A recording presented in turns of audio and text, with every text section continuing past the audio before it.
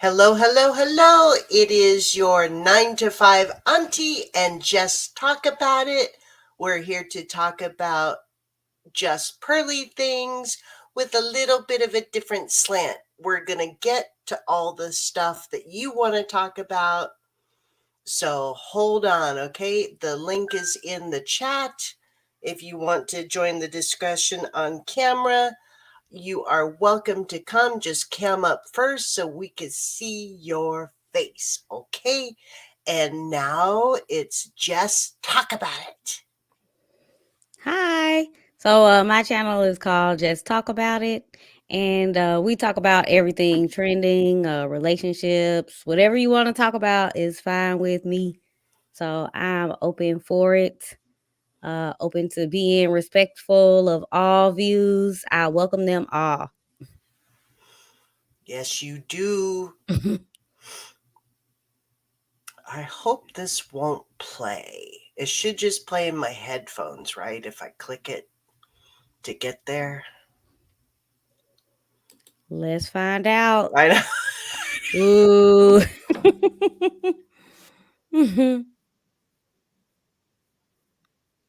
Videos. Say it again. What we're doing is staging up the YouTube videos that we're going to look at. Okay.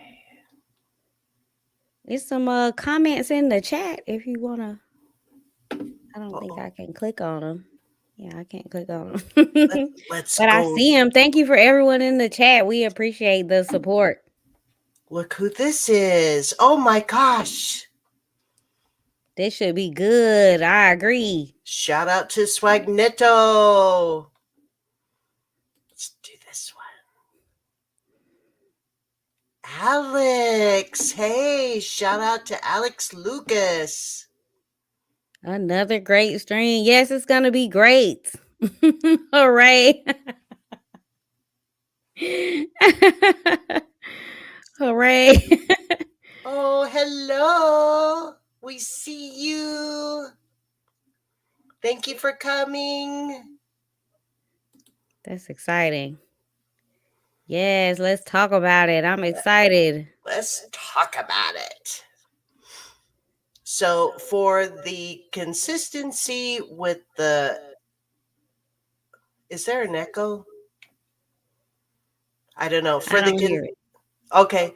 For the consistency with the stream situation, we want to know if you think that Just Pearly Things is qualified if you were hiring someone. Is she qualified to work for you if you were the hiring manager? Also, the other way around, if she were hiring and you were qualified and you had applied, let's say last week, you had applied, you'd had an interview, you had hit it off great, it's a good fit. Today, would you go work for her after what all has happened in the last week? That's what we want to know. So, does your video have background on who Jess Pearly is and what she did? No, we should cover that though. Yeah, just in case people don't know who she is. Let's see. She is a YouTuber. I think she started out on TikTok. She was really big on TikTok, and she talks a lot about women and how they I think she's like pro men. I believe that's her stance. Some would classify her as RED pill. She used to, yeah, I think she used to comment on Kevin Samuels stuff. So, yeah, she seems to be men centric. Definitely. But recently, she did an interview with Nick Fuentes, which is a known white supremacist, and she had some things to say. She caused the uproar in the YouTube community. Hmm.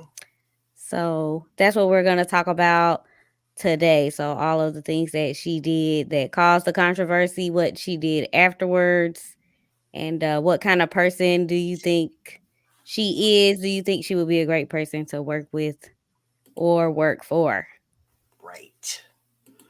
And or work under or hire?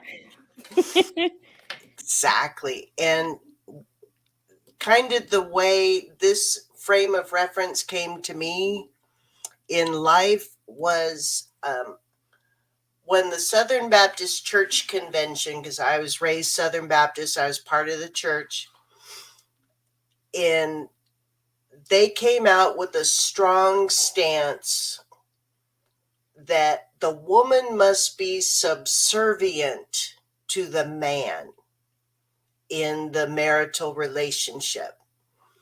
And my mother lost her mind, and her best friend wrote a newsletter that went out to a very wide community in the church conference, and they lost their mind. So it seems to come up every generation. Uh, I think just Pearly Things is very heavily into that type of idea for people who are like my age. Yeah. I think I was raised as a Christian in a Baptist church. Um I do know that being submissive is a part of what the church promotes for a woman's role. But I also think that some people don't look at the other side of things. So I think women should be submissive, but the man is supposed to be the protector. He's supposed to even be of the likes of Jesus and even lay down his life. And some of the things that we forget is Jesus did serve. Jesus served his disciples. He washed their feet. He fed them. He taught them. He healed them. That is the kind of person that I wouldn't mind being submissive to. But some of these men these days, they just think submissive means do what I say. So they want to pick the Christian side for how a woman should behave, but then not follow the Christian side of what a man should be doing. So I think that's why a lot of women nowadays are against being submissive because it's just the man might not be playing his role. Exactly. That was, you really said it very well. Oh, Brain Quest in the house. Hi, Brain Quest. He's listening from the Philippines. Thank you for joining. Right on. Okay, I think we're set up. Do you want to watch the video? I'm excited. So that everyone knows, just in case this YouTube channel survives tonight, It will survive. and it survives. Let's see what Alex says. Women should be submissive. I know. Submissive. That is Yes. funny with the question marks. And I'm sure the eyeballs are there somewhere. Right. If this video and the channel survive tonight, and any repercussions, like if somebody makes a copyright strike against it on YouTube and reports it, so that people know, we're just gonna go for it. This before tonight, before going live at 8 o'clock with Just Talk About It, we had this channel, 9 to 5 Auntie, had no subs and no views. So we're just going to go for it. Okay. Yes, make sure you like and subscribe to 9 to 5 Auntie. She needs to get her subscriber count up. And sub to Just Talk About It. Let's see if I can find. Everybody. Everybody.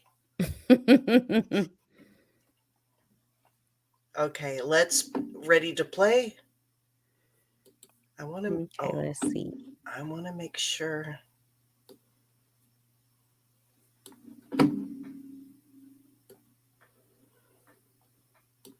I want to make sure this is going to work good. Oh, and that's okay. There you go. Oh, so many things going on. Okay, I'm ready. Is everybody ready? Drop a 1 in the comments if you're ready. Okay. I'm ready. Okay. Okay, I'm not ready in the stream. There you go. Well, I wish you luck. I don't. Wow. I really don't. I don't wish luck to racists. Oh, I'm not racist. Yes, you are. Yes, you are. Nick. Yeah, I am a little bit Yeah, racist. Hey, it is what it is. And the Italians, we do not claim you. Hey, the Italians don't claim you. You're the one dating a black guy. All I have to say is, black men, I love God, you. what Gross.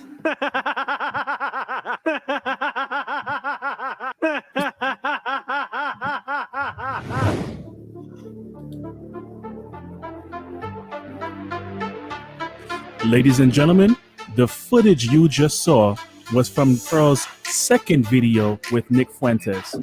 That's right, there were actually 2 videos that she did, and I've got both of them. There's a saying that people don't really pay attention to. Be careful what you post on the internet because it never goes away. Pearl tried to take both of the videos down, but I went deep into the web and got them both. And I'm going to be giving you an exclusive on the disrespect that Just Pearly Things has towards black people. Other YouTubers have been showing you clips of what she said with the first interview of Nick Fuentes, but I've got the whole thing. And it's actually much, much worse. The controversy that people were bringing up about her talking about blacks and Africans, it's not reaching. I'm going to show you it's exactly what they were talking about in the videos that I'm making. Before I get to the second video that you all want to see, I have to go back to the first video because the first one, something that she said is going to bring us right into the second one. So just stick with me as I go through this. Denied some of the parts of it. You deny parts of it don't seem realistic to you. You Right. think they're embellished upon. I think they're embellished, yeah. The same way. This sounds, oh gosh. Oh boy. They're gonna You're be gonna in get trouble. yourself This canceled. sounds similar to the slavery stuff too, because that's literally the founder of, or the guy who made Roots said, I wanted a myth for my people to live by. So they often, but that's what they do is they embellish, and I'm not trying to say it wasn't horrible, it was. Right. But they want to make it like more horrible so that they can control people in a way. And that it sounds really similar because even with the You should pause leave me it. on YouTube. Please. But even with like the slavery stuff, like that's what they'll do, and they won't talk about instances of like slaves traveling across states. Like when they initially freed the slaves, there were some slaves that felt so indebted to their owners that they would travel across states to pay them back, and they actually had a really good relationship with them, but they act like that wasn't possible. First, I want to point out, look how Pearl is You should just pause it, dying Bling, to Auntie. say. She said a lot already. She feels like she's been holding this back for a long Let's do it. time. Okay. And now, Okay. What do you think I'm so ready. far? I thought it was funny that she kind of kept. It's like she thought about it. She's like, should I say something? Oh, I think it's bad. I'll say it anyway. And she kind of just Exactly. she kind of just did it. And then I can't help it. But did you see the look on Nick's face? He was like, he's like, I don't know if everybody's seen this movie, but he's like Damien, the little devil child in The Omen, the original one. Like he's even got the haircut. I didn't see that movie. It's all that, and it's like he knows what he's doing, but she's comfortable. And it's almost like, to me, she's comfortable and she's uncomfortable that her level of comfort is being seen. Yeah. So from like a business standpoint, would you want to work with someone that maybe knows they shouldn't say something, even pauses to think? Because I don't have those pause capabilities. Soon as I think it just flies out of my mouth. But she actually took the time to think about it and still said it. Do you think? I don't think that's good for business practices. Like I mean, I know she's her own business, but it kind of I would say it would ruin some business aspects because some people want to take a hard stance against the things that you're saying or the person is saying. So I don't know. From a business standpoint, I think even if she believed it, I think she shouldn't have said it. I'm with you. I'm with you. And the thing is, she knew better.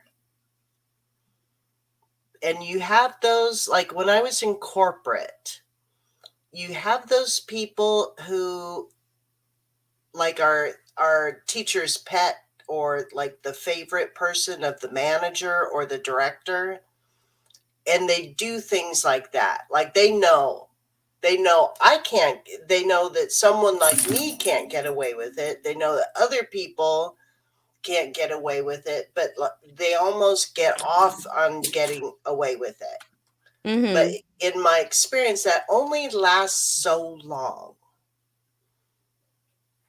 And then you go too far, or word gets back to the person who you're protected by, or there's a regime change. Yeah. I would say the funny part is,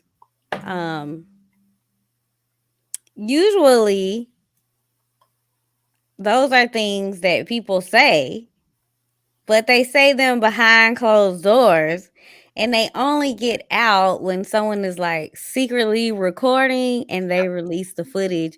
So it's funny that she knew she was being recorded. She knew it was going to go onto the internet, and she said it anyway. Which is funny. It wasn't an in private conversation. It was knowingly for the world to. Exactly. And she knows she has 1.38 million viewers. Like, she's not saying it in a closed room. There are 1.38 million people who are going to see this. She actually, from what I saw, had 1.37, and after the video had 1.38. So she actually gained a lot of subscribers from this. And so it kind of feels, well, I guess now there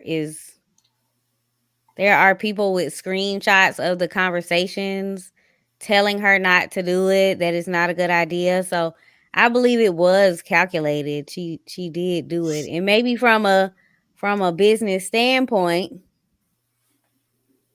maybe white supremacists, and hopefully I can say that word on YouTube. Maybe they come with a lot of buying power, maybe they come with the support dollars. And from a business aspect, that's where she wanted to go with it. So maybe from a ethical standpoint, no, but maybe from a money standpoint, maybe she did good. I had never even thought about that. Okay, so I need a scorecard. Oh, okay. Okay. I need a scorecard. Let me put one together. And then we'll do a tally. Okay. Okay. We'll watch a little more video while it's playing. I'll put together a scorecard. While you have it paused, that's her ex-boyfriend there. I wondered, is that him? Yeah, and I actually saw him talking because a lot of people were coming at him Especially when she did the fat shaming, because he's overweight. And so they were like, why are you letting her talk about people like that? And you were overweight, but he kind of seemed to want to stay out of it, but people keep, tagging him in, because I guess they had a heavy TikTok presence before she came over to YouTube. Okay. And what do you know his name is? Do we know him? I think for the most part he stays on TikTok. I don't know him to be on YouTube. Let's see if I can Google it. He's pretty. Yeah, but they have a ton of videos together. Let's see. See if I can find him.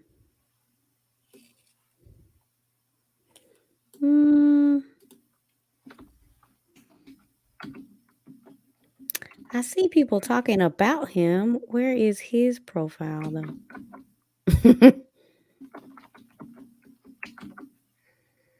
Leave me out of any.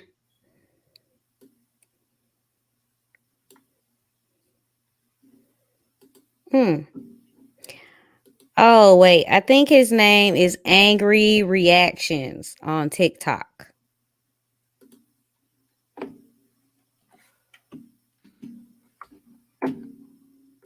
Angry Reactions. Listen, can y'all please This is funny. leave me out of any situation Look at that y'all see going on? Look at his face. He has his hair crazy. That she's saying, but that. Let me change the screen and you hold it up. Oh no, I thought you were gonna pull it up.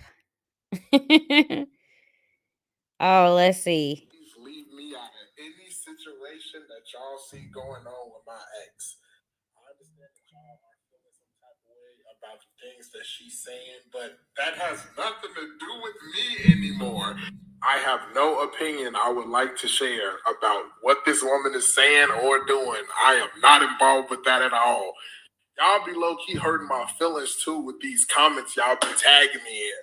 Like, she'll say something about plus-size people and y'all would be like, well, didn't you date Angry Reaction? Bro, bro, I don't want to get hit in the crossfire. Leave me out of this. Listen, can y'all please leave me out of any He is funny.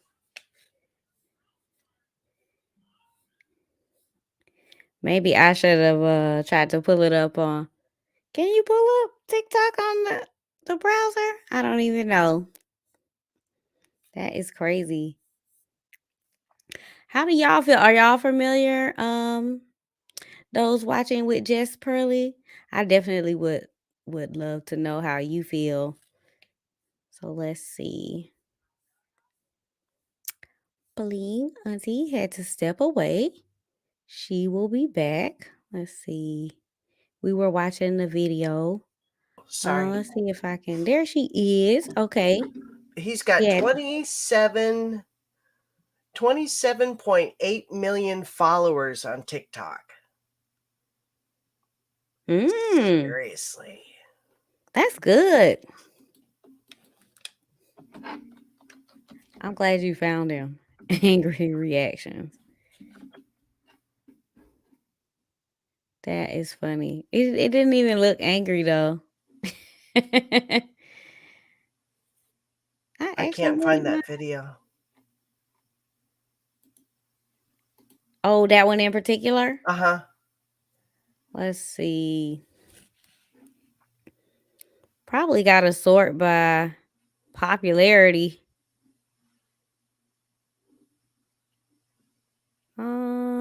situation that y'all. Because he's got different hair in what I'm seeing. I taught her. Let's see. Do you want me to email it to you, or you want me to? Yeah, email it. That'd be perfect. Okay, let's see.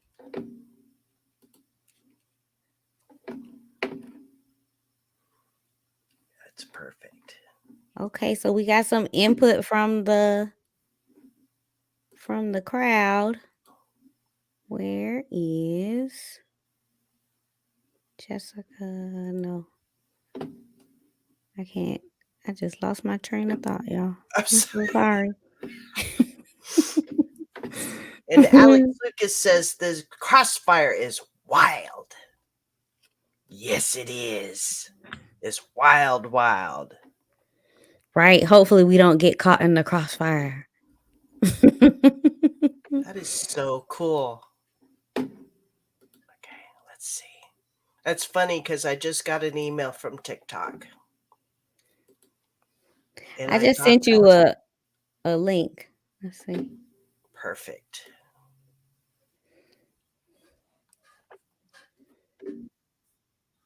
Hold on.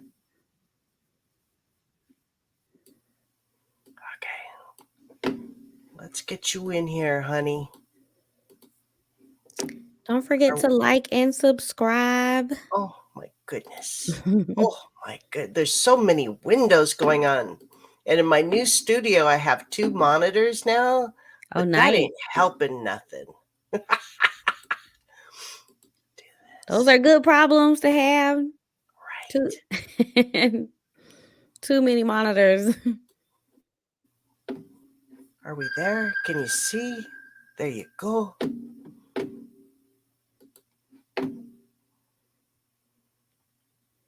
Reply to, let me see, can I make this right? Okay. Reply to, can you angry react to your ex? Okay, let's play it. Listen, can y'all please leave me out of any situation that y'all see going on with my ex?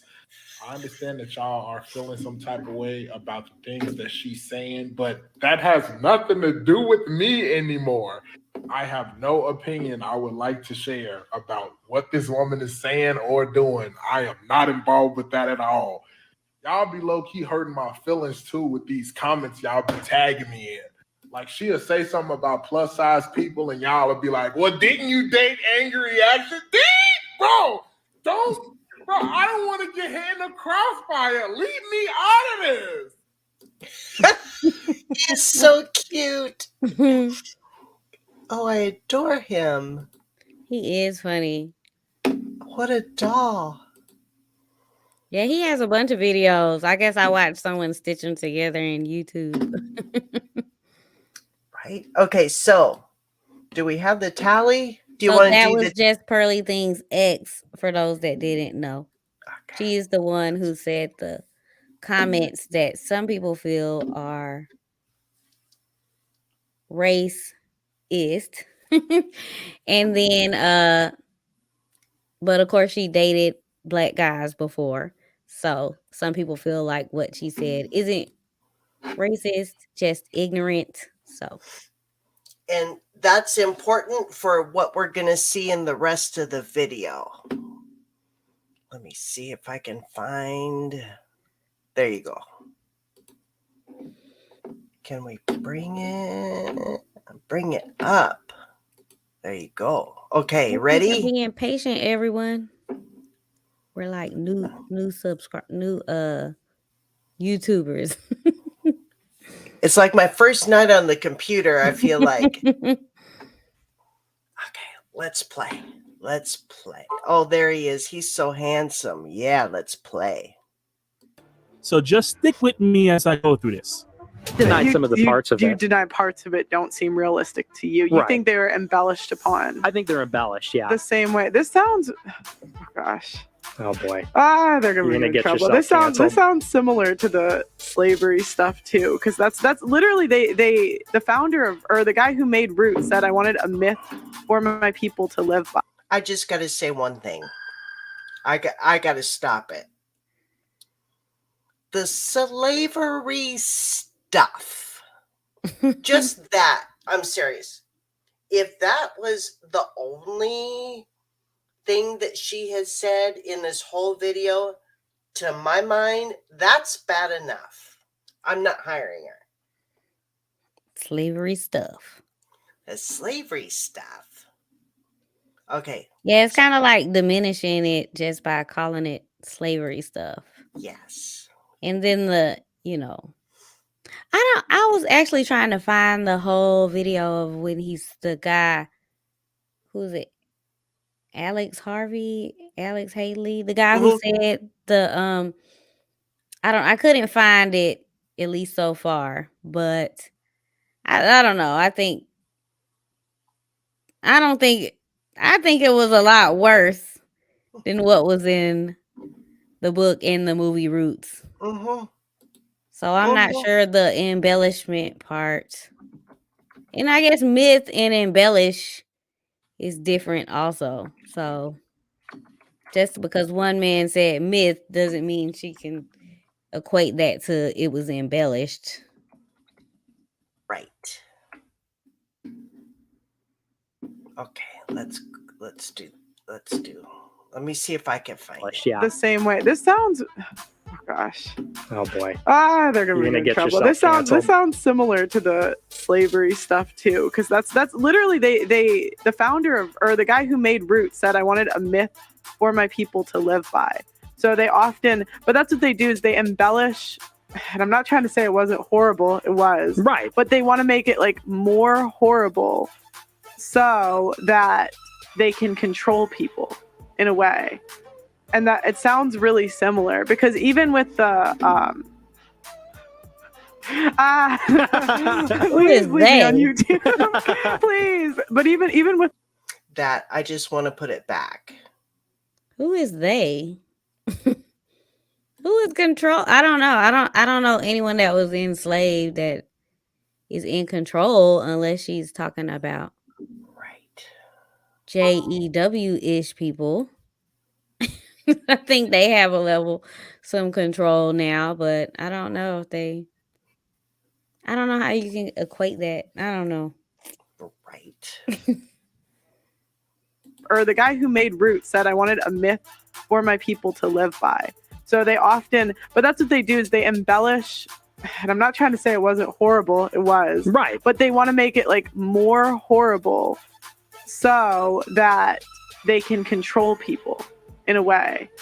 And that it sounds really similar, because even with the please leave me. This, like, she knows it's bad, and she knows it's so bad that maybe YouTube takes her down. And it's just like a thing that she said under her breath, but King Lemuel had brought it to the forefront. And this, to me, is like the major key. It's like, so if I'm looking at employees, I want people who are going to be good for my brand, good for my company, and follow procedures. And she knows that what's about to come out of her mouth, like anything before this point up until now, wasn't bad enough. But when she's going to say this, she knows she's going against the terms and conditions on YouTube. And I don't think that it's just, is her audience going to revolt on her? I think that she is concerned that the content of what is in her brain that's going to come out of her mouth is so toxic that YouTube may just take her down. And I don't want employees like that. And said it anyway. It's like she knew it was bad for business and she didn't care. She said it anyway. Yeah. So I'm not sure how that's good for anyone's brand. Exactly. Not my brand. Not your brand. And Swagnito says, didn't hear that before. So I'm glad. This is one of the things I love about King Lemuel's video, is he brought some of the things that were in the background that just kind of go by you too fast in a video that you don't pick up. He had picked it up and he brought it to the forefront.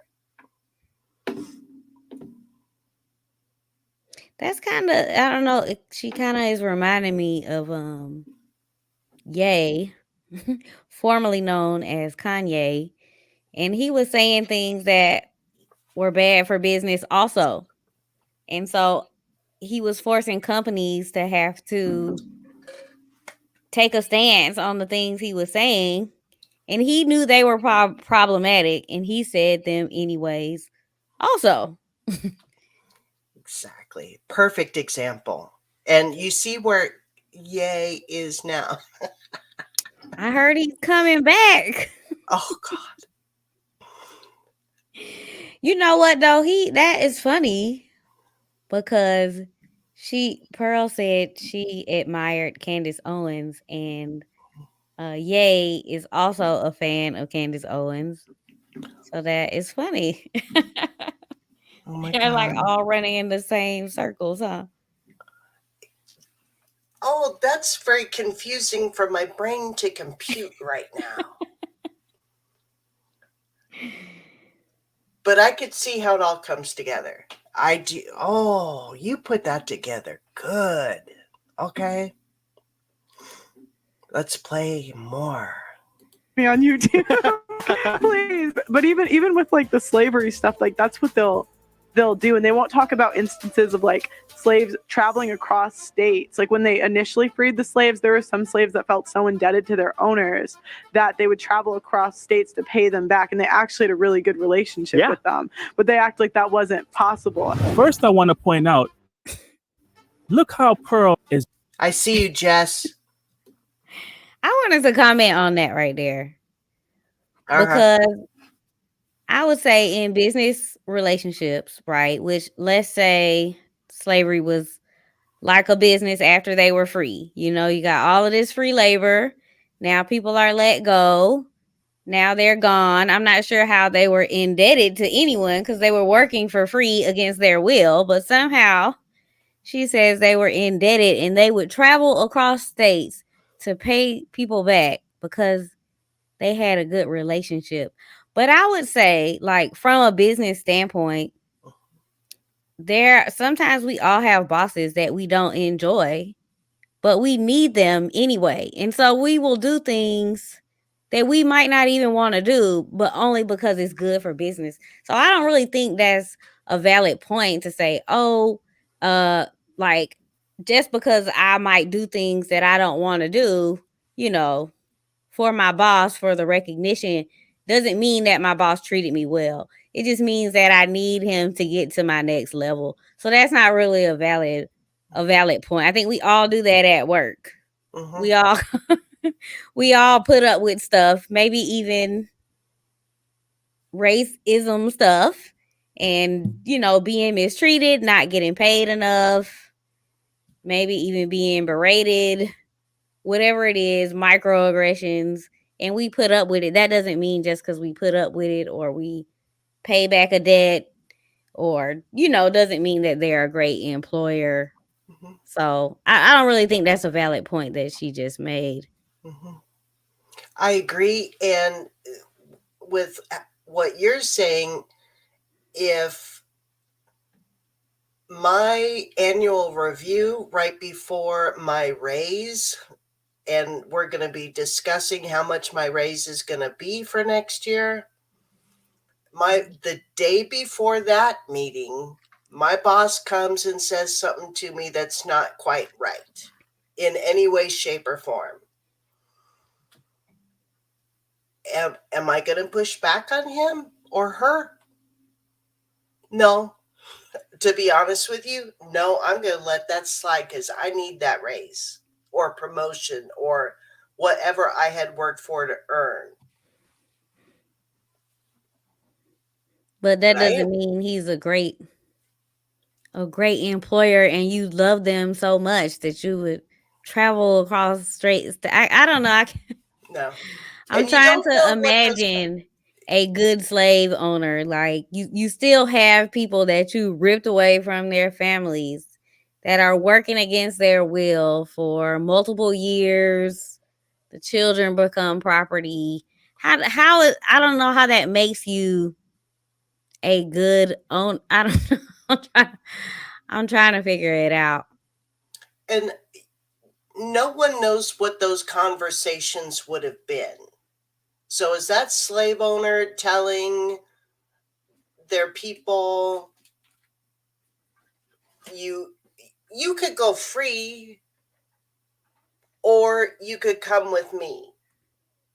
Or are they saying, no, you can't go free. No, you're not a slave anymore, and I'm paying you 5 cents, but you still have to come with me. We don't know what those conversations were. I think she had made a lot of assumptions that, I'm changing my position as we're rolling in on this. Because that's just too many assumptions. And I don't think I'm going to hire this girl. I don't know. We'll see if she can learn, maybe. But that's a lot of assumptions. So you assume that you know what the slave owner had said. You assume that you have an idea about what the enslaved person, now free person, indentured servant person was thinking, or what they had been told. Oh, I could be free? Oh no, I love you so much. You are so good to me that I'm going to stay with you and we're going to travel somewhere. Are you serious? Girl, I'm out of here. You tell me I'm free? Girl, I'm out of here. I'll go sleep in the bush. I'll go sleep under the tree. I'll just go be free. I mean, I don't know. That's a lot of assumptions. And I'm making assumptions too, but I think she's making assumptions in probably the wrong direction. Yeah. I myself have been in a situation where I wanted to quit and I just had to wait for a better opportunity. So maybe I wouldn't sleep in the bush, as you say. But that doesn't mean that me and my employer have a great relationship. It just means I'm trying to hold out for a better opportunity. But it's kind of funny the way she's framing it as if they were just really wonderful. No, they were waiting for a better opportunity to come along and just had to stick it out until then. And maybe get to that. So, for example, Illinois was never a slave state. Missouri was.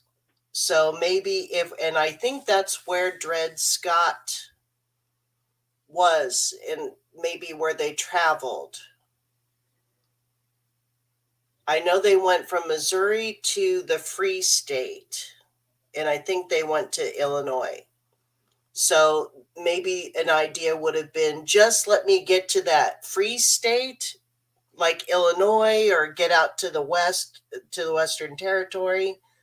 Let me have this person take me there, and then once I get to that free territory, then I'll free myself. This actually just made me think of the situation she is currently in, where she has workers under her that are, saying, oh, these things aren't true. And, they are going hard to defend her, and they are people of color. But it's kind of funny because they're in a position where they are under her and they have a contract with her, and they might even leave, and if they break the contract, it may be detrimental to them. So they're in a position where they have to speak on it and say good things because it affects their money. But that doesn't necessarily mean that she's a good employer. It just means she has them tied up contractually. Not to say that she isn't a good employer. She may be a good employer, but I'm just saying, just because just because a apple is a fruit doesn't mean the fruit is an apple. So. Oh, let me see if I can bring this. Is you just put some context around what her staff lady had said. Was it Aunt Jenny or something? I don't remember her name.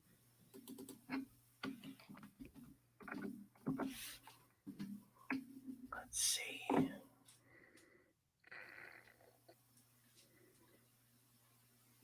How long is this? Oh, it's 2.5 hours. Oh wow, yeah, that's too long. That. Okay, we'll see it in the other one. Okay, we'll see it in the other one. Let's go back to this one. Okay. Leave me on YouTube, please. But even with like the slavery stuff, like that's what they'll do, and they won't talk about instances of like slaves traveling across states. Like when they initially freed the slaves, there were some slaves that felt so indebted to their owners that they would travel across states to pay them back, and they actually had a really good relationship with them. But they act like that wasn't possible. First, I want to point out, look how Pearl is just dying to say it. She feels like she's been holding this back for a long time. And now that this guy, Nick, is on her show, he's bringing it out of her. He's bringing out what she's wanted to say for so long. And also pay attention to the fact that Pearl is not worried about what Black people have to say. She's worried about what YouTube has to say. Even though her audience is Black people, she cares about whatever agenda she has. She does not care about her audience. And it was still wrong. It wasn't a good institution. Right. But they don't talk about like the more nuanced things that happened in slavery. And like, okay, this goes up with slavery stuff. The nuanced things. I gotta look that word up, Auntie. I'm sorry.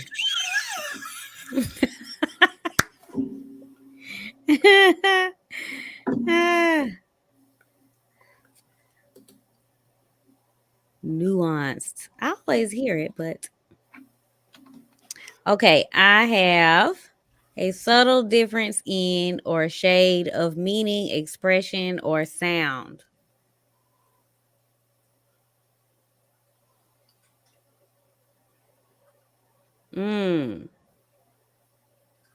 It's a subtle. So what are the nuanced? What are the nuanced things other than free labor? And the important point that you made of being separated from your family, like children being separated from their mothers, and the mothers not being able to properly care for their children. I mean, that's not nuance, that's slavery. And the infant mortality for all the children who died prematurely because they weren't properly nourished. That's not a nuance, that's death. Yeah, I think I was watching someone talk about it as well, and they said even the pregnant mothers wouldn't get any more food rations, and so the babies would come out with deformities and other things from malnutrition because essentially she's eating for two, but her food portions are still for one. Mm-hmm. Yeah, that's not a nuance. No. She is giggling though, as if she is enjoying the conversation. Right. I forgot what founding father, but they were talking about how he really like he inherited slaves, and he actually had a really good relationship with them. He didn't make any money off the farm, but it was like if he freed them, they would all, what would they do? Right. And so he kind of looked at it as, I have to take care of them, and he wasn't even making money off of the farm. But you know, then they say you're like, even now I'm like, oh gosh. Well, and that is something that happened when that was one of the big arguments against the abolition of slavery, is that a lot of them would just die because they didn't know how to get along independently. And that did happen for generations. Really? Yeah. I didn't know that. Now listen to this rhetoric. Slavery was really not that bad. You know, the Black people are trying to make it seem like it's worse than what it really is. There were actually some good slave masters that were good to the slaves. Guys, why am I here? Because this sounds like someone that you all know and dislike. Who does this sound like? Today, we are going to be reacting to my favorite content creator in the whole wide world. I know who it is. Candace Owens.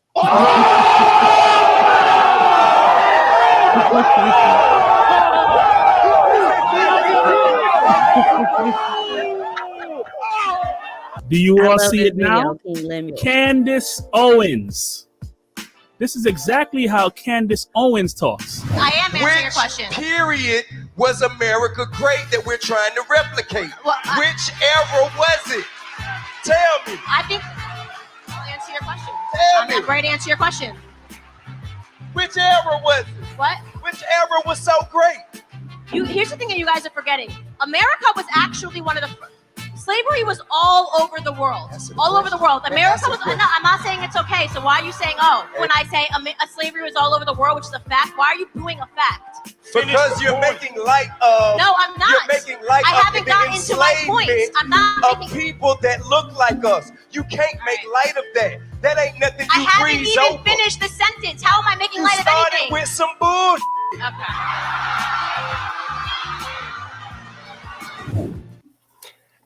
So think- she is who? Who, Candace Owens? Uh-huh. Oh, you don't know who Candace Owens is? I know her from somewhere, but she okay, she's a black woman, but a lot of the things that she says are taken as anti-black.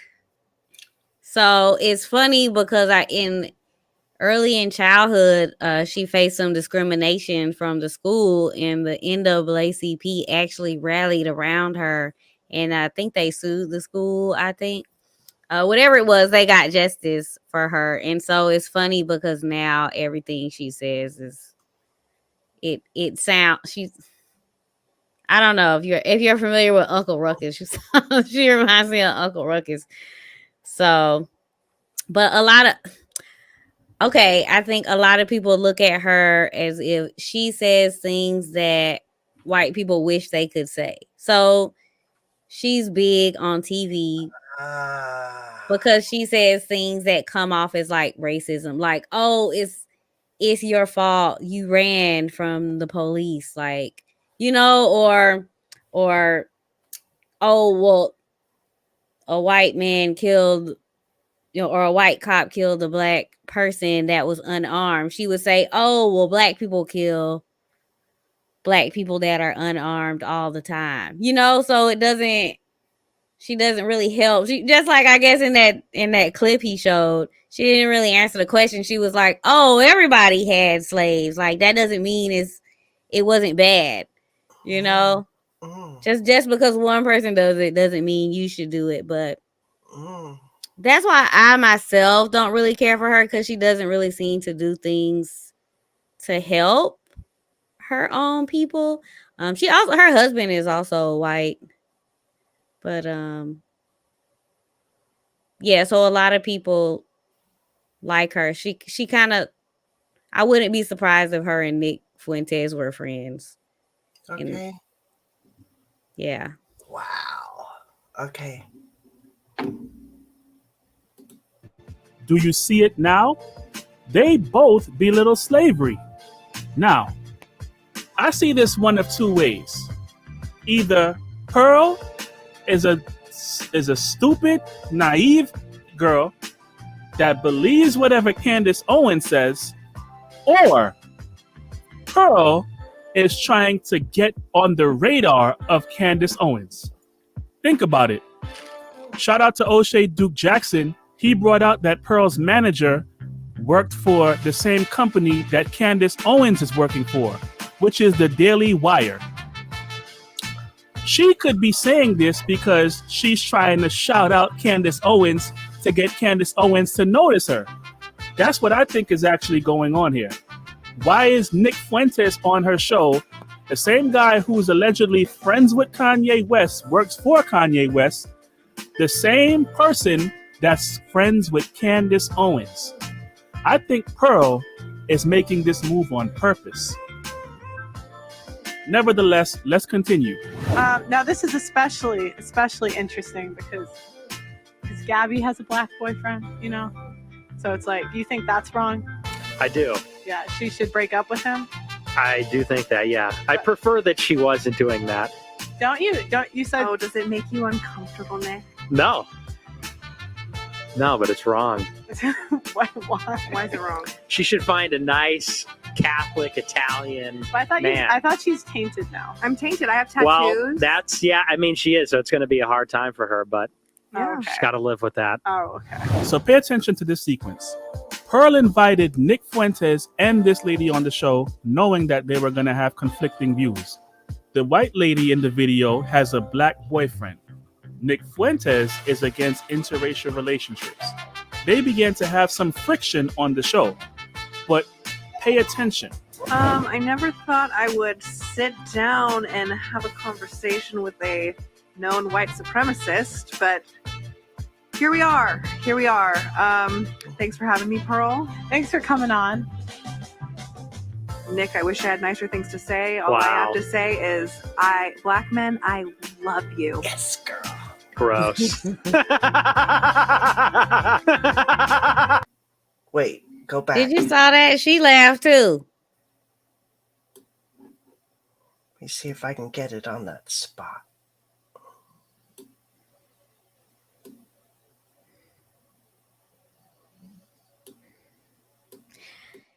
That is so crazy. King Lemuel did the Candace Owens Kanye connection too. Did he? Yeah. You know what? I actually just saw another video he did. I don't know if you want to do that one next. Where he addresses the apology. Yes, that is next. Okay. I can't get it to stop on the arrow part. That's How's that? terrible Now though you that can she see it. laughed, and I thought her and the other female were friends. I did too. He's like, ew, and she's like, ha. I don't even know why she's laughing because she dated black men also. So I don't know. Exactly. So she's been in the same position, but she's laughing, like uncontrollably laughing at what Nick just said against a woman who she's like, it's like she wants to be more. She thought it was that funny. That this is not a fake laugh. She's not trying to, like, she's laughing. Yeah. Oh my God. That's terrible, even from like a friend aspect. I would honestly, the way I move, I think my friends should support me in public because we are friends. And then, then you can straighten me out later. But in front of company, I think she should have been on her friend's side. So that's crazy. In front of 1.38 million people, I think that she should support her friend. From a business aspect, would you want someone working for you that will throw you under the bus later and make you look back and laugh with the competition? Nope. And I sure am not going to work for her either. And we had a business meeting with a congressman here in San Jose. This was in 2010. It was May or June of 2010. And a group of us went to go talk to him about some issue that he was carrying forward that was also important to us. And when our group got there, the congressman scolded his main staffer in front of us, scolded her. I wouldn't even have said that to her in that way, in that tone, behind closed doors, much less in front of other people. That was the first time I saw him do it. And then I saw him do it 2 more times through the years. And I'm like, this is just how this man is. It makes him feel better to put her down. And he's a congressman and she's a staffer. what poor self-esteem is it that he has, that he feels the need to put her down in public? Or if he had ever talked to her like that in private. Girl, I wouldn't have been there after the first one. Like that, 5 o'clock, punch the clock, go, I'm gone. I'm never going back to that office. I'm never going back to that boss. Bye-bye. Let me take my coffee cup as I go. And I wouldn't hire him like as in a manager, and I wouldn't work for him as a manager. And that's how I feel like what she did here to her friend. And I think there's a friend thing, but if everything we've heard about just Pearly things is true, then she's always thinking about the business side too. So are you ever a friend of hers? Are you So always from the a business commodity? side, do you think you would remain a small business, or would you get in bed with the enemy to, I guess, increase your profits and get to the next level? Like, is there a dollar amount, like maybe $1 million, 100,000, that you would say, you know what, everyone's probably closet like that anyway, I might as well suck it up and you know, chum it up with the big wigs?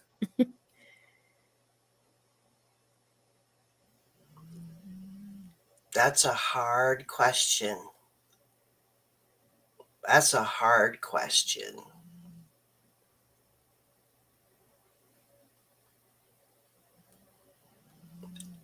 And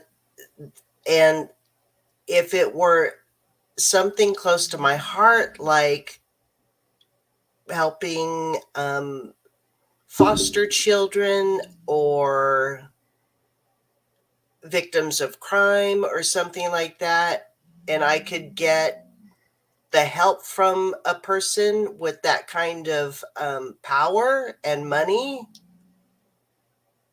like maybe it's not cash going into my pocket, but maybe it's something that would help the people I care about.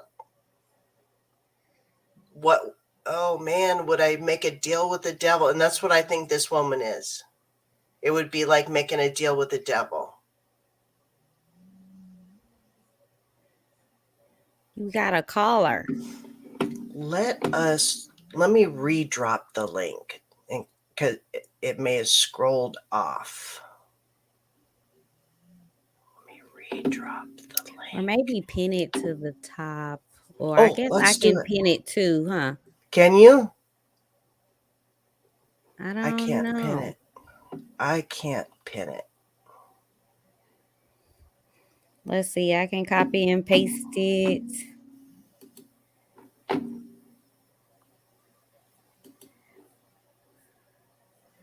Okay, I dropped it. Thank you. Good job. Is that Shay La Vie? I like that name. I like that. Shay La Vie. Shay La Vie.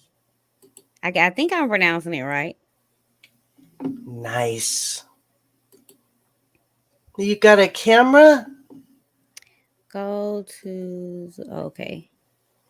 Okay, so I pinned the link at the top of mine. Perfect.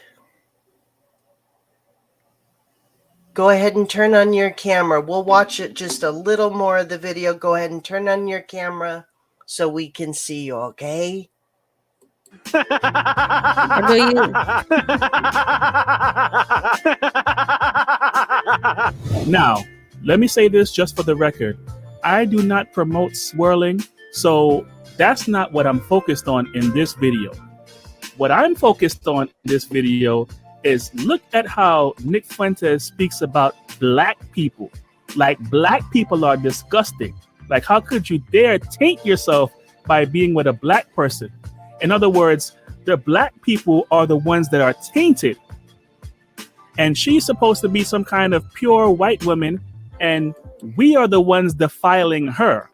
That's the part that I have a problem with. Let's keep watching. I wish you luck, and I don't. Wow. I really don't. I don't wish luck to racists. Oh, I'm not racist. Yes, you are. Yes, you are, Nick. Yeah, I am a little bit Yeah, racist. I know. But listen, it's not because I hate people. I love people. It's just race is real. Race is real. Race is a part of us. So, hey, it is what it is. And the Italians, we do not claim you.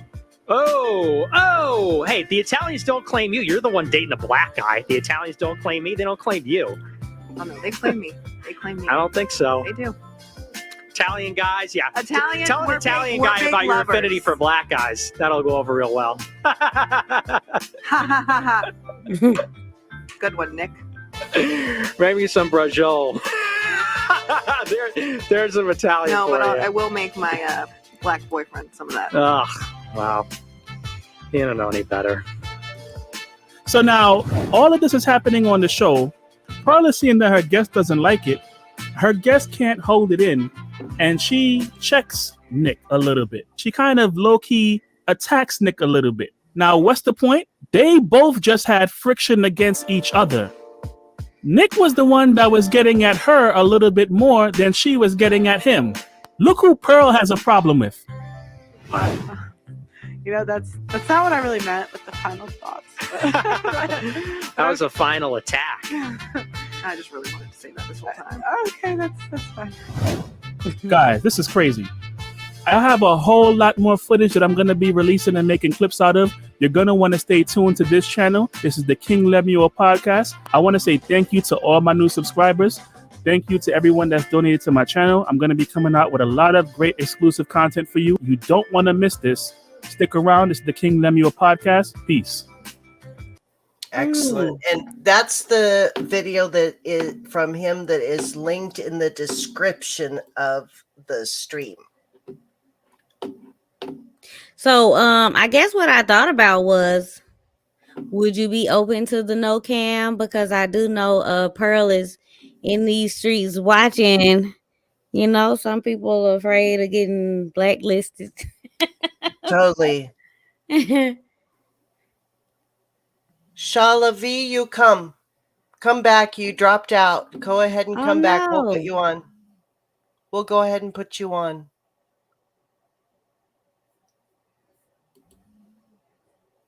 I wonder what side she was on. I do too.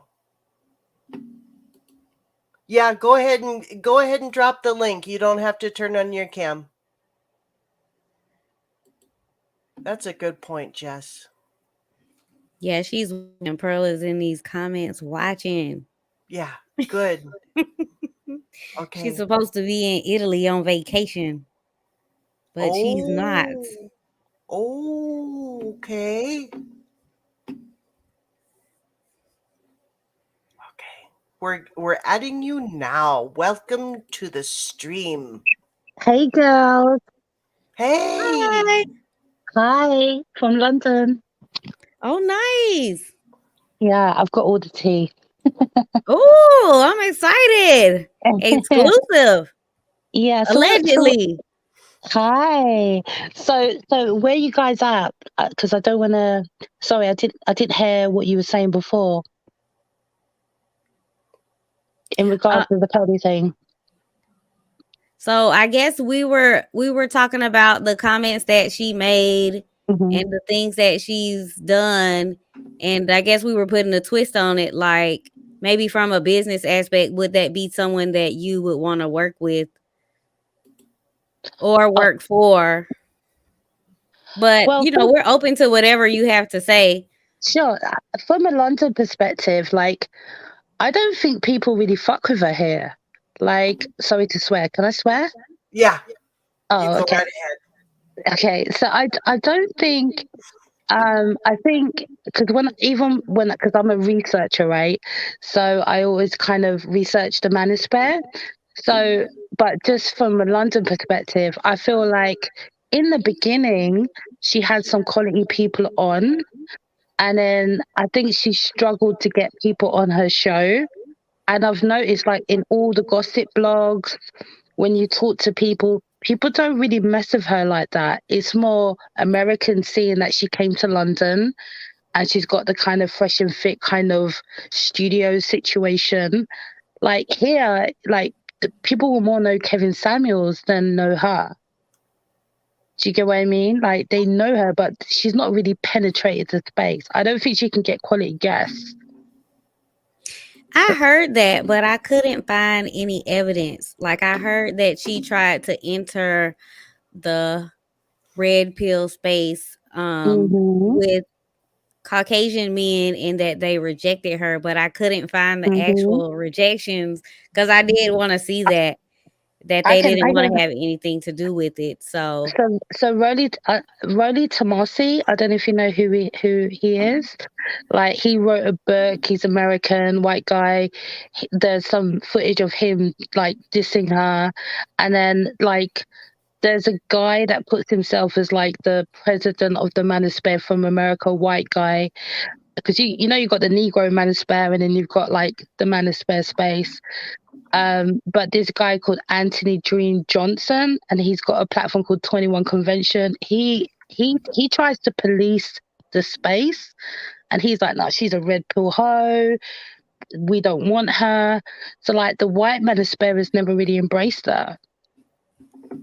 I feel like it's the black manosphere in America that's kind of elevated her. It's not London. Do you know why that is? Is she like pushing a narrative that's different from what they believe, or do they just sense that she's not genuine in what she is saying, that she's not really for the cause? Like, why do you think they rejected her from their space? I think it's Anthony Dream Johnson who he polices everybody. So when Kevin Samuels, you guys know Kevin Samuels, right? Yeah. When he was alive, he used to sneak diss him, but he puts himself as the president of the Manosphere. So, but with him, he's like, she's just a 304, she's a fraud. You know, like if you go on his, I'll send you the links in the chat, like for later on, you can look. But definitely. He hasn't got like a big amount of numbers, but he is the guy that kind of governs the whole space. And do you know Donovan Sharp? I've heard of him, but I haven't watched him. Yeah, he's a pagan. He is doing too much. So, like, if he finds someone in a space that he don't like, he will start doing exposés. So, this particular guy, Anthony Dream Johnson, Fresh and Fit, Donovan Sharp, Pearly, he just slates them. Like, he's the one that it's like he will come for people. So, so in regards to the white manosphere, they just don't claim her. I think it's because obviously, like, she's got no successes. They don't really want women in the space. So yeah, I think it's the black manosphere that's really lifted her up. That's interesting because I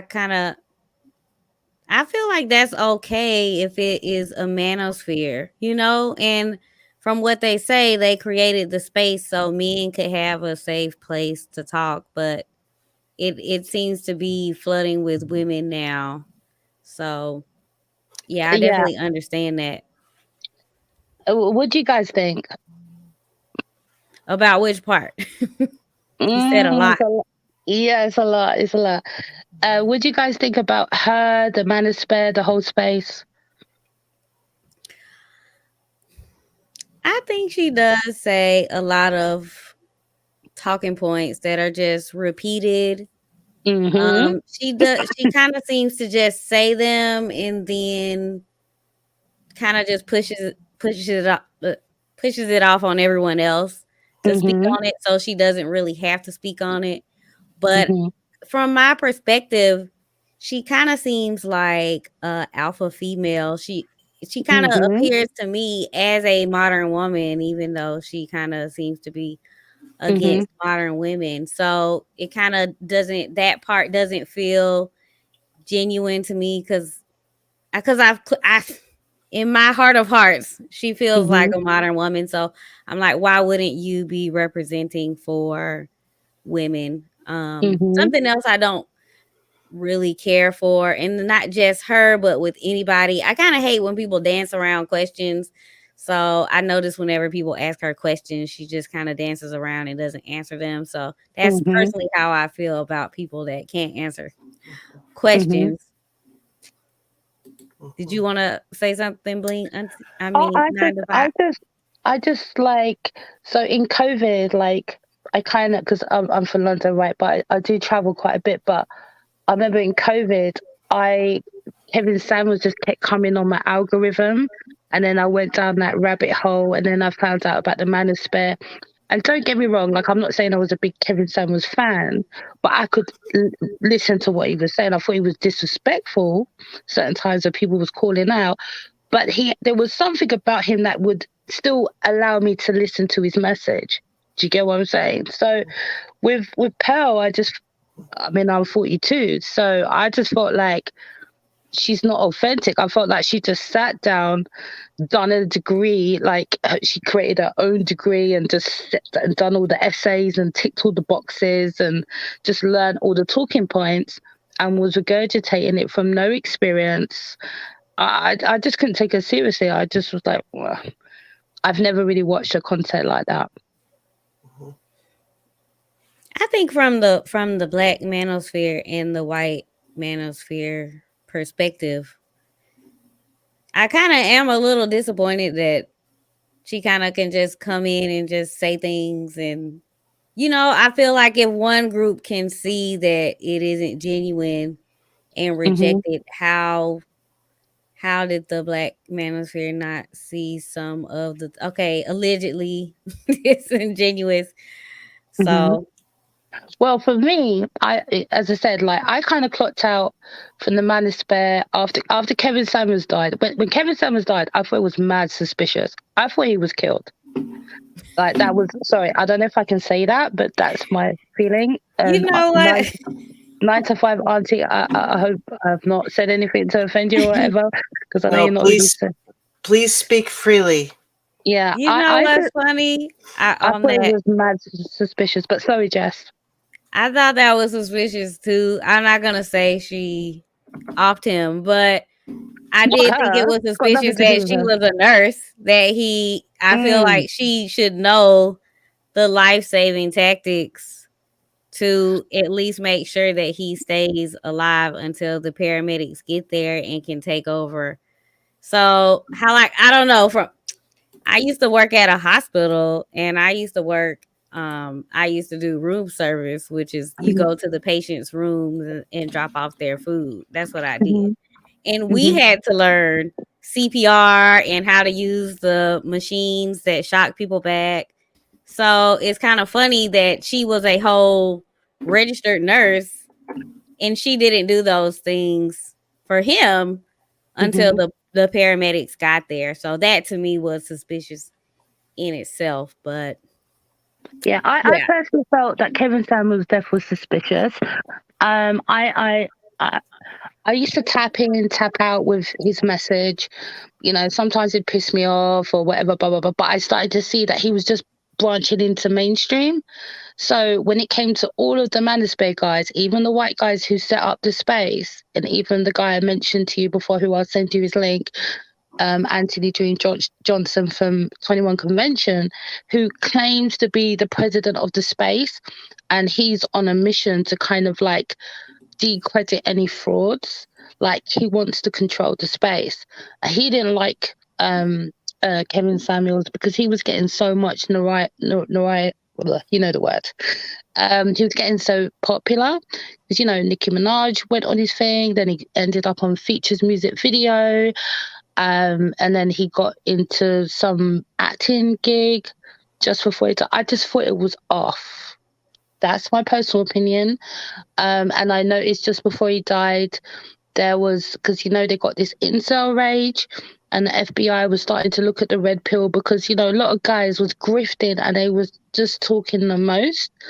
And there's some guys out there that a small percentage who are not in their right headspace when it comes pertaining to women, And there was there was one incident, I wouldn't say a couple in regards to Kevin, but there was a few incidences that was linked to the Manosphere, and there was one in particular that was linked to Kevin Samuels, that they felt that one of his followers went and done something untoward.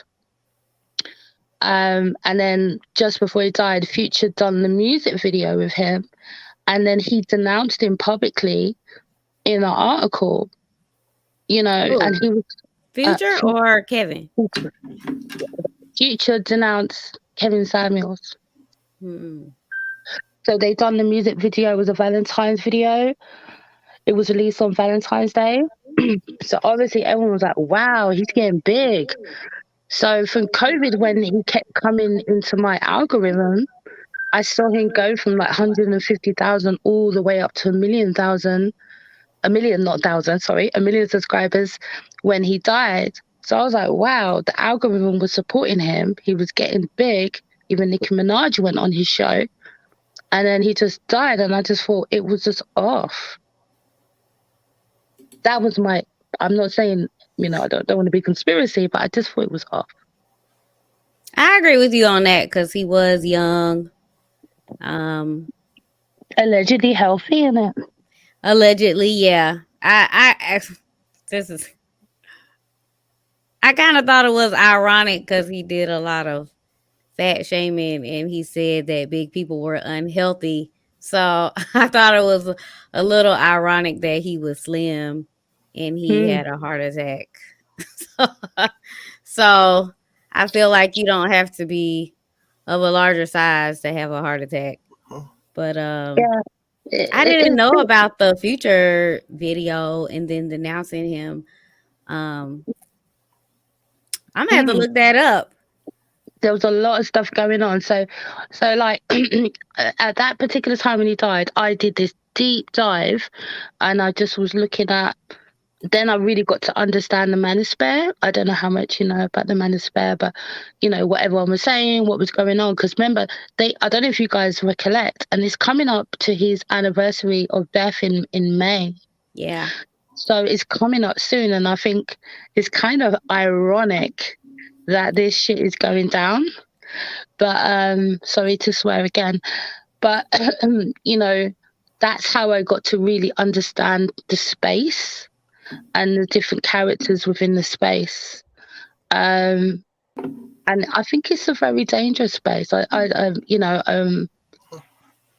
there's some talking points that everyone can learn from. I'm not going to negate that, but I think I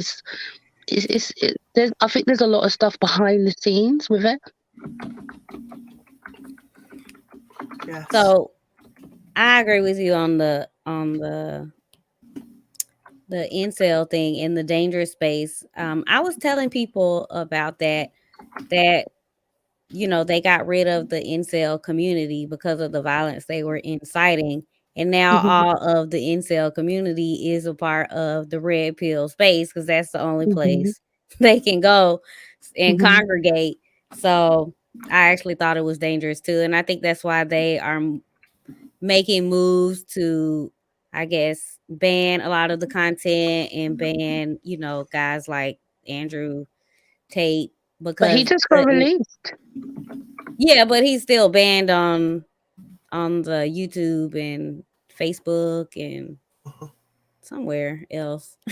So yeah, but he was doing the most before he got released. It's because I wouldn't have known Andrew Tate if Kevin Samuels didn't die, and it got to the point, I think, because what happened is I was looking at the Kevin Samuels stuff, and then I took a break.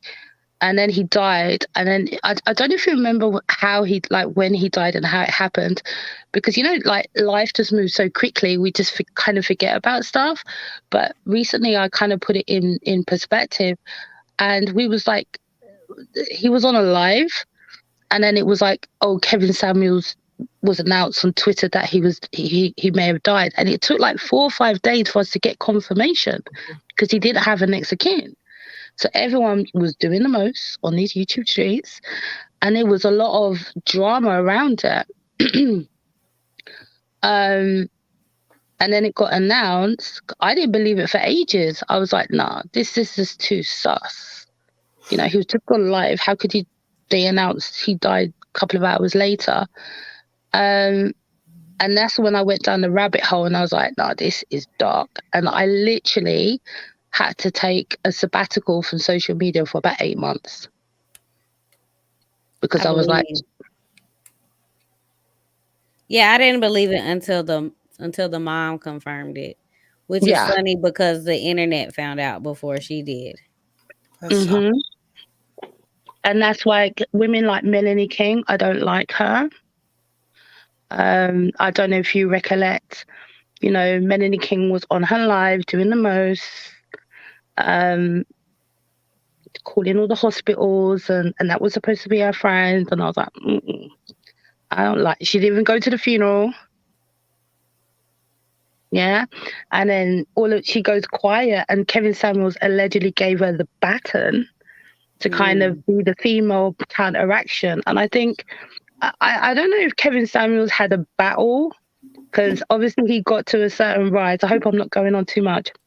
No, but I think he got to a certain level, and I think in the background there was lots of things going on, and a lot of people have expressed how difficult he was. Like, it's all kind of coming out. Who, so Kevin? I think, yeah. Oh, I didn't know that. Yeah, Fresh and Fit, they had beef. I don't know though. Can we trust them? I don't think they're liked either. But they had beef though. they stopped talking. I think Fresh and Fit had beef with everyone. Donovan Sharp, they had beef. Oh wow. Yeah, they had beef. Thank God he's a pagan. Yeah, I don't want to name names and say who I like and don't like, but I don't like I don't like when people, like, I think it's nothing wrong with having preferences, but I think when you group, I hate the people that are just so anti-black women. Like, everything is black women's fault or someone else's fault. I don't think you can blame a whole group for something. So I don't like when people take those extreme stances. So I don't want to call them out specifically, but you know, you don't have to. You know who they are. So yeah. So, can I say, or you prefer me not to say? You can say it, but I think I'm connected with, you know, like through people that know them, that, you know, I don't know. No, I don't expect you to say. It's just what my observation. I told you I had to take an 8-month sabbatical, and I was like, you know what?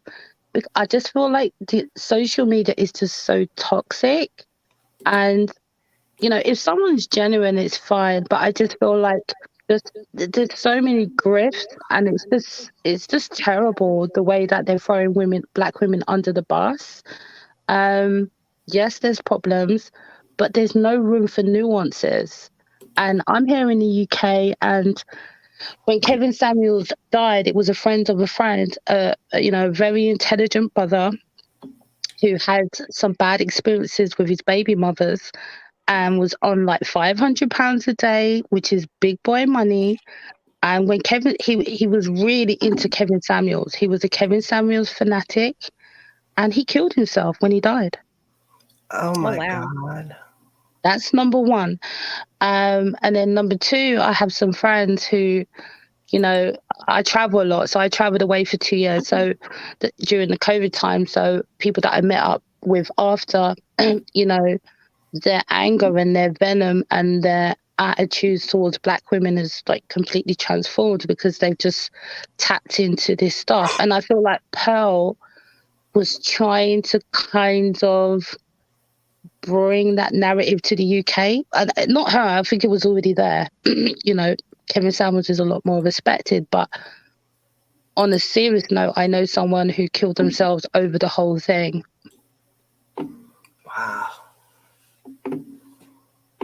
Wow. That's extreme. Did you want to comment, Auntie, or no?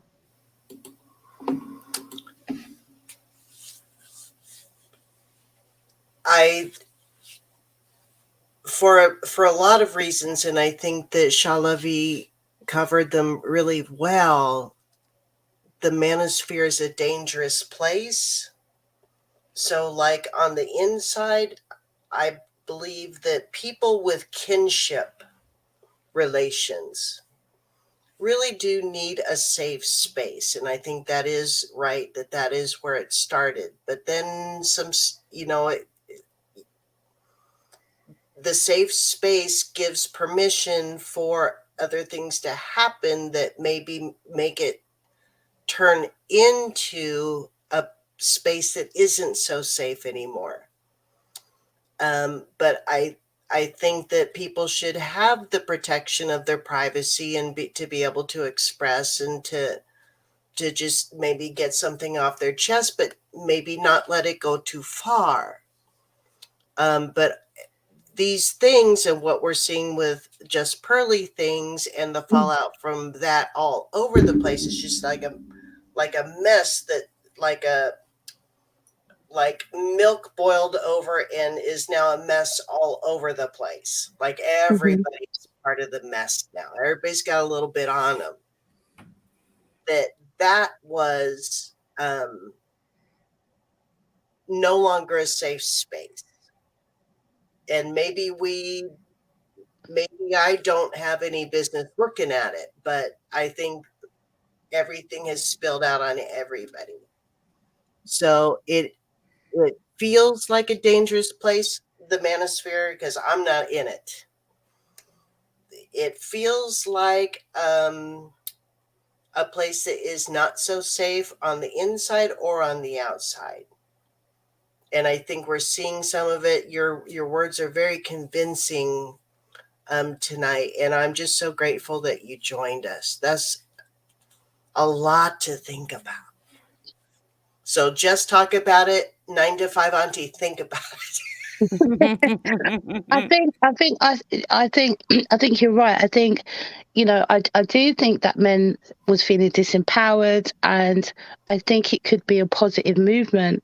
But at the end of the day, what's the outcomes? I can't see, even with the Pearly thing, it kind of highlights the fact that the black manosphere in particular are not united, because there's like a massive division that is being presented to us. And again, to take a sabbatical from social media, because I was like, I can't believe what's going on. There's no room for nuances with these guys. And then now, not just Pearly things, Fresh and Fair recently put that what's his name, Charleston. Charleston White. Yeah, that's him. So they put him on his platform, and he was talking about grape when he was young towards white women. And Myron, I call him Myron, is supposed to be an ex-FBI agent. So, he's got the most energy to check women when they come on his platform. But he was talking about stuff and they're laughing about stuff he done to white women back in the day, and they're laughing, and I'm like, hello, this is not cool. This is, you're going to check a woman who comes on your platform for maybe just talking a bit too loud, or maybe saying a talking point against what you're saying, and you'll kick them out. And this dude is talking about your ex-FBI, and you're laughing. And it's just, there's so many layers to it. It's just unbelievable. I think personally, I'm just hoping Kevin Samuels, I'm not saying he was a saint. I don't believe he was a saint. But he would still, I don't think he gave nuances, because I don't accept if they want to highlight black relationships to kind of illustrate the state of modern relationships and focus it on black people. We've had such a unique history. There's a reason why it's like that. So most of these Manosphere guys are like, oh no, we don't want to talk about slavery. We don't want to talk about civil rights. You know, it's just all the black woman's fault. But now this Pearly thing has come in. I've noticed that some, and I don't want you guys to co-sign it because, you know, this place is dangerous, but like Dennis Sperling, he was supposed to be the next person after Kevin Samuels. And he didn't have no time for that slave talk and why black women might be in a certain space and the relationships are in a certain space. But then when Pearly comes in, he's got all the smoke.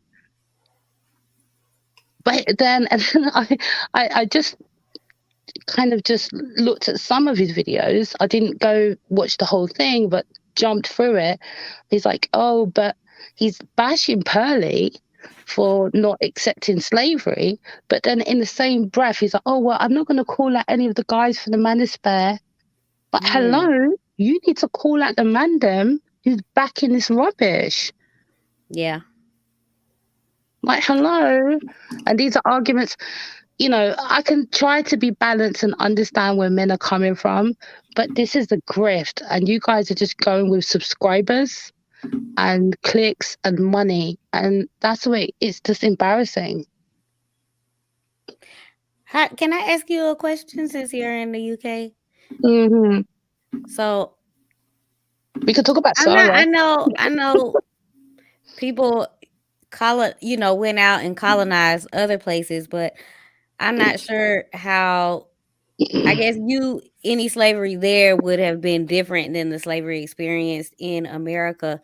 So how, like from the UK, not really having people there that have really experienced the slavery that happened in the US, how is it looked at over there? That's another thing I'm pissed with Pearly about, because I've noticed a lot of American contenters are like, oh, UK people, they hate Americans, they're against the same thing, blah, blah, blah. I've seen this like attack with some creators. So with here, like myself, I'm from the Caribbean, so we know that we are slaves. Do you get what I mean? Because obviously we were taken from Africa, taken to the Caribbean, and we was the first generation of black people to come here.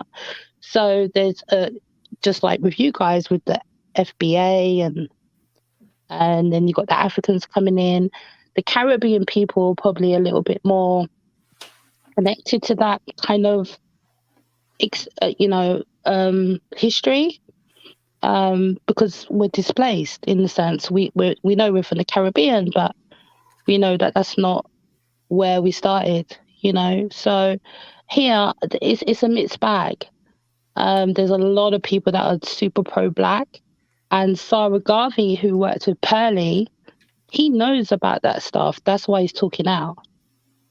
So I hope that answers your question. It's a mixed bag. Yeah. I think it's terrible here because since they mixed everyone up, a lot of people don't know where they come from, you know? So you can't say like, you know, and I'm biracial, but I'm Korean and black, so not black and white. But I don't know, no one in my family knows about the black, you know, we can't say we came from Nigeria or Uganda or, you know, Martinique or wherever. We can't say. So it's kind of funny because we all did a 23andMe and we still were confused. So because, you know, it's just a lot of mixing. So yeah, that's good though that you do know, you know, ethnically your family was from the Caribbean, so that's good. But the thing is, us from the Caribbean, we know we're not from there. We was just placed there, and we was probably placed through the British colony, which is why we had the advantage of coming here. So for the people that are woke, even though I don't like the way they've weaponized woke, but for the people that are aware, we know that, okay, like we're from the Caribbean, but we're not from there. Do you know what I mean? That's why you got the whole Rastafarian movement and blah, blah, blah. We know we come from Africa and we were just put there. And then because the ones that are here in London, we had the opportunity to come here to help the country because we were slaves. Do you know what I mean? So there is a whole movement. And the thing is, America, you guys always kind of influence us. So like with the BLM movement, I've got like close friends who are big activists based off George Floyd dying. You know, when America catches a cold, we sneeze. So everything that happens there, it does have an effect on here. So there is a lot of racial tensions here, especially from the BLM movement. So connected to that, what do they teach in schools regarding slavery in the UK? Or in London? Do they actually put in the school books where they went and colonized and got their slaves and how they were treated? Or is it just kind of washed over as if it's not a big deal? Well, growing up, I mean, I'm 42, so it was touched upon. And now here in the UK, I think from America to here, there's like a culture war. So there's a lot of, since COVID and George Floyd, there's a lot of pushback on we want this, we want that, we want this, we want that. So, they're trying to up the ante on anti-racism training, getting it more in the school, decolonizing the curriculum and all that sort of jazz.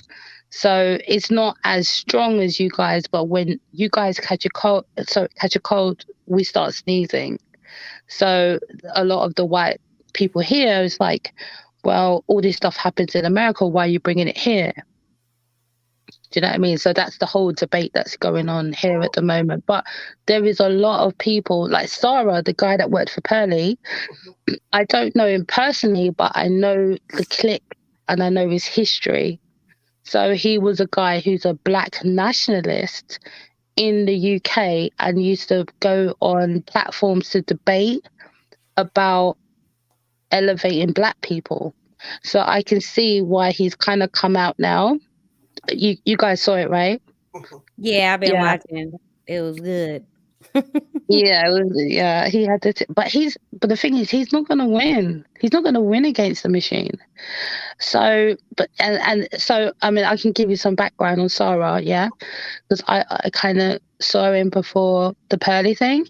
So, particularly in the Black Lives Matter time. So when George Floyd died, we started protesting, and I know someone that led the whole protest here.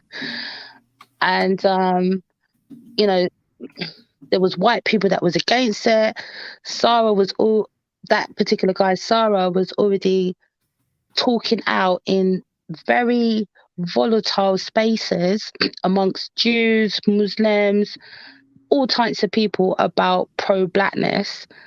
And he had an interview when George Floyd died with someone who You go potty. Let's go potty. With someone who tried to counteract the protest that we was doing. So he's quite controversial here, and he's known for talking out and stuff, but he has some unique stances, right? But he's known for talking out on black stuff, so I can understand why he's kind of been compromised and had to say what he had to say. Did you see where she got rid of his channel? Copyright striked his videos to try to shut down his channel? It wasn't. Let me give you some tea. Let me put you on some game, yeah. And I've got the screenshots. I can send it to you. It wasn't. I don't know if it was because remember she's got a lot. Do you know her manager? It's the same manager as Candice Owens. Oh, Blessing. Or no, Blessing. Is Blessing the manager, or is he just her manager? Her manager is called Kobe. Oh, okay. He's a white American who's the same manager as Candice Owens. Mm-hmm. But her producer is the one who done the strike. And how I saw it on Instagram, and I saw that he posted that his page was being stricken down. And then I saw the producer comment on his Instagram. Then I didn't know who he was because we don't fuck with that show here, right? Then I went on his page and then he posted on his stories he done it. And then today, Pearl reposted his post. So I don't know if they sat down or worked it out. You know, she's got lead attorney. I think he didn't do anything without her permission. Of Because course. she came out and said she had a list and that she was coming for people. But So the thing is, and he was dropping receipts. So I think he dropped the receipt. He dropped the video after she said that, not before. Yeah, but that's when he got copyright strike yesterday. Listen, I've been watching this shit, right? Oh, the one I seen was from yesterday. No, so you know when she spoke with lead attorney, right? Mm-hmm. And she said, "Yeah, I'm gonna come for people," and blah blah blah. That was after Obsidian's live. Did you watch Obsidian's live? It was really long. I think I watched about half of it. Yeah, I didn't watch all of it. I just go through the salient points and try to jump. Yeah, I was jumping around. Mm-hmm. So I jumped around. I don't think he let enough other side talk. He kind of shut everything down. I'm in London. He's a fucking pagan. That man is really something. And you know what makes me upset? There's a girl that I like. She's called Kimberly something. She's a small, cute little African American girl. You know how I'm talking about, innit? Yeah, and I don't know her. 9 to 5, do you know her? Yeah. What's her name? I can't remember her name. Auntie, what's her name? Let me look. Let me see if I can find it. I just like. I have been discovering people though since this. No, I knew her for a long time. No, before, I didn't even know through the mess. I just knew her for a long time. She talks about different stuff pertaining to women, whatever, blah blah blah. Mm-hmm. And I didn't. Sorry, I don't want to talk too much and take over your channel. But this Kimberly girl, she's a lovely girl. She's very educated, and she did a live stream about the manosphere coming for her, and it was Obsidian. But she didn't mention that it was him. But it wasn't until this was weeks ago. It wasn't until he went on Pearly, then obviously my algorithm linked the two, and then I was like, wow, you came for her. Obsidian is a piece of shit. Sorry. Yeah, I agree. I'm for people that have opposing views in talking, but not attacking people or dismissing people. And I don't think anyone can learn when you're attacking them anyway. So even if they did have something wrong, I think it's a way to talk to people, and maybe you can come to an agreement or something. But yeah, I didn't like the way he handled a lot of that related to her. And Anton, it kind of felt like he was doing some of her dirty work too, which was very interesting. Disgusting. It's disgusting. So him and Anton, I'm sorry, just try to be balanced. Do you get what I'm saying? Yeah. I'm sure you can look at the situation initially with Kevin Samuels and say, do you know what? He's a bit out of order, a bit over disrespectful when people call, but maybe he's got some points, Yeah, he's closer to the fence, and Obsidian is closer to the extreme side of things. I don't think Kevin Samuels is happy. Do you think he's got his year anniversary is going to be happy that this mess is going on? It looks disgusting. I don't think Kevin Samuels would be happy. I do think he was pro black. I do know he's not perfect. He encouraged the messiness and the entertainment, but I think he still wanted people to win at the end of the day. But now I feel like a lot of the players don't really want everyone to win at the end of the day. Win. Yeah, they only want to win and want to oppress everyone else. So those are things I don't agree with. What's the outcome here? This manosphere, they're not even unified. And that's what this highlighted. There's a guy called Duke and Don, and I'm just like, yes, my brother, yes, yes. Like, he's just like, and it's not unified. And even so with Sarah, I give him respect for the video, but then in the same breath, you know, he and if you research Sarah properly, Sarah, as I said, he had this kind of black nationalist, you know, economically trying to help black people, blah blah blah blah blah. But he was a scorned man, and before he met Pearl, he spoke about his grievances in his own personal life with his baby mother and blah blah blah.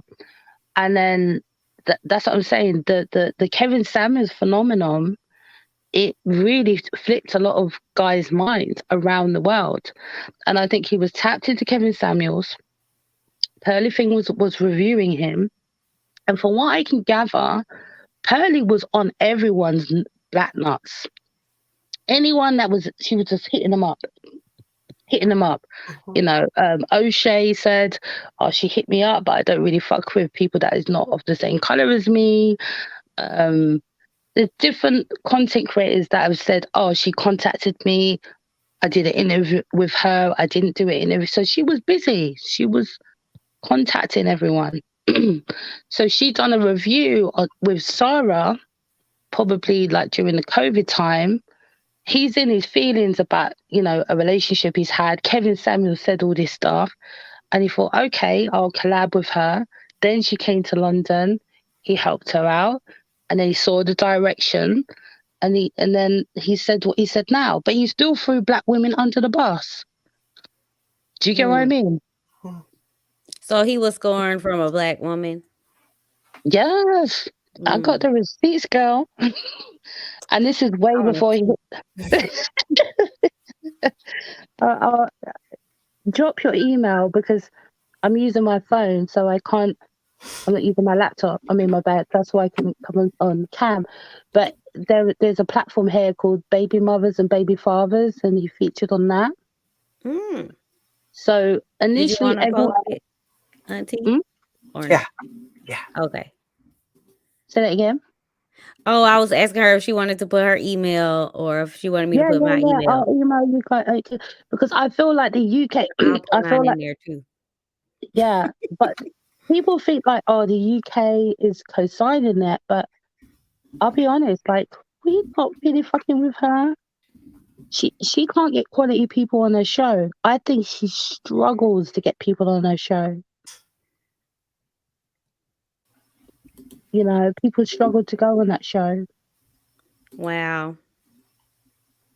Want me to I don't know. delete it? I wasn't a big fan when she came out, but Okay. Well, listen, for me, I felt like she's not experienced. She's just saying the same thing KS said. At least KS would do a little monologue in the beginning. Yeah. And then he would talk about different stuff and it would sound educated and lawyering. Do you know what I mean? Like, do you get what I'm saying? So I found Kevin Samuels disrespectful at times. Don't get me wrong. But he would still come and he would talk about something and it would be educated. Do you know what I mean? Like, yeah. And then he will get the girls on and then he'd be I felt it was overly disrespectful, but I could still penetrate him because I felt he was kind of coming from a place of knowledge. Where's the knowledge? She needs talent to make her show. I mean, from a business aspect, she did pretty good. She didn't even really have to learn. She kind of can just take surface talking points and I didn't even regurgitate them and make lots of money. So I think I saw that It's Complicated too, where she took everything he said. But this is my prediction. This is the lane I think she's going to go in now. So now she's had this experience, she can capitalize on this experience. So I'm not sure.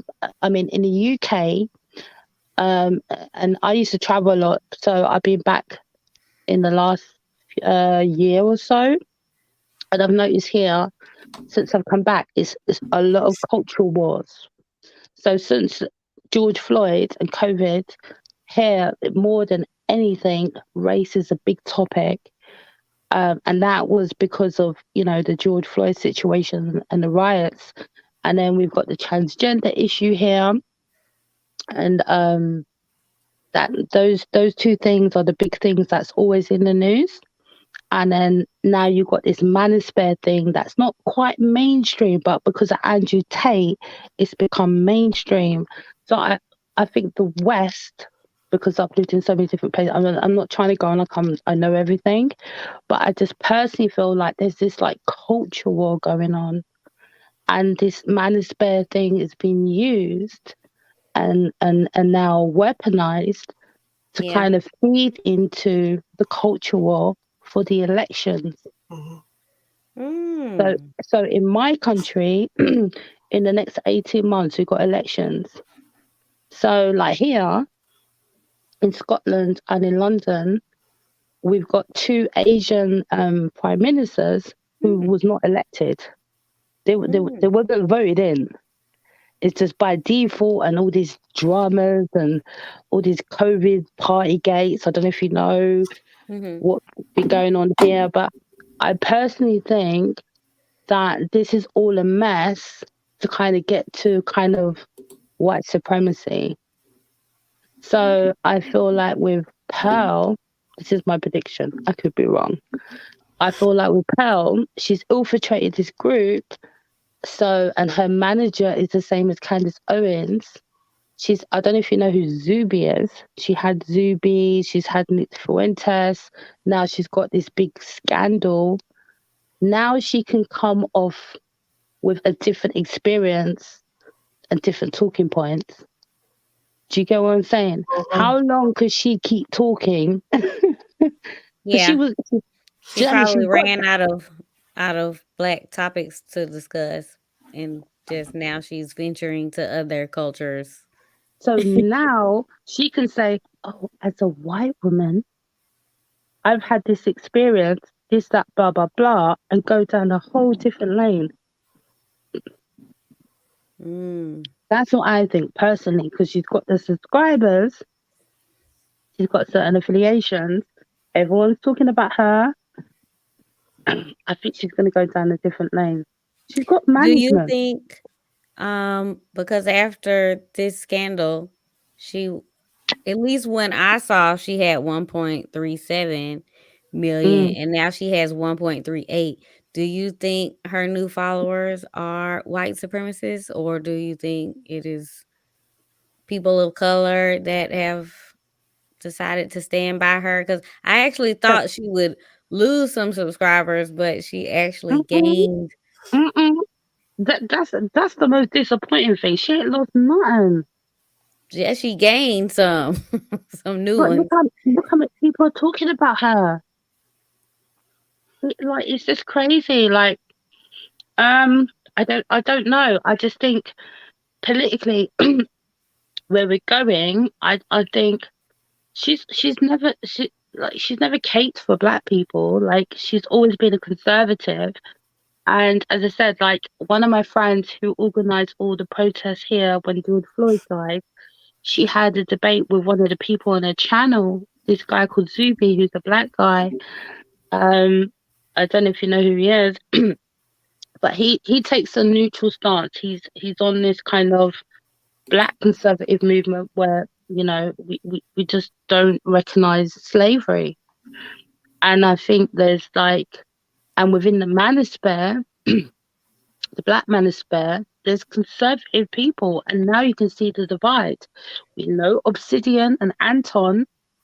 I didn't really know who Anton was. I kind of knew about who Anton was because he talks about money, and I like money topics also in marriage.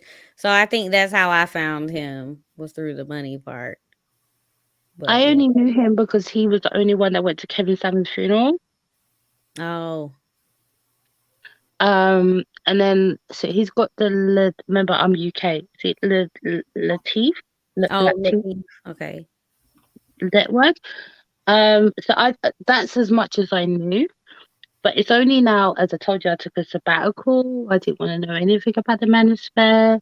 I was like, social media is the devil. I was like, rebuke. Then this stuff come up, and it's touching London. I need to know what's going on. So I've watched him. Have you guys seen the interview with him with Sarah? With who? Lapeef and Sarah, or who? Anton and Sarah. I seen some of it. Anton was kind of attacking Sarah, like as if he was wrong. I mean, I don't. I think the part that I saw, he was saying that they worked together like a year, but he hasn't worked with her in 3 months. And Anton was just, oh well, you knew 9 months. Why did you still work with her? And sometimes it takes a minute to unravel yourself, or like you would take your arm out of the alligator's mouth slowly. They were intertwined in a lot of ways. And sometimes you want to give people a benefit of the doubt. You don't want to just jump to conclusions. So that 9 months isn't a long time to figure things out and figure out how to disconnect with someone that you have had a working relationship with. So I don't know. I didn't like Anton on that, I will say. I don't think he did a good job.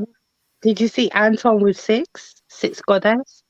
Oh, I didn't see that. I just kind of been seeing snippets of Six, but I haven't seen Six and Anton. Okay, so I don't know Anton. I only know him as the only one that went to the Kevin Samuels funeral. Him and MTR. They were the stand-up brothers that went to Kevin Samuels' funeral, because that funeral did not look great.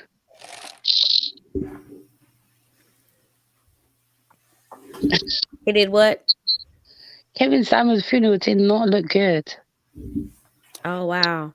I think it was in Atlanta, and I'm from Atlanta, but I don't live there anymore. I think it was in his hometown. Where's he from, Kevin Samuels? I think it was in Atlanta. Wasn't it? Was it his funeral in Atlanta? I don't know. There's a page called the Paperwork Party, and they went there. And let me see. I'm gonna Google it. That's why I don't rate Melanie King. Melanie King was on Pearly White Things the other day, dissing black women like no one's business, and I was just like, and I'm not even subscribed to Pearly White Things, or I've seen so many. I've seen Pearly slavery things, Pearly pasty things. I saw that too. The other names. Okay, so Kevin Samuels is from Oklahoma. So his funeral was in Oklahoma. Yeah. I think he shout lived out in Atlanta then. And shout out to St. John Missionary Baptist Church. That's where his funeral was held. Yeah, and like the funeral was there. So O'Shea, because O'Shea's supposed to be the leader of the Negro Manosphere. I'm not going to ask you your thoughts. I'm not going to try and. I don't mind O'Shea. When it all happened, I was like, O'Shea, do you know what? I like the way you're standing up for KS. But and I respect O'Shea now, but this is the problem with black people. This black manosphere, they're like, oh yeah, O'Shea is against Pearly things, but he's like, yeah, I'm just gonna do a video and I'm gonna run a bag. Like, you should be galvanizing black men to do something constructive. You get what I'm saying? It's all an individual grift. You're not really helping the community. Same with Sarah.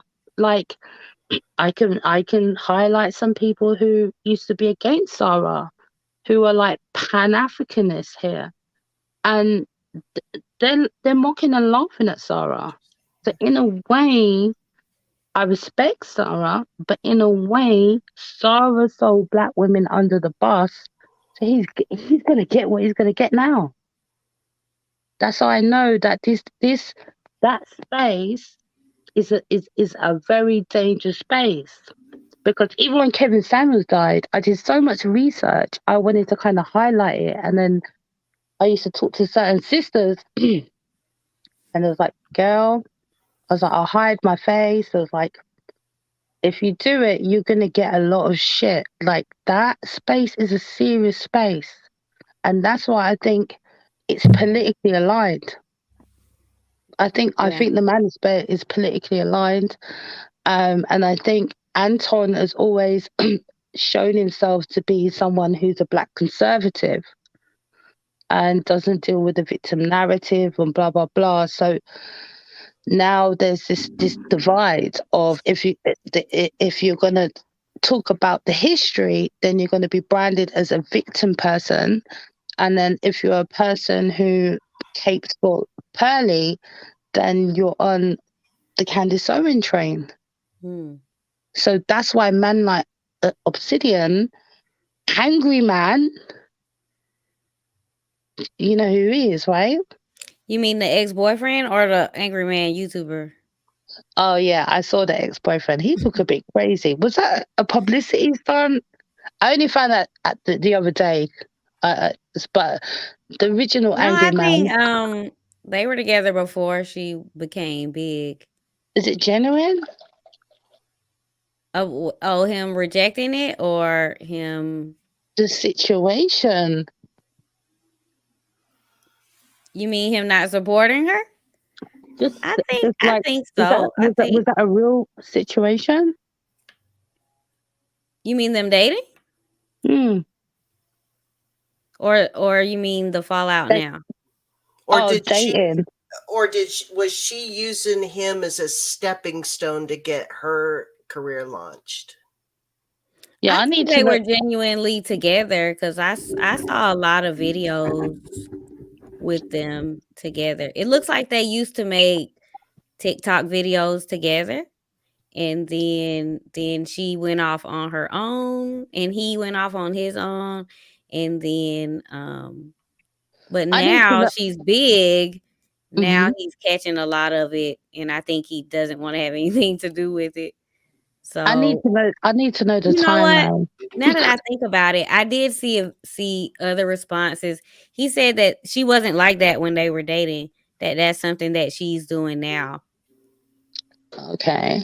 So yeah, so that's what he said. But Angry Man,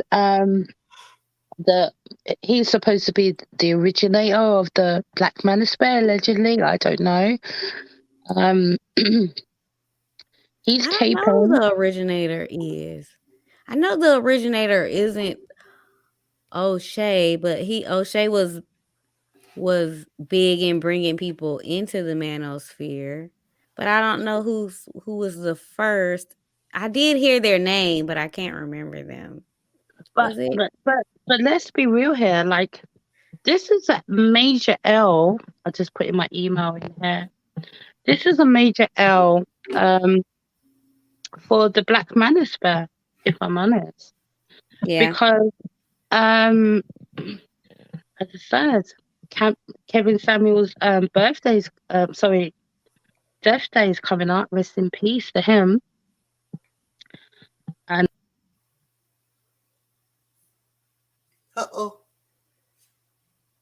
let's give her a minute, see if she comes back. We lost you. She had some details. Girl, that was some.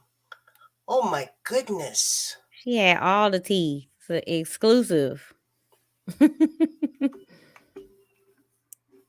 Did you get the receipts? There she goes. No, I sent you my email because I'm using my phone. I'm in my bed, so I'll.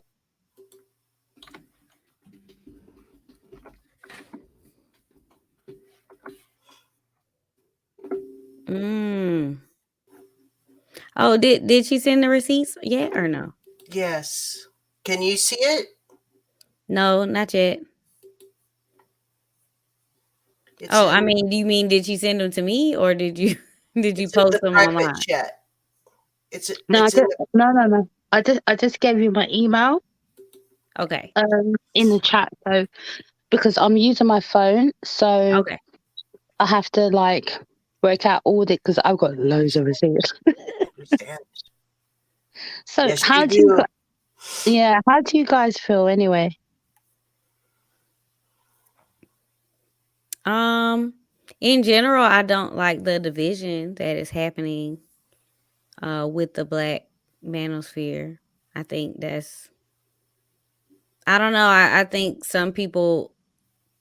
other people are able to come together and support each other and not let outside people divide them, but I don't know. I even feel like some of us can have different opinions and we still support each other, but they are at odds, like at each other's throats now, which is terrible. It's not. I don't think it's smart either from a business aspect to just divide. Because at the end of the day, she is gonna benefit financially, and I don't think she's gonna stay in the Black manosphere space. So it's kind of like all of this division is happening, and then she will be gone on to bigger and better things. Because I would say the Black part of the social media is small compared to the whole social media. So yeah, I don't think it's a good idea for everyone to divide for someone that isn't going to remain in the space after it's all done. Exactly. And I think that it's going to be exactly what Jess Talk About It is saying, that the only one really who's going to win out of this is just Pearly Things. And she's going to laugh all the way to the bank. And as has happened repeatedly for millennia, it's going to be communities of color, and most especially the Black manosphere, that's going to suffer and be left lesser after the mess that she created, and have to rebuild the bonds again and start over again and rebuild. And I mean, it's just that now it's happened on YouTube, and now it's happened so everyone can see it and everyone can participate. What I hope and I expect, and I want to raise that level of expectation for everyone, is that regardless of whichever side anyone is on or whatever perspective we bring to the table, that we leave room for someone with an opposing view to express their view. And we just leave that space there. There's no nuance. Nuance. We looked that up in the dictionary tonight. There's none. There's no nuance. And this is the problem. There's all these just set ideals of Black women are this, Black women are that. It's so terrible. Yes. I agree. And one of the things that we wanted to do, I hope that you'll be able to stay on with us. But actually, the two things we wanted to do is we were going to look at Just Pearly Things' apology, or her, what is it actually titled? Just Pearly Things addresses Nick Fuentes' interview. And then I wanted to go through her LinkedIn. So those were the two things that we have. And I just stumbled upon Just Pearly Things LinkedIn today as I was creating the thumbnail for the show. And I couldn't believe what I saw. I was shocked. Yeah. She was like a sales girl. She was not doing anything. You want to look at it now? Yeah. I'm ready. Sorry, I hope I didn't rant too much, but I just be like, oh. I'm grateful that you came. So let's go through chronologically. Mm-hmm. So she's got some stuff in Wait, here. what's her degree in? I did hear she had a degree. Economics. Oh. Well, makes sense. She got a business, her business together. Mm-hmm. Am I sharing? I want to make sure I'm sharing the screen. Okay. And then let me make it just a little bigger so you guys can read it if you're on small devices. Then when she was in college, she was an assistant at Davis Ware. And I wanted to look this up. I wonder if that's her dad's company. Well, it looks like she was only there 3 months.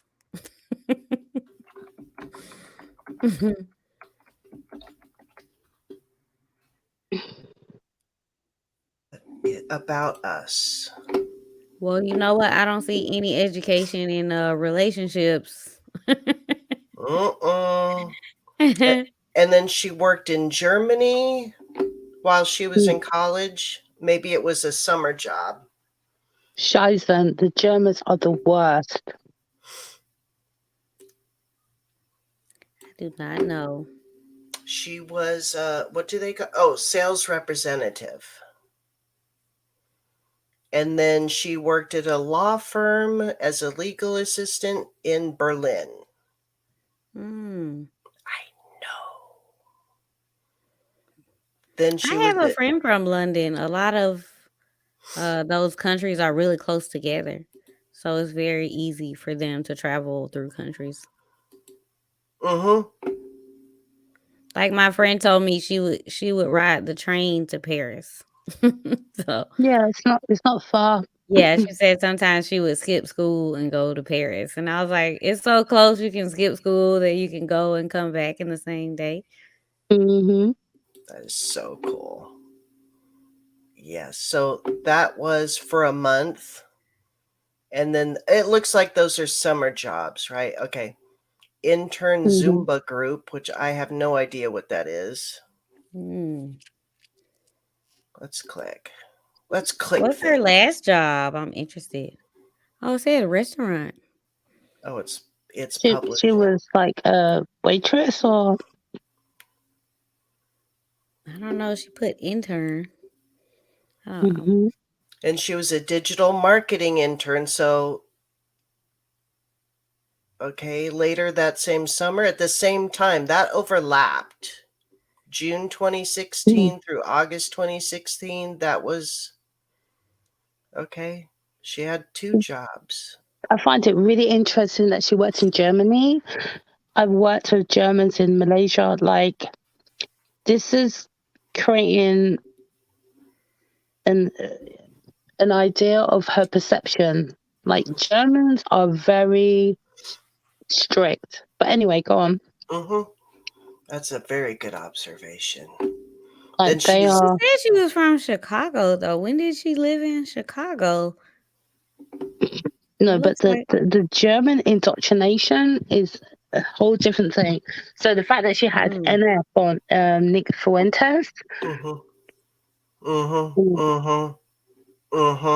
I think Nick is Italian, right? Yeah, but he's anti-Holocaust. Right. And then she was, the following summer, she was back at Davis Ware. That's kind of what, and Davis Ware is in, go back down. Is that in Chicago? Is she from Chicago? Yeah. She said she's from the suburbs of Chicago, but it looks like all of her jobs are in Europe. Well, Davis Ware when Daddy paid for her courses, but we're not hating on her like that. So she's done that intern thing. Okay. But then I know. Did you see where she was on Anton's? I only saw clips, but she was pretty much complaining about working for free, and I'm like, how many of us can afford to work for free? It looks like she has a lot of internships. So I'm like, why are you complaining? Like, most of us don't have the luxury to work for free, and you volunteered to work for free, and you're complaining, but you volunteered. I thought that was interesting. Right. So that's funny looking at the LinkedIn. It looks like she worked a lot of places for free, but I guess if you have a, you know, But let's a wealthy not father. be haters.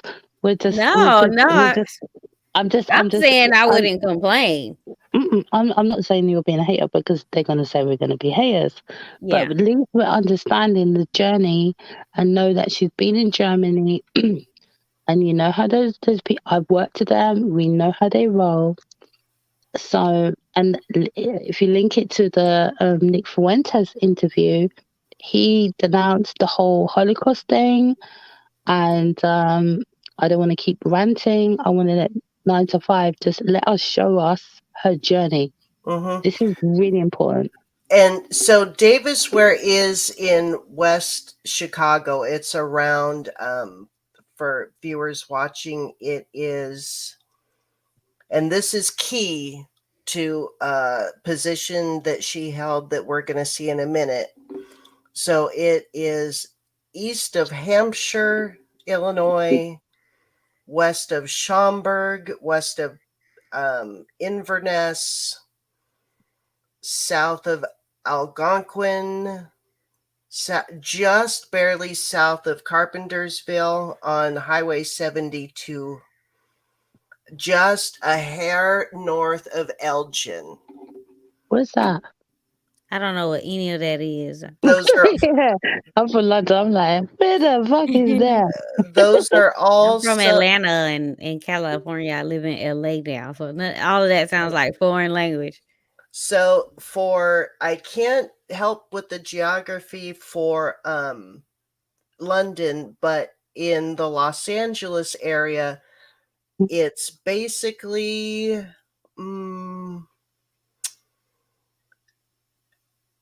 like right outside the city. It's like Long Beach, the relationship. So it's like Long Beach to LA. This place is to Chicago. It's just or maybe Paris to west. London. So is it like a bougie area or? This area in the Chicago area. Mm-hmm. Oh yeah. So she was back there for the summer for 4 months, and here you go. She was an intern at Senator Tom Cullerton's district office for 4 months. Later that same year, he was state senator. He's at the state level. He's not a federal or U.S. House representative. He's a state senator in Springfield, Illinois. And he represents all that community that we read off the cities for. The white community or the mixed community? I don't. I don't know that it's not like South Side of Chicago. Is he a Republican? No, he was a Democrat. Oh, shocking. Until he went to jail for corruption. He probably learned a lot while he was Tom there. Allegedly. Is Tom Selleton his name? I'm sorry? Tom Cullerton? His name is Tom Selleton. So so this guy, his name is called Tom Selleton. Yes. Yeah, so he's someone that needs to be researched. Oh, he has quite the long, lengthy Wikipedia page, and he is gone just quickly. You got to share that screen with us. We can't see that. Okay, let's do it then. Let us do it. Well, I can take notes. I love researching, so. There you go. So he and the typeface is probably too small. Let me make it bigger. Looks like he was in office a long time. Stop. Let's get past this part. So he was in the army. Was it the army?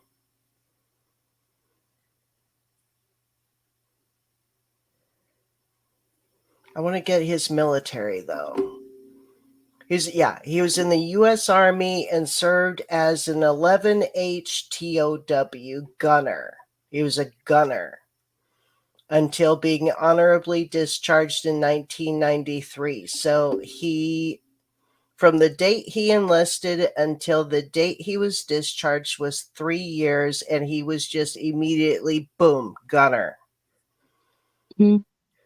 Captain of the neighborhood watch. I wonder if he was a Karen. Right. He had strong ties to labor in Chicago. So, yeah, there's a long history of how that ends up. Government consolidation. So, where is his anti-heroin, crowdfunding, Veterans Affairs, committee assignments, embezzlement There we charges. Yeah. So Pearl was, let me go back to where her LinkedIn was. So Pearl was there from September 2017 to December 2017. You're an intern. You're not involved in all this unless you're passing out parking permits for the mayor of Chicago. She's probably only there for like re-election. She was there for 4 months, right? So, but she got, this is the building blocks, right? Right. The German stuff. Right. This guy, okay. And so we're seeing in real time on different politicians in the United States how long it takes to go from bad deed to discovering the bad deed to the actual indictment.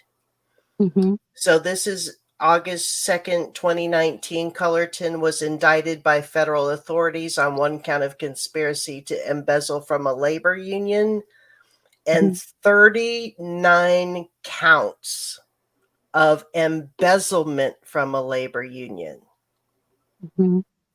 Taken from the hard-working people. You just a dirty dog. You just a dog. Yeah. So that's him. And that's who. What was the bottom part? Yeah. Go back. All the way at the bottom. I saw the. Oh, okay. There it is.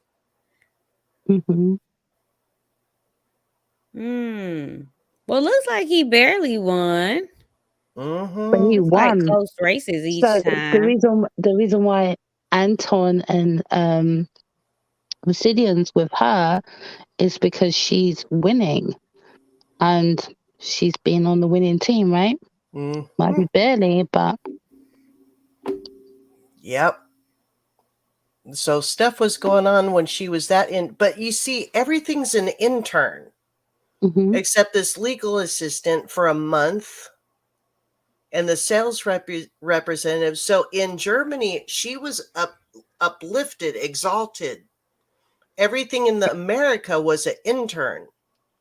The Germans don't play. That's why she's in London. And honestly, London's a joke. Anyway. This is so interesting. She's a sales and digital marketing intern for 6 months at HAP System, and then boom, she's a director of business development. I need a career like that. That's what 9 to 5 Auntie is all about. That's in Chicago, right? I'm sorry? That's in Chicago. Yes, it's a suburb. I wouldn't be surprised if that's her own business. Let's check. So this is before COVID. This is before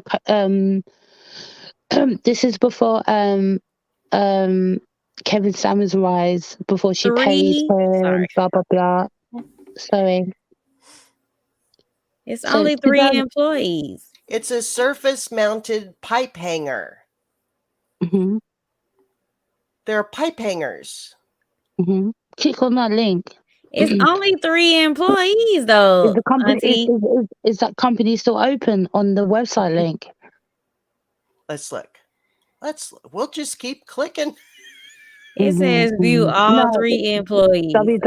Yeah. There you go. There you go. Of course, you can be the director of something when it's only 3 people that work there. Every employee can be a director. Right? It's me, myself, and I. Yep, they're still there. They're pipe hangers. Oh, we can't see that page. Oh, okay. Wait. Sorry. What does her dad do? Oh, it's still going.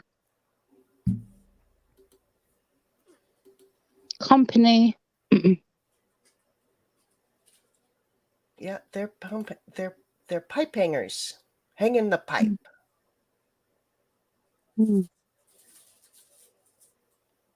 Yeah, I wanted to find some of her old videos because I saw like where she used to show off her house and her dad's house, and they looked really fancy. The team. She looked like she lived like a princess. It looked wonderful. Sparta. Mm-hmm. And he comes from the Czech Republic. Mm-hmm. The national sales manager. Worked for a major power tool manufacturer. And then she's like, I don't really know. Every minute, I don't know. I don't know what you're talking about. I don't even know what this means. Hap System products always make Jerry smile. Who's Jerry? Oh, Jerry White, yeah. Oh my God, I don't even know. But who they're piping? Who's smiling about some pipe hangers? Who they're piping? Right? Okay, so you got a new research, product, and business development person, Peter Newman. Mm-hmm. EDI specialist, office administrator, Leah Bartos. Mm-hmm. Al Uzumuku, product development engineering. Martin Rayner, manufacturer. Where's Powell? I'm sorry? Oh, where's Powell? She's not there anymore. Oh, she left. Sorry. That's okay. But she was the director of business development after her long career as an intern. Mm-hmm. Intern, director of business development. Daddy. Then she was account executive at Konica Minolta Business Solutions, which means she was selling copiers and copier paper. And then she was a content creator. I just got a video idea. We should totally do a 48 Laws of Power about Pearl, because she is demonstrating a lot of these things that are taught in this 48 Laws of Power. I love this. So her posts were kind of interesting to me. So this one, I'll read them backwards. I could really only do a few companies at a time, though. I don't have a ton of time. It has to be bigger companies, as this won't be cheap. Then the other post is she's sharing something from the cultural ambassador at the U.S. State Department. And he had written, you are going to need to greatly improve your writing and verbal presentation skills. These 2 sentences you typed are very poor. The second sentence is missing punctuation. Improve yourself with diligence and you may have a chance. And then she had written, not when you get 100 million views in a month, Jared. Well, looks like he's from the Department of State. Okay. Yep. I would like you to click on that. I have 1 million followers. People making fun of my kid answers. Let's do it. Is that about her? Let's do it. Oh, darn. They're making you sign in. It's okay. Oh, no.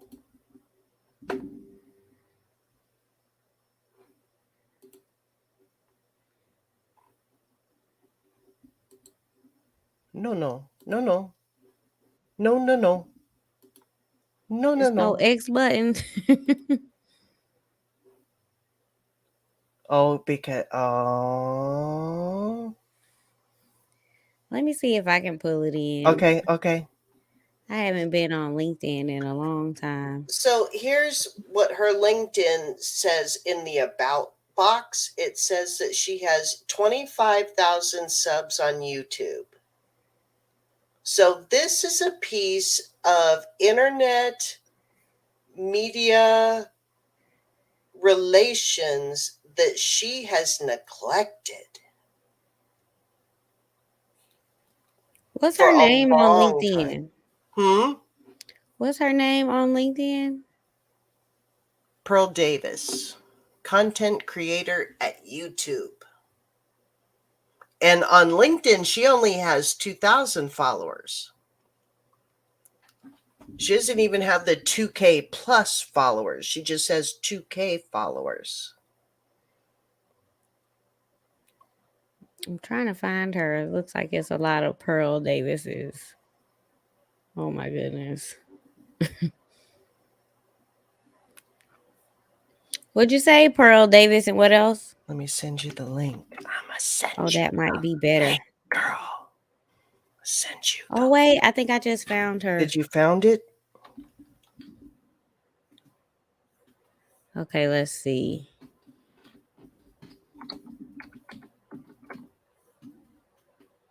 So where were you when you saw the post? Oh, okay, I think I found it. Let's see. Do you want me to share screen? Let me take this down so you can. Okay. Can you? Okay, let's see. Where is...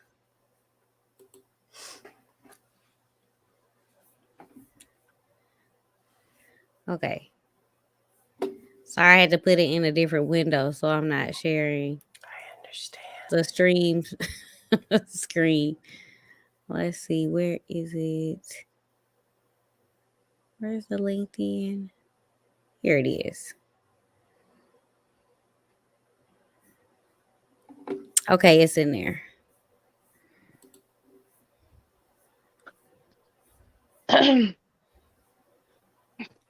So which I guess I was interested in this one, but yeah, that's it.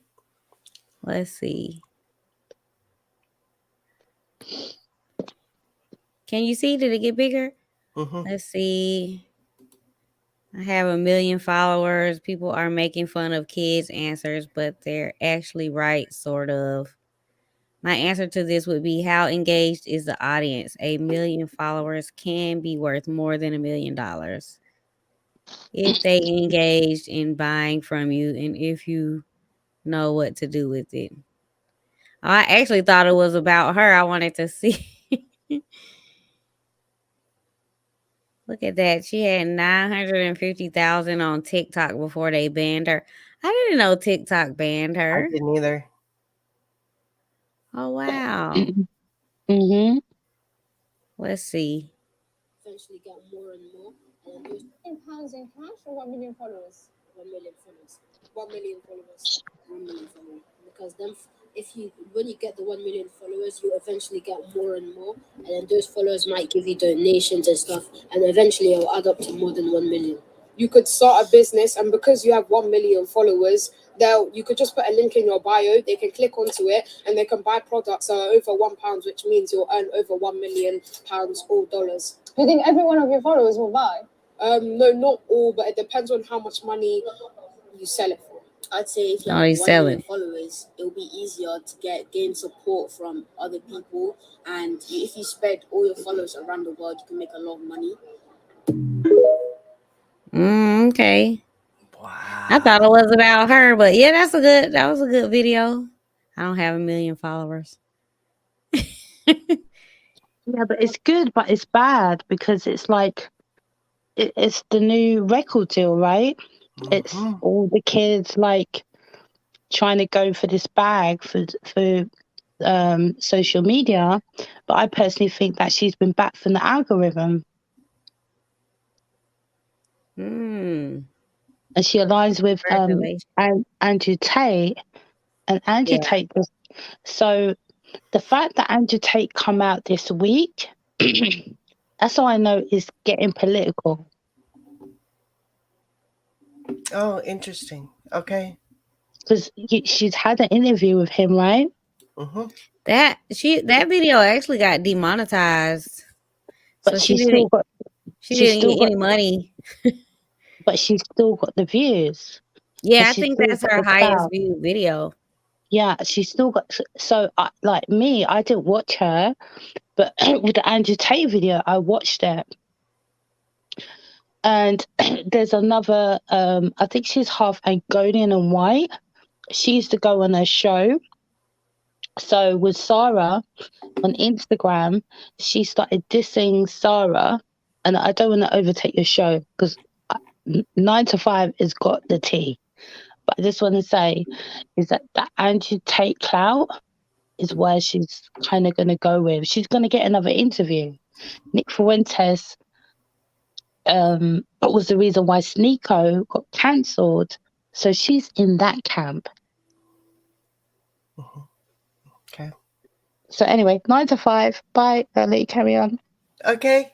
Oh, thank you. We thank you so much. You didn't send the receipts. Or are you able to share them on your screen? Yeah, I got loads of receipts, but I'm doing it on my phone and I don't know how to do it. I think there's like a screen share thing or something. That's why I sent you. No, let's do 9 to 5. Did she email you? No, I emailed her to her email address so that she would know it was us.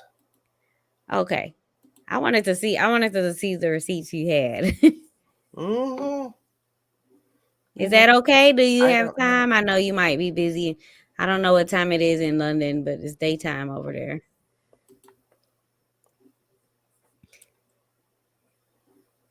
I think that when she tries to go to that app in her phone that she loses the connection and then she comes back. Okay. Let's see how it goes. There she goes. Welcome back. I'm back. Oh, did you? Oh, so she didn't email you yet? No, it's popping back. She popped out again. I wonder if I see the email you sent me. I'm so just now seeing it. There she goes. Yeah, I'm back. But 9 to 5, run your thing. Run it. Come in now. See this, you know. Right. Well, the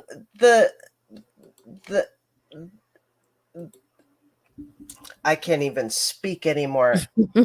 The other thing that we wanted to cover was her Just Pearly Things response, because it's not an apology. Not apology, sorry.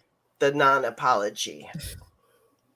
We got a lot of that going on here in America. Guys, you guys have got my email, right? So yeah, rip feed these niggas because the story's gonna unfold, and then we might speak premature too early.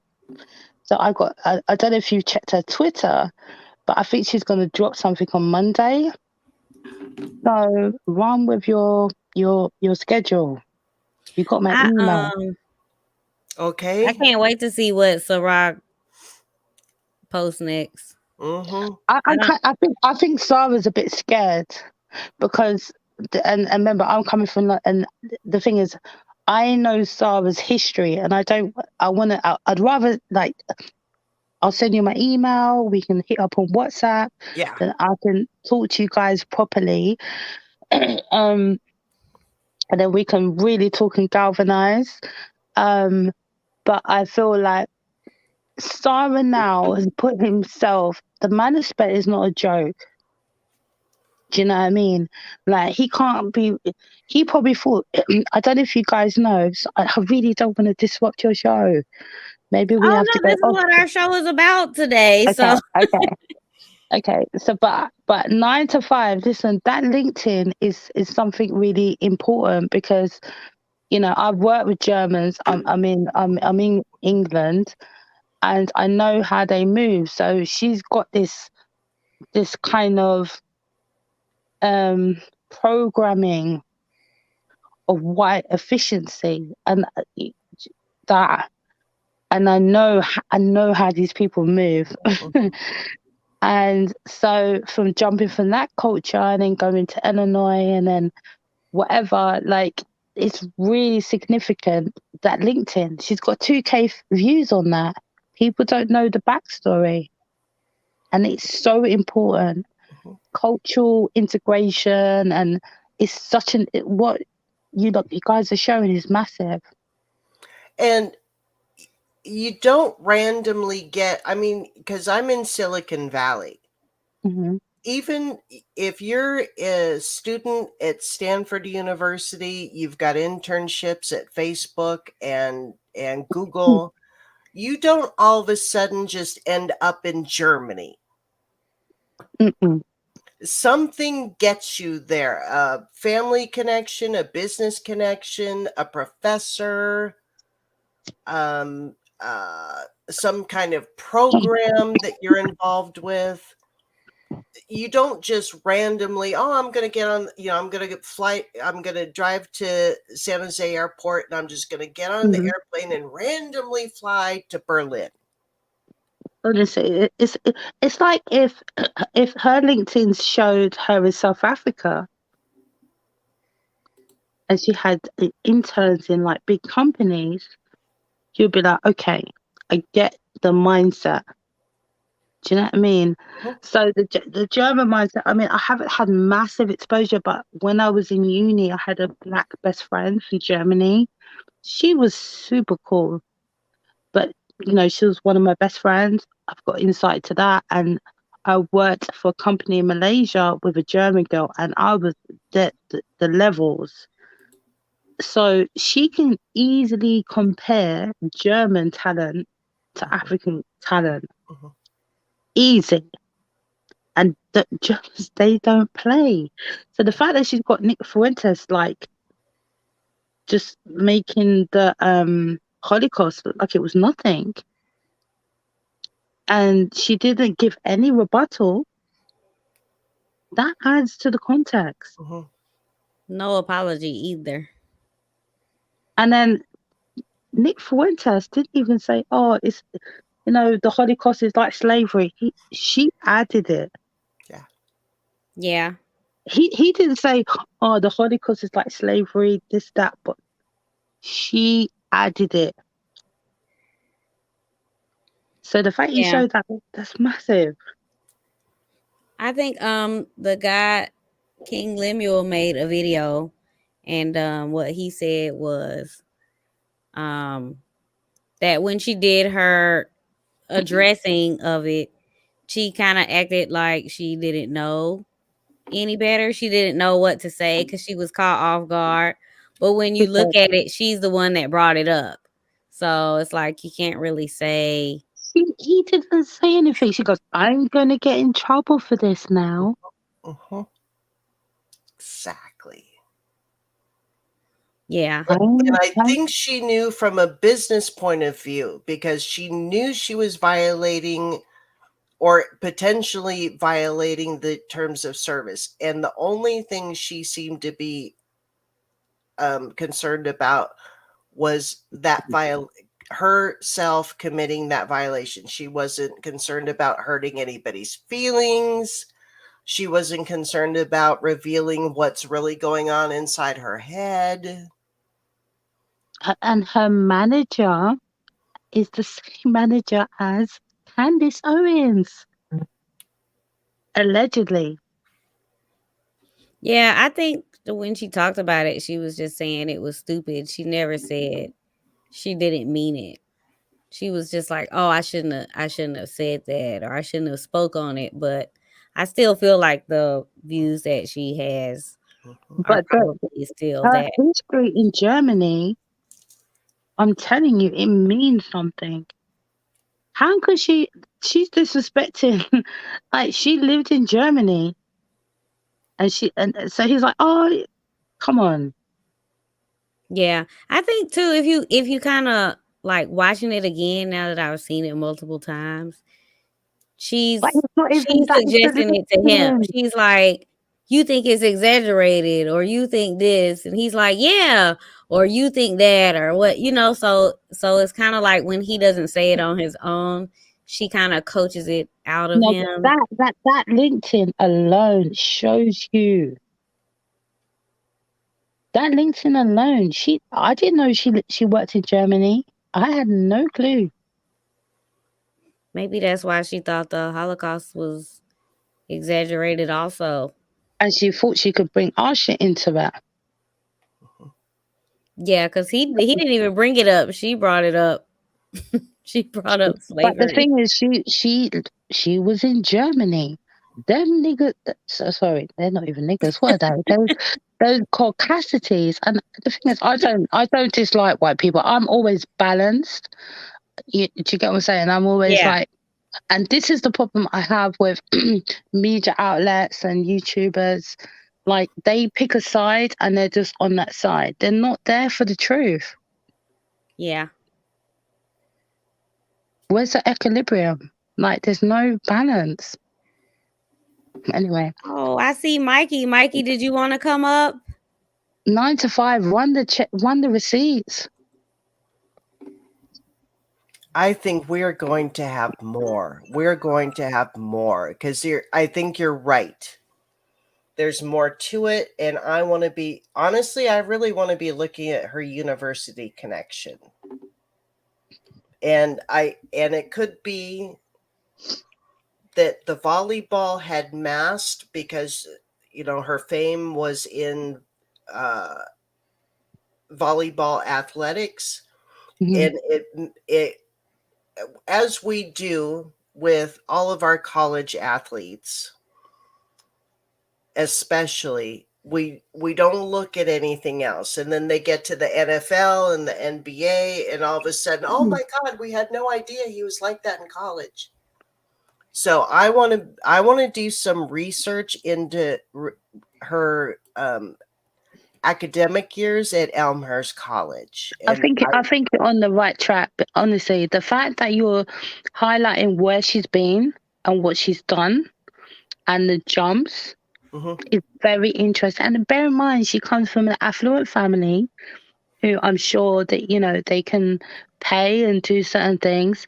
And then, so even if she was to say, oh, no, whatever she's got to say, as she's got this leverage, once you get to 1 million subscribers, it seems like people are going to, you have to play certain games. Kevin got to that. And I think he wasn't prepared to play the game. Right. We got the Mikey story in the house. Mikey says Pearl is just misinformed and ignorant to certain things that she shouldn't be talking about. What do you think, Mikey? Do you think that gives her like a pass because she was ignorant, or I think she should take the steps to learn. I'm putting myself on mute. Oh no, you're okay. You can respond too. This is from the chat. I'm muting. So what do you think?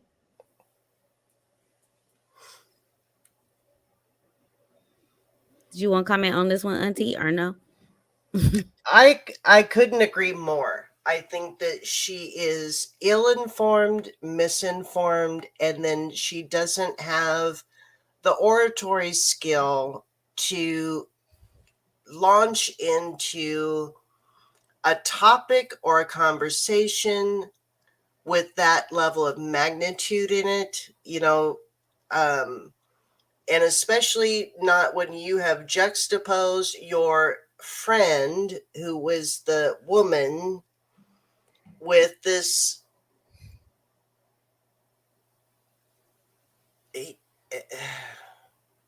he's a self-described white supremacist, right?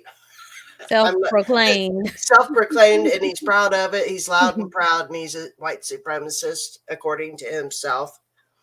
But then she juxtaposed them and then didn't moderate that conversation at all. It's not like she tried to moderate it and failed. It's like she didn't even try to moderate it.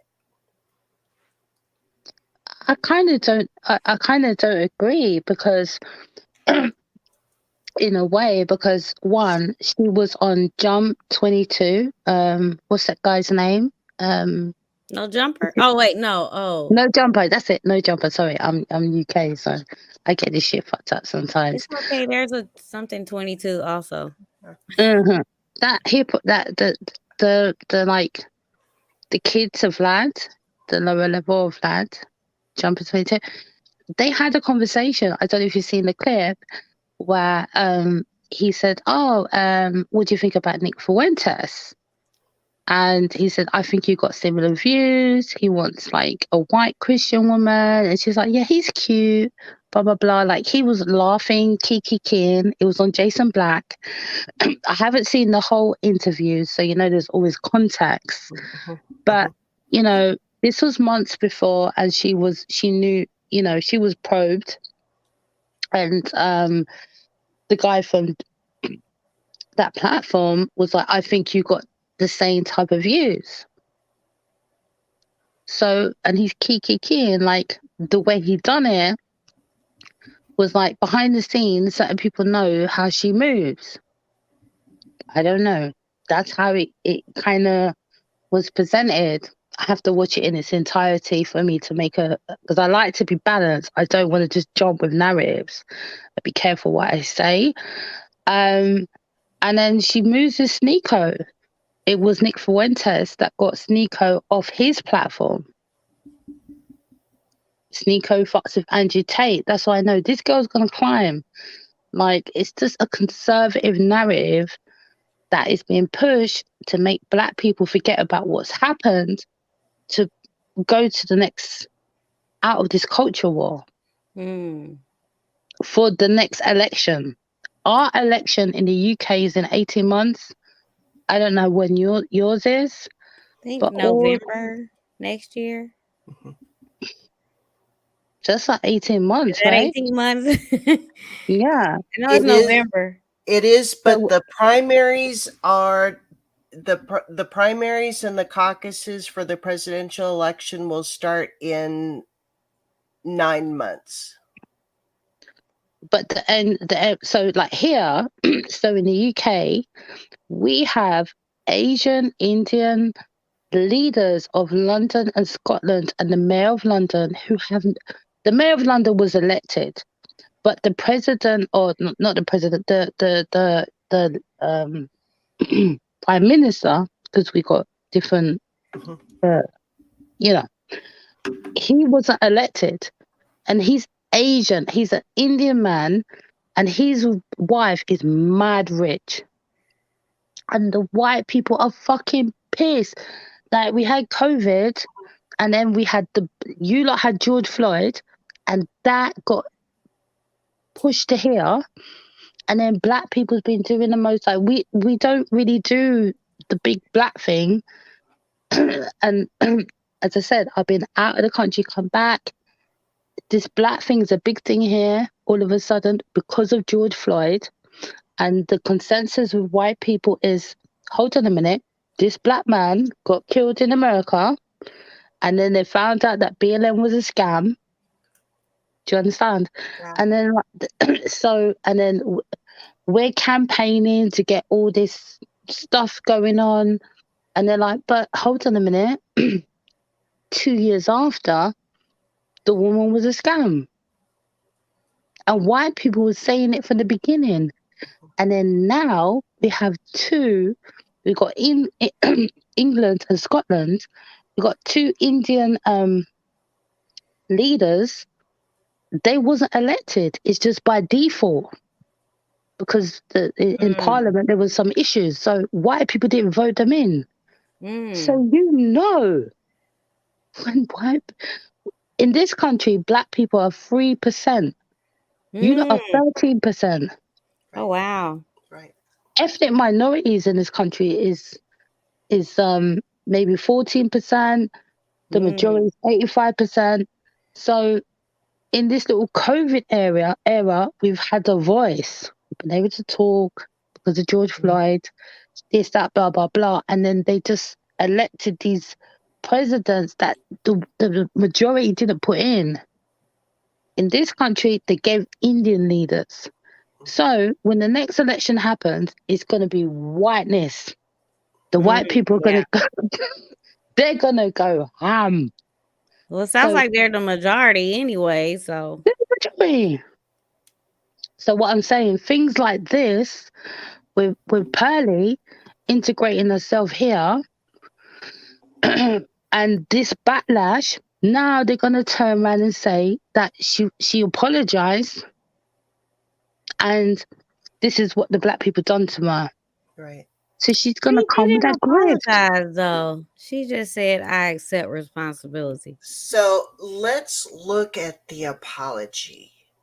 Oh, wait, Mikey, I saw Mikey commented. So just to give you a backdrop, because I don't really do these lives, but I feel so passionate about it. I had to have one the other day, and there's a white woman with mixed kids, and she's quite prominent in the UK. She knows Sarah, like she actually knows Sarah Garvey, and I had a conversation with them, and I was making them aware, like, this is political. Oh, so Mikey says it wasn't political. You don't agree? Oh, the Mikey story said in the comment. It wasn't a political issue. It was ignorance and the optics. But the thing is, they're gonna flip it. She's got big management. Well, let's see in the apology. Not apology, addressing. Yeah, but have we finished the LinkedIn? That LinkedIn is telling. Exactly. Yeah. For tonight, I think in the next episode we will come back with some more research of what is telling. It is exactly, and we in the next episode we can bring back the Pearl Davis LinkedIn. What's missing? Yeah, let's hit on that. The response, that's what we had called it. The Just Pearly Things response to the Nick Fuentes interview. Okay, hold on. Ready, go. Hey guys, welcome to the Just Pearly Things YouTube channel, and welcome to Morning Coffee Thoughts, where I give my thoughts over morning coffee. Today I have a chai tea. I quit coffee. You guys don't care about what I'm drinking. Okay. Today, I'm going to be addressing the Nick Fuentes situation. Okay, I just have to stop it there. She's calling it the Nick Fuentes situation. Girl, this is about you.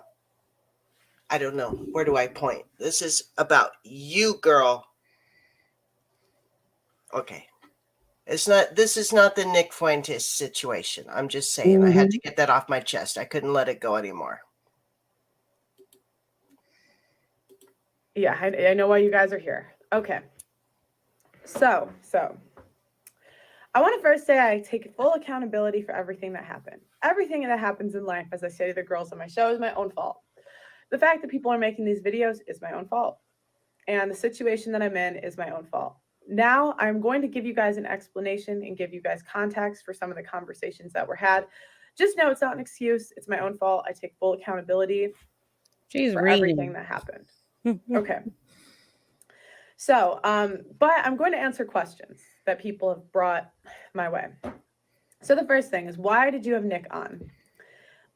So, the reasoning behind having Nick Fuentes on was because I heard that he was on the no-fly list and he lost his bank account. Now, from your point of view, you would think, why would you invite someone on that's on the no-fly list, right? That would be a bad. Well, he's not anymore. That's how he flew, but he was.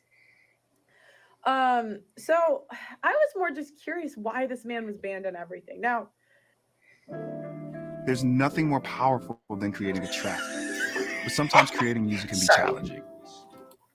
You need the YouTube I've seen a lot of Premium. videos where I play dumb or I'm playing dumb. And I'll tell you what I knew and what I didn't know. So I did know that he was a known racist. I did know he was a known sexist. I did know that basically every bad name in the book from the right and the left, everyone hated him. So the reason I had him on was because, guys, people say that stuff about me. They say I'm sexist. They say I'm a misogynist. And, you know, I really just like to give people the benefit of the doubt when I interview them. I don't go into interviews trying to interrogate someone. I just more try to listen and see where they're coming from. In hindsight, that wasn't smart. And in hindsight, I should have had someone, you know, maybe Sarah Garvey, maybe another content creator that could have pushed back more and really was more educated on the topics that he was talking about than I was, because I certainly was not an expert in any of the stuff that he was talking about. I did remove the interview. I, again, did not think through a lot of the repercussions of posting that, so I just removed it. If you do want to see the full interview, Obsidian did react to it. That's on his channel. The intention was not, I guess, to hide it. It was just, you know, this might not have been the best move. I'm just going to remove it now. So again, racism has no place in society, and I do take accountability for bringing him on. Hindsight's always 2020.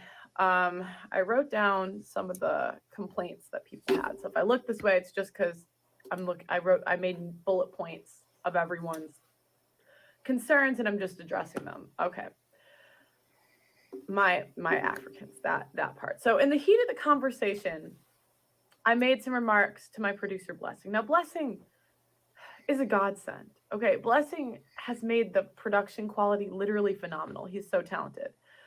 And during this conversation, we were talking about immigration, and I said, I'm trying to get my Africans to America. Now, I watched it back, guys. It was so cringy. Oh my gosh, it was so embarrassing. I meant my African employees. I just said Africans. The reason is because, like, why wouldn't you just say my employees or whatever to America?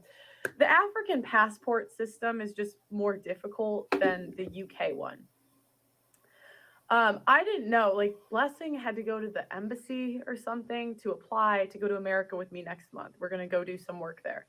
And yeah, and so I've just found that the immigration process is a bit more difficult. So that's why I referred to them, because my African employees, I needed more help with. And, you know, I was saying in the interview that I wanted more open border policies because I wanted them to come. Again, I got to stop. She could have said my employees or my crew. She didn't have to say my Africans. Exactly. No one says that.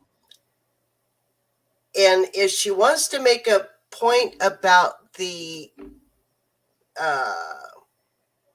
passport process and the visa, she could say my employees who are still carrying the African passport. Or let's just say the name of the damn country. Africa's not a country. Africa is a continent. So we my need North to go Americans. back, right? So we need to go back to that Elmhurst College that she went to and teach her the continents. You know what, though? 7 of them. She doesn't really look sorry at all. I don't even know why she did it. Because I have said things that may have come off the wrong way and hurt people, even though I didn't mean it that way. but I still genuinely feel bad that I hurt someone, even if my comment wasn't intended to go that way. She kind of doesn't even look genuinely hurt that she hurt people. You know, I that's even if she meant what she said or it came out wrong, she still can feel some kind of remorse. She kind of just looks she looks a little irritated, which she didn't have to well, she didn't apologize, but she didn't have to address it. But if you're going to address it, I think it should be genuine. And the thing is, she is media savvy. She's in front of the camera like 12 hours of the day, every day in and day out, day after day. And she can't even look at the camera lens to say what she has to say. Like she's so embarrassed or insincere or whatever is going on that she can't even look into the lens of the camera that she is trained and conditioned to do. She's reading. I don't know. She looks to me like, what do I have to say to get out of this? What do I have to say so that Dad'll give me the keys to the car back? What do I have to say so that I'm out of the doghouse? Have I said enough? Am I saying the right words? Mm-hmm. Okay. Oh, and then the other thing, because this. Oh, did you change the link? Let's see.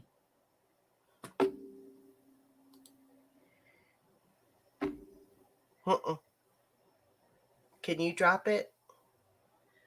Oh, I see. Sorry, here's the right link. Yeah.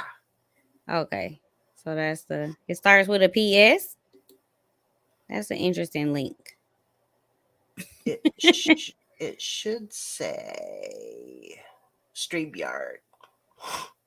What's the PS? Is that not a real? I don't know. Oh, that's from the HTTPS. Yeah. Okay. Oh, okay. Yeah.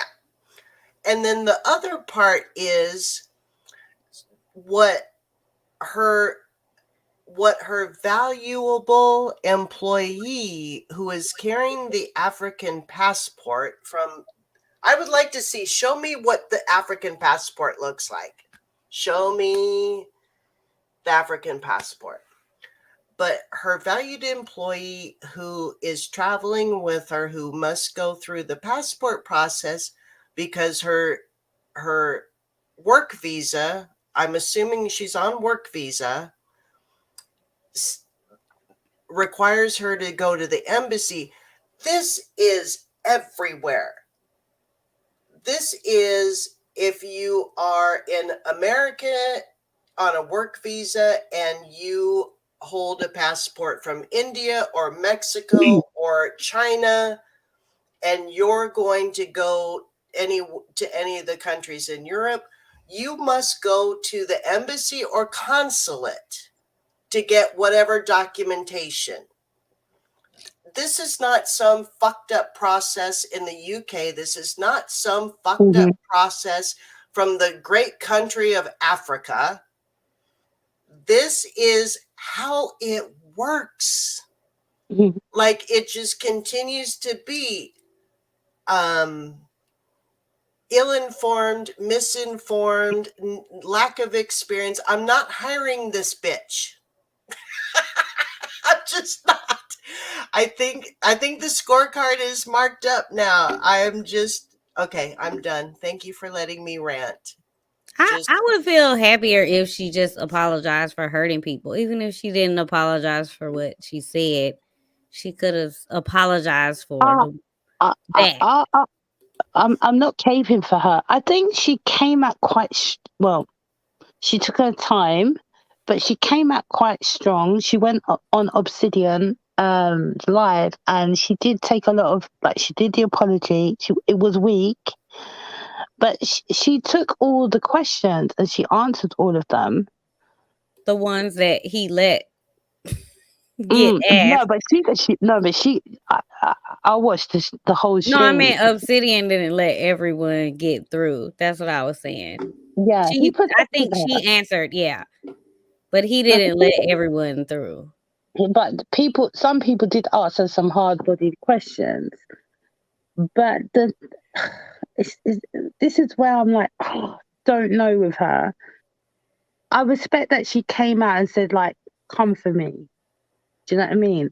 Mm-hmm. My biggest thing is the manosphere. And you just showed her LinkedIn. I think she has certain unconscious bias because, there's this racism, unconscious bias, there's all these different definitions. Hang on. There's all these different definitions. I think she has a political standpoint. You can't get to that certain level of subscribers and there's not people penetrating you to push a narrative, which is why she had to get Nick Fuentes on. Mm-hmm. Do you know what I mean? I think she's wrong. I wouldn't, off the gate, I was like, there's another, I don't do live streams, but I was on another one. I was like, yeah, she's racist. But she's not for us. She's not for the greater good. Right. Yeah, but anyway, sorry, because I jumped off, so I didn't hear the whole thing, and I forgot an apology. Sorry. Mikey says she got destroyed on Obsidian and even challenged and was at a loss for words. And I think that's the clip I saw from the Obsidian. I think she I watched a lot of it live. She was praised more than anything. I wouldn't call it But I saw some questions where there was a guy that cornered her and there was like, what's your interaction with black people? Like they put her, some people did put her on fire. Yeah. And I felt like I give her, at that point, I was like, I don't really know because I like to be balanced. Yeah, I saw that. I kind of felt like she did put herself out there to be critiqued. But the fact that I think it's hard. I'm not saying she's not racist. Do you know what I mean? I'm not trying to say that. But anyway, sorry. I kind of jumped off and then jumped back in. I saw this TV guy I think he was dissing me, but I think he's politically aligned. You know what? I met the Mikey story on the Indian Jesus's channel. Is that Mr. Real Estate? No, no, I don't know. His name's the Indian Jesus, but I had differing opinions, and he's still respectful. So I can say that it's fine. I don't know if he claims it. He might be a passport, bro. But he's still respectful, even though he's different. So you don't have to be afraid of him. I thought they were coming for me too, because I was saying some things that no one else agreed with. Right. All right. But just one thing. He says it's one thing if the interview with Nick was balanced and she didn't let her words get in the way, and more about getting to know him. Yeah, I think she was agreeing too much. Come on. She usually, and as a content creator, she could have brought some controversy by disagreeing with him, even if she didn't mean it all. But it seemed like she was in agreement the whole time. Well, my biggest thing was, did she pay for him to come out there? Did she pay expenses, or did she doesn't pay people? She come. Oh, well, yeah. I don't know. Does Nick Fuentes charge? Andrew Tate, like you telling me with Andrew Tate, like, at the time, Andrew Tate, because I'm in the UK, he was here discrediting Meghan Markle. So he was on Piers Morgan and he was on another channel called GBN News dissing Meghan Markle. So it worked with his schedule to go on her show. I think she planned and paid to go to Dubai and it didn't work out. But he was brought to London to diss Meghan Markle. But, he couldn't get into Dubai for some reason. I think he was there.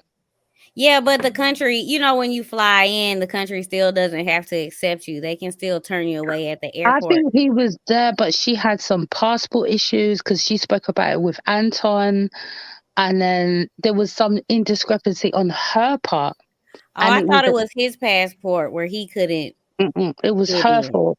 Oh, it was her Her team passport. fucked her. Yeah, but it was just a coincidence that this Megan thing was hot. He done a viral video about Meghan Markle.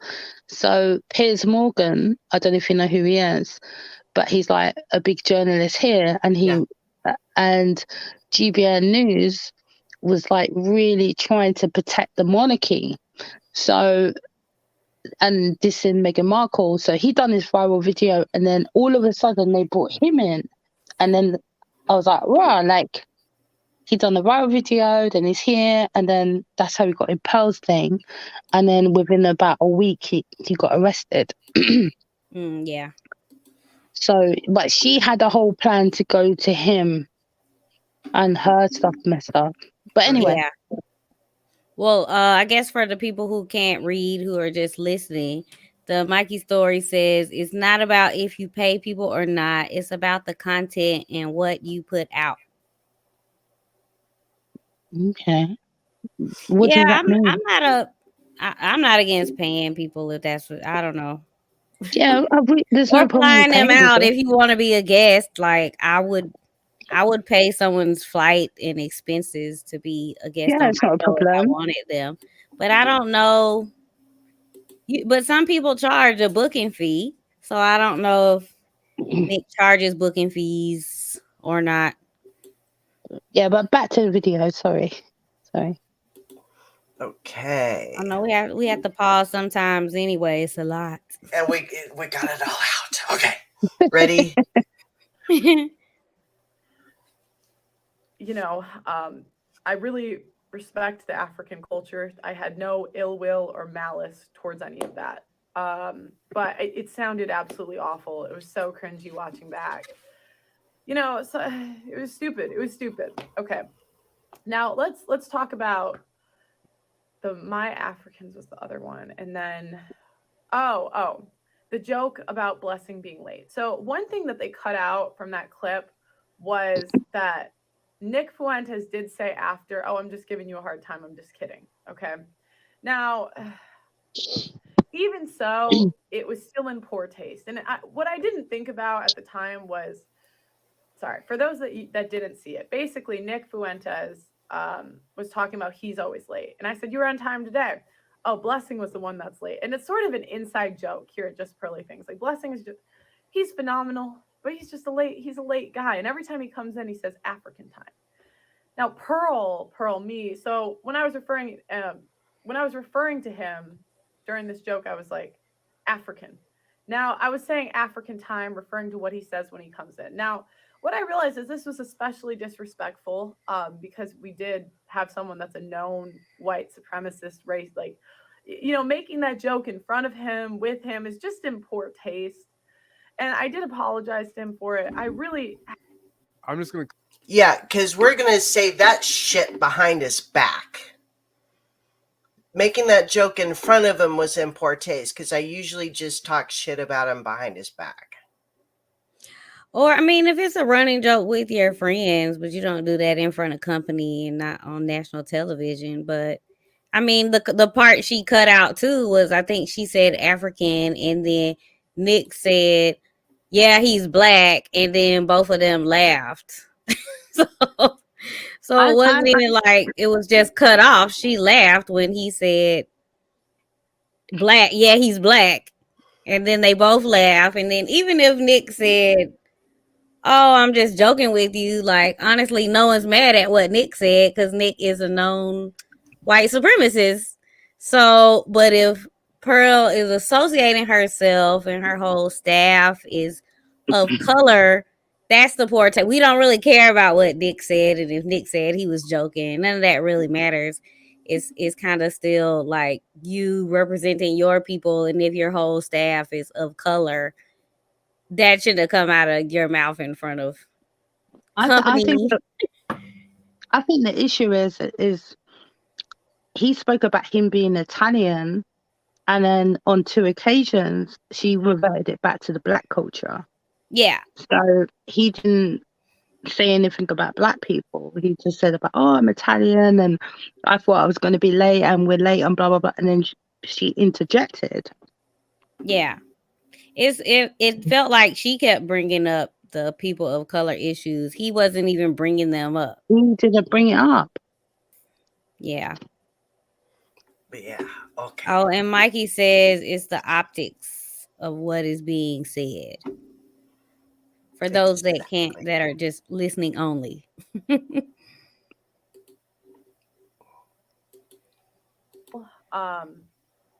But you know, stupid. It was just stupid. Okay.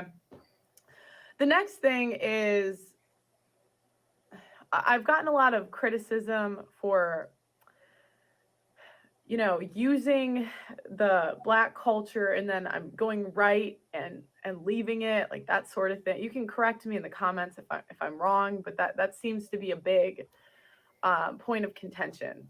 My intention was never to be, you know, a quote unquote leader in the black manosphere or the manosphere in general. I really have always just looked at the men as the leader. I mean, they're the thought leaders. Let's just be honest. And me, I try to support them in any way I can. You know, I bring them on my show, but saying I'm a leader in the space, you know, I feel like women follow, men lead. So I really think, yeah, that's just my opinion. Now, the other thing was the demographic of the women on my show. Guys, I haven't done recruiting in months. So when I started, I never expected it to blow up this fast. I never in my life thought I'd have 1 million subscribers in a year. I wrote my goals for the year before and it was 100,000. I thought I'd maybe get 100K by the end of the year. Okay, that's what I thought. Now, everything blew up so fast, and I haven't done recruiting since maybe July. The only time I have is maybe to help out if we're low on a show. So like, or if there's a really big panel, like the Andrew Tate panel, I handpicked everyone that was on that. But in general, guys, I really don't recruit. I think one reason that there have been so many Black people on the show is because the recruiter that I picked was Nigerian. And he just had the type of job that he could recruit while he went on the job. And he knew a lot of people. He was already in the podcast space. So he was just a good recruiter. So it makes sense that he knows more Nigerian women. Yeah. Okay. Can I add a comment about the recruitment? Please, please, please. I had one too. Yeah, so initially, so when Sarah Garvey was like heavy with her platform, there was some really affluent Nigerian girls that was on her platform who are very well respected. 3 of them, they're from a podcast called The MILF Honey. And if we could infiltrate them and speak to them, it would be really interesting because all of them, they're single mums. One was married, divorced, but she earns like £500 a day. She's a project manager. She's very attractive. She's quite well respected. She was on their platform. It's 3 girls. The 3 Nigerian girls that are, one's married, one's divorced, and one's a single mum. And they talk about success and different Black issues. And they was on her platform. And in the beginning with Sarah Garvey, and sorry, I'm just eating some food that I made. It's a bit spicy. And I think what happened is that they went on there and they kind of didn't like her stance. And they even kind of called her out on her stance. And then they kind of rebuked it. And then after that, I noticed there was a degeneracy in the girls that they would recruit to come on their show. And just seeing the whole space in London, people don't really mess with our platform. Like, as I said, there was some some top, black girls who are single. One is married, one is a divorcee. they're probably like 30, 32. One is a single mom, but these girls are successful. They make a lot of money. That's They have good. their own platform.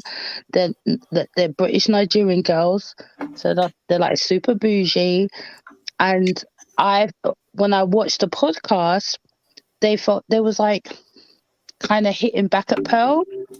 They didn't like the energy. And even Sarah Garvey, and kind of the most attractive out of this threesome, Sarah Garvey kind of highlighted the most attractive girl, and this girl earns a lot of money. So she divorced her husband. She had 2 boys for whatever reason, but she can afford to pay for a nanny. And everybody knows in London that's what she does. But they was kind of like, who's this girl? Even in the interviews, they was pushing back on Pearl. So in the beginning, she had the top echelon of black girls. And then she just went down this degeneracy, kind of low-level women. So I think she really struggles to get decent women on her page. Honestly, all this is going on in America. In London, all the blogs, no one, I'm like, how come no one's talking about this? No one don't care. Like, it's not, it's not a big thing for us. Like, we're not looking at her. I kind of agree with what Mikey said on the excuses. Oh, the one before this one, where he says you're responsible for who comes on and who doesn't. I don't think it's like. I mean, I'm not gonna say it's really a struggle, but I think in the beginning she seemed to, when she was just doing response videos, it was all black people and black music, and so I think she was targeting that anyway. I don't think that was just like a lack of in what you can get. I think that was her goal, and I think her recruiter is recruiting people that she finds entertaining, that she wants. I don't think it's not possible to find respectable or, like you said, successful people, but I think maybe she didn't get as many clicks and views for those people as some other ones. In the beginning, she got some good girls. These girls are, but they done maybe 1, 2 interviews, and they was like, They probably thought, oh, this girl's coming from America. She's connected to Kevin Samuels. Do you know what I mean? They jumped on it. Yeah. And then once they done like a couple interviews, they was like, Yeah. And then they had to go for the low level girls. So I think Mikey says, oh, sorry. Sorry. Honey, come on, Mikey. Oh, Mikey says the bottom line is her success is from mainly her success is from her mainly dealing with black people and not where it's mixed and there's a fair amount of people who give their point of view. Yeah, I think all of that was on purpose while she's trying to blame someone else. I think she should bear the responsibility. And that's that. I do think that is where she got her success. And I have to find these receipts, but I did hear that the non people of color manosphere did not welcome her. So I do think that she got her success with the people of color manosphere. So yeah. I agree with Mikey on that one. Thank you for sharing. Okay, let's see if we can make the next 4 minutes and 1 second without having to stop again. She's saying a lot though, Auntie. She's saying I know, it's only been 8 minutes. Okay, pray for us. Okay, go.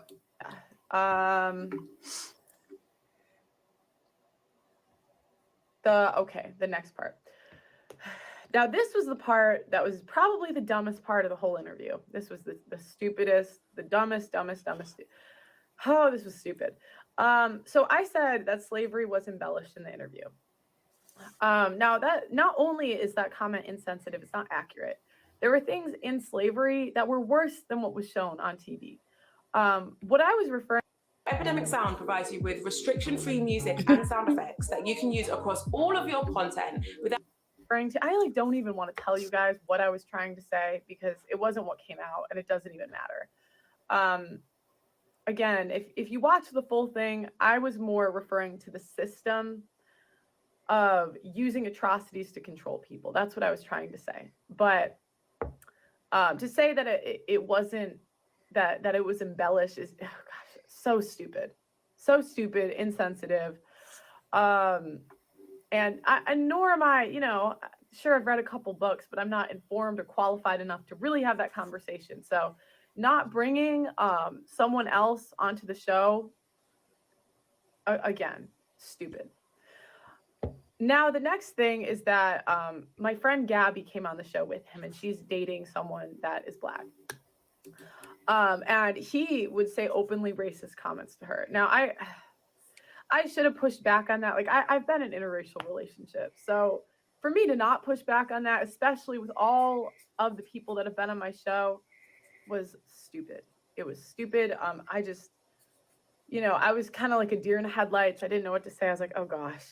And the video we were watching wasn't even supposed to be about that. So I really don't have an excuse. It was just stupid. And wait, okay, sorry. I'm going to rewind this because I think I misheard her. On what part? She was not no deer in headlights. Now, the next thing is that my friend Gabby came on the show with him, and she's dating someone that is Black. And he would say openly racist comments to her. Now, I should have pushed back on that. Like, I've been in interracial relationships. So for me to not push back on that, especially with all of the people that have been on my show, was stupid. It was stupid. I just, I was kind of like a deer in the headlights. I didn't know what to say. I was like, oh gosh. And the video we were watching wasn't even supposed to be about that. So I didn't mishear her. She said the video we were watching wasn't supposed to be about that. Did I lose track of what she's talking about? She's talking about She's talking about the interracial part. But she's talking about the Nick Fuentes Gabby thing. It's not a video they were watching. It was a video they were making. Yeah. But okay. she actually she was the one that brought it up. She said, oh, Gabby, you're dating a Black man. Like, Nick, what do you think? And, oh, you don't like that. Or, like she brought up the topic. She asked Nick. So she can't really say she was like deer in headlights on that one because she's the one that brought it up and asked him to comment on it and chuckled every time he did comment on it and would say things like ill. Also, Mikey's story says, Pearl, if you don't know about something, then don't speak and make excuses about it. You should have had someone. Yeah, I think that too, because she got him on. I mean, as you can, it's like messages and Twitter messages that are from months ago. She knew she wanted him months ago, and everyone told her it wasn't a good idea. And so she can't say she didn't know because that's what she wanted. Mm-hmm. But and yeah. Mikey had another one too. Mikey said she paid Kevin Samuels, the lead attorney, and so on to get where she is. And she knew being white in that space would work in her favor. Yeah. Yeah, I didn't know she paid. Well, yeah, I guess, she did pay Kevin Samuels. And I don't know about TLA, but I can believe it. But yeah, I think that's not an excuse just to say, like, you didn't know. Like, she knows. That's why I say we need to do a segment on the 48 laws of power. One of them is play the sucker to catch a sucker. She definitely play like she don't know what's going on. She can't say she called. She brought it up. Now she pretending like she didn't know. Oh, who, me? So yes, Mikey called it too. Okay, thank you. Like, I really don't have an excuse. It was just stupid. And again, I take full accountability for this stuff. And, you know, if I had to do it over again, I would do it differently, but I can only move forward. So,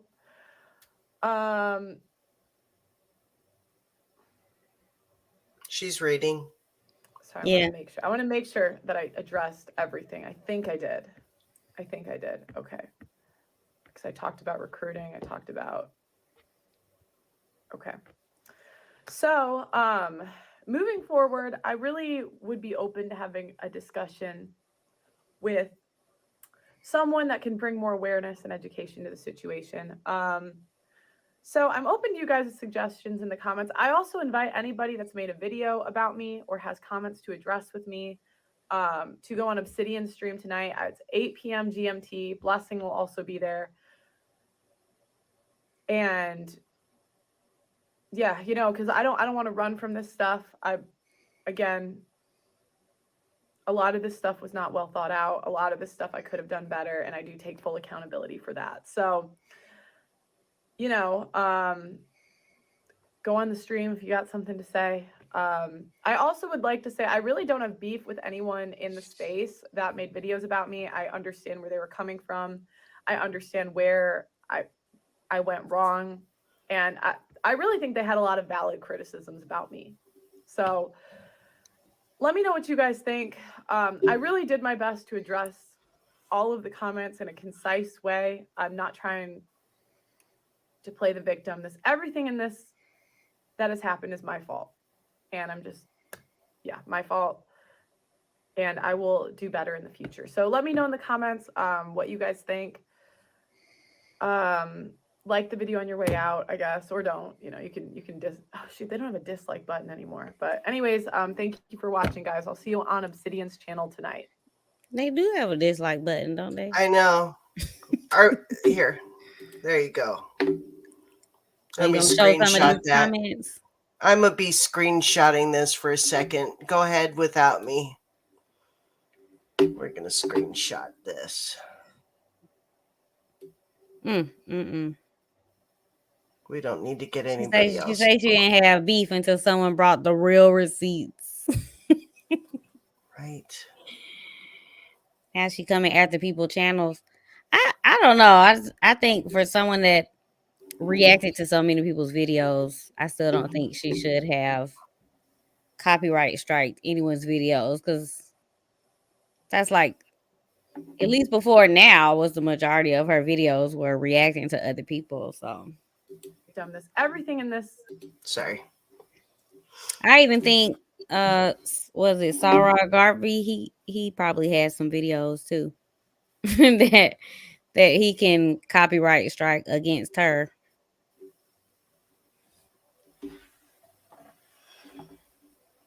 I think a lot of people do. And I mean, if she's taken down people's channels, and it looks like one went down yesterday or is going to go down today from her copyright claim on him. You know, girl, you got some nerve. Yeah. But she's played it smart. She didn't do it. She's going to say, oh, I didn't do it. It was her producer. He put it on his Instagram. I've got the screenshot. And then I've got the screenshot where she screenshotted his screenshot. So she can spin the narrative. I didn't do it. It wasn't me. And she's probably got TLA. Because remember, she's got the Instagram, the TLA, saying she's going to come for people. And Sarah done the video after she said that, not before. Yeah. So she knew, like, because when I don't know, have you seen Auntie Jenny? Do you know who Auntie Jenny is? Yeah. Yeah. Did you? She's a part of the Pearly network. Have you seen a response? Oh, yeah. Okay, I seen. Yeah. She's the one that was helping Maggie help Pearl through the grocery store, that helped him get thrown out of the grocery store. Yeah, they work together. Huh? In wife school? Yeah. I don't know. Was that a part of the wife school? Okay. Yeah, because that's why Maggie was there, was to train Pearl to know one end of the frying pan from the other. Okay. So I don't know if you guys want to show people. I don't know if you've seen it first and foremost. So Sarah done his thing, and then Pearl's in Italy, so she's not responding. So she's got Obsidian, who is her gatekeeper. She's got Anton, who is her gatekeeper, and King Richie, her part of her network, and Auntie Jenny is representing her. She said she said on her page, I'm not gonna post, I'm taking a vacation. Check their channel. So those are her contractors. So Auntie Jenny gave a rebuttal for Sarah. Have you seen that? I think I seen part of it where she was saying not to speak on it. He didn't see her contract, so he doesn't really know. I personally don't like Auntie Jenny. I think she's trying to protect her welfare government checks, because remember, we have like a higher. We was bigger colonizers than you Americans, so we get more we get more handouts. So I've just noticed she's always like, well, I just come here and I talk. I don't work. I don't have any contracts. She's always doing the most, but she gave a massive rebuttal on Sarah. Yeah, it's just a lot. It's messy. You guys, I wanted to check and see if this worked before I said anything about it, and apparently it does work. My TubeBuddy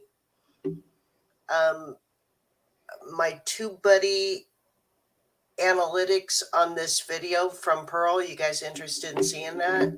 Yeah. Okay.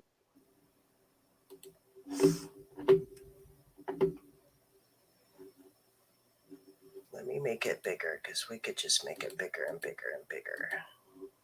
There you go.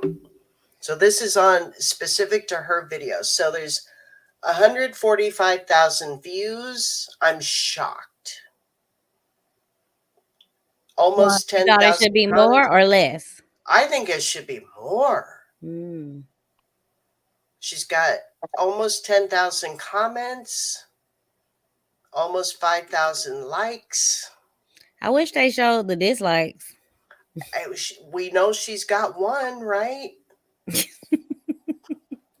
No, they don't show the You have to see. That's in YouTube Studio, Creator Studio. They'll show you the dislikes to her. Yeah, so she can see the dislikes. Yeah. So she has to know. Well, I don't know. She might not. Oh, let's hit the Channelytics button. Huh. The channel. Yeah. What does that say?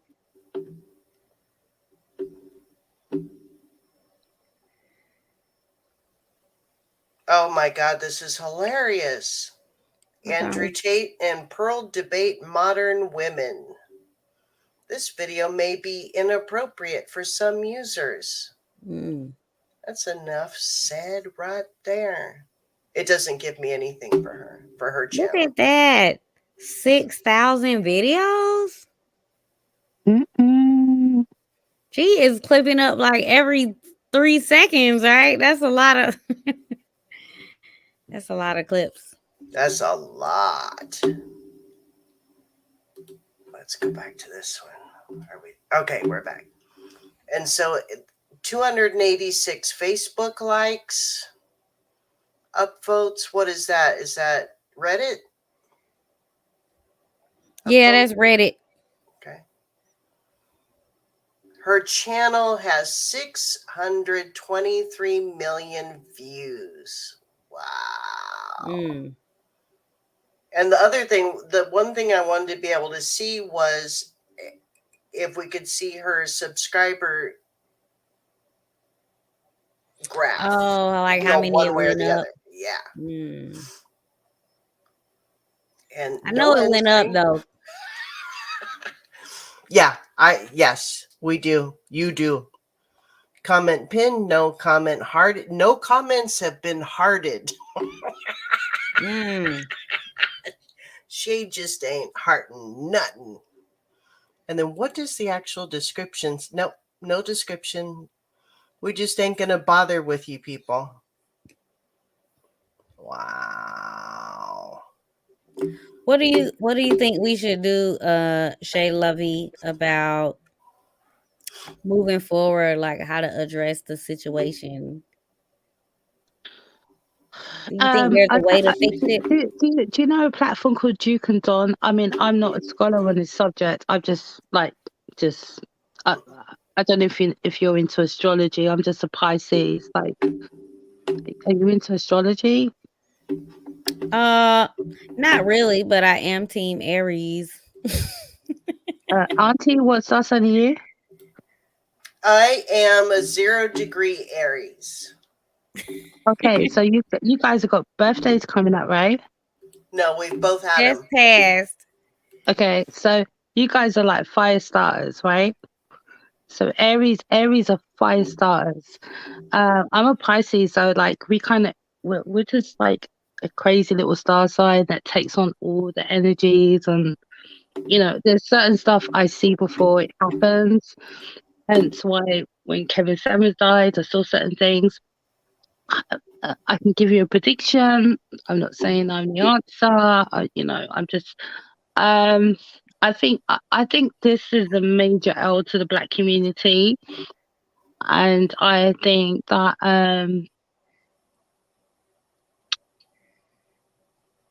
this Kevin Samuels was a Pisces as well.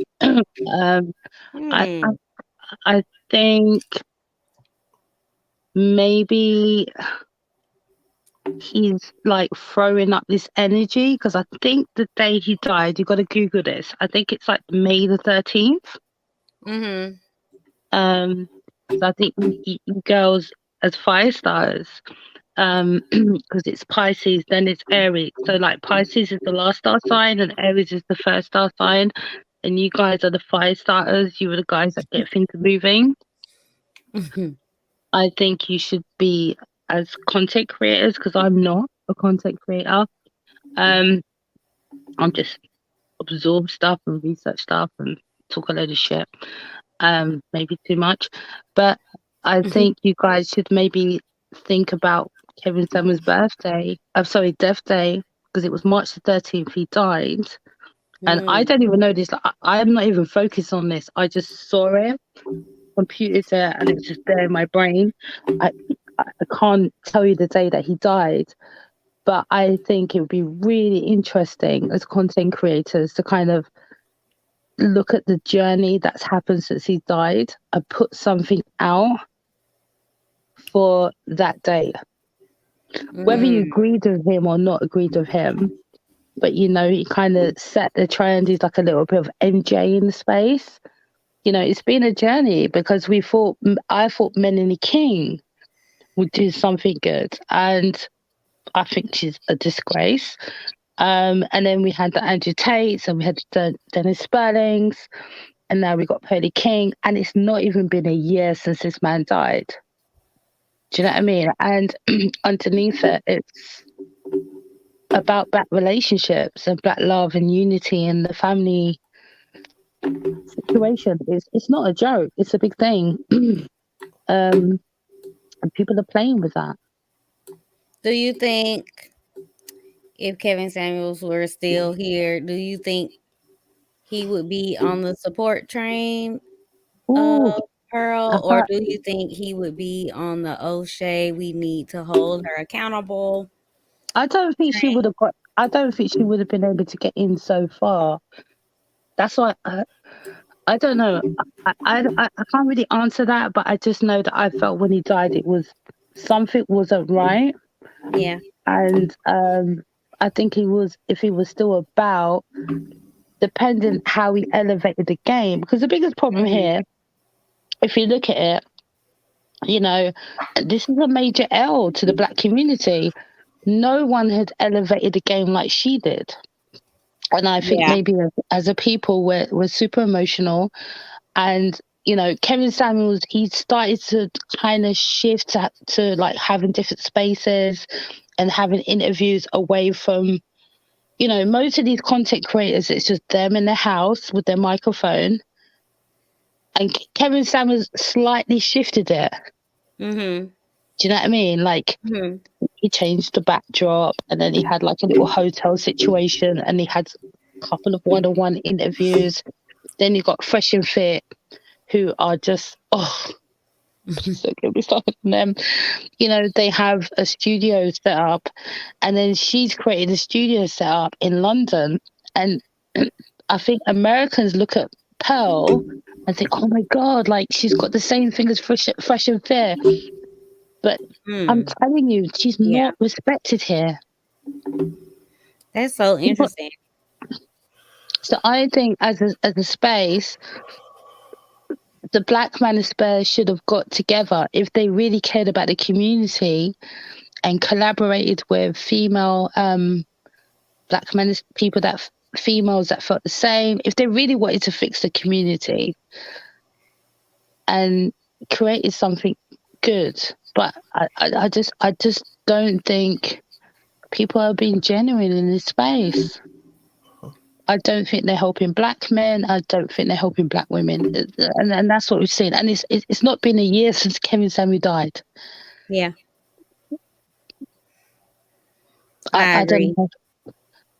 Darshan in the house. He say he listening. Do you want to come up, Darshan, and give your thoughts, or you just want to put your thoughts in the chat? See, he got so many he can't even write them. He say so many thoughts. Darshan McAway, aka D Mac. Come up, man. Oh, what happened to what's his name? Mikey? Yeah, he said he was traveling. The Mikey story. Yeah. Let me see. Trying to D-Mac has a channel also. And he makes his own cologne. What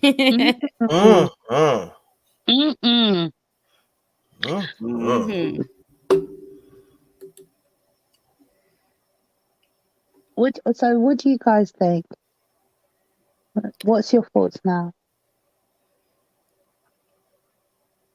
You want to go first, Auntie, or you want me to go? I'm always my first and last answer is always time will tell. Mm-hmm. And it's hard for me because 9 to 5 Auntie, things you can't put on your resume is I can read people. If I'm going to make a decision about hiring someone or going to work for someone, I have to be in their presence. I have to, even if we just have a quick coffee, even if we just meet on the street, I have to see your presence. And the two-dimensional YouTube is helpful, but it's not enough. Mm-hmm. And so people who have been in the presence of just Pearly things, people who have been in the presence of the people on either side, for example, and like the true presence. And so Just Talk About It and I are part of the mastermind group with the lead attorney. And when we met in person was at the lead attorney's meetup in San Diego, and we ate food and we shared. And the persona of the lead attorney on YouTube is the polar opposite of the man who stands before you. His presence is different. His voice is different. His soul is different. He's actually, and in that space, I had to keep reminding myself who he was because he was so introverted. So then I have a different dimension. It's not, it's not fair for me to cast judgment on, especially, I want to emphasize this. I promise it'll be the last time. I just want to say that someone like Pearl is so young, and some of the people who are in the mix of the milieu are so young that they're still forming. They're, in some cases, their brains are still forming, and definitely their professional lives are still forming.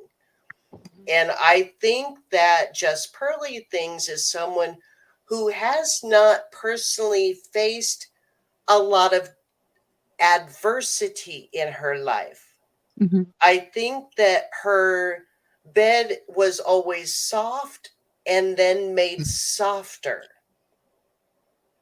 whether it be from money or from, just the zip code where she grew up, the zip code where she went to school, whatever connections were around her that uplifted her, in addition to all the other advantages that she had by birthright. And my father was big on birthright, and I'm Samoan. And in Samoan, and then also in the Bible, then you get the Bible and the Samoan together, they go crazy and they start emphasizing the birthright. And so she had what she had through genetics, through DNA, through birthright, whether it be privilege or not. She did not have adversity. I just intuitively, I just couldn't connect to her. No, and now she's going through some adversity, and we're starting to see, I think these are still yet the early days of how she's going to respond.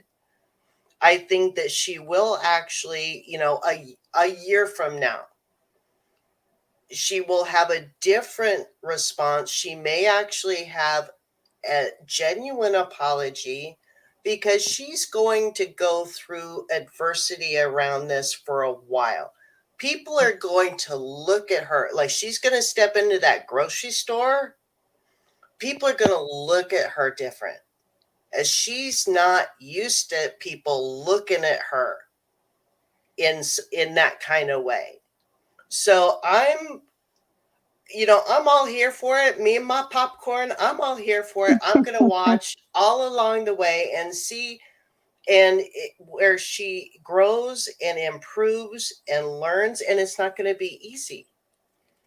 But where she's able to do that, I will celebrate it. If she just continues down this way, and, this is just a stepping stone for her, in her path to greater greed, then that's what it is. And that we've all seen that. We've seen that in her history, and that's just what she's going to be about. I kind of disagree with some of it. I think she got even bigger. She's gonna get bigger. She might learn that she can keep going and get even bigger. So it might not be a negative thing that she can reflect on and learn from. She might learn I can get away with anything and get even bigger, So I don't know. I just think because we've been on this journey with Kevin Samuels, and I think this is coming up maybe spiritually, or maybe it's by design, because there's dates on things, there's other stuff that goes on. I just feel as though, I'm not going to say she's totally evil. I think, the fact she apologized, which is why I've been kind of on the fence, was good of her. And then she went on Obsidian, and she you know, she sat there for many hours and took a lashing, and some people was harsh on her if you watch the whole thing. But I'm not caping for her, but I just never gravitated to her. Like, spiritually, I just didn't feel as though she's leading us to something greater. And I think maybe we're all looking for someone to kind of lead us to a certain space, and I think that's kind of the problem. But I never subscribed to her. I just never took to her. But I think it's a grift, and I think we're in a time, as I said, that is got these cultural wars. There's a lot of stuff going on. With the manosphere, there's a lot of stuff that, as I said, like with most things, I think the manosphere was created for a good thing, to create balance, and maybe for women to understand things that they was doing wrong. Because for me, with Kevin Samuels, as much as I thought it was disrespectful, it allowed me to maybe look at myself and stuff that maybe I'd done wrong in the past, or maybe the stuff that my mum had taught me, and blah blah blah. So there are stuff that needs to be taught, but I just feel it's just you know, I have male friends that, you know, and I empathize with them and their staff, but I just feel like, why does Black women have to be at the forefront to the point where it's just, I think it's just really upsetting. I told you I had to have a sabbatical from it. So with Pearl, you know, if she can't have an empathy for her history, which is what's been showcased, then why should she be the leader of the manosphere? And this is why I had problems with Kevin Samuels. And then it was going to be, what's the other guy?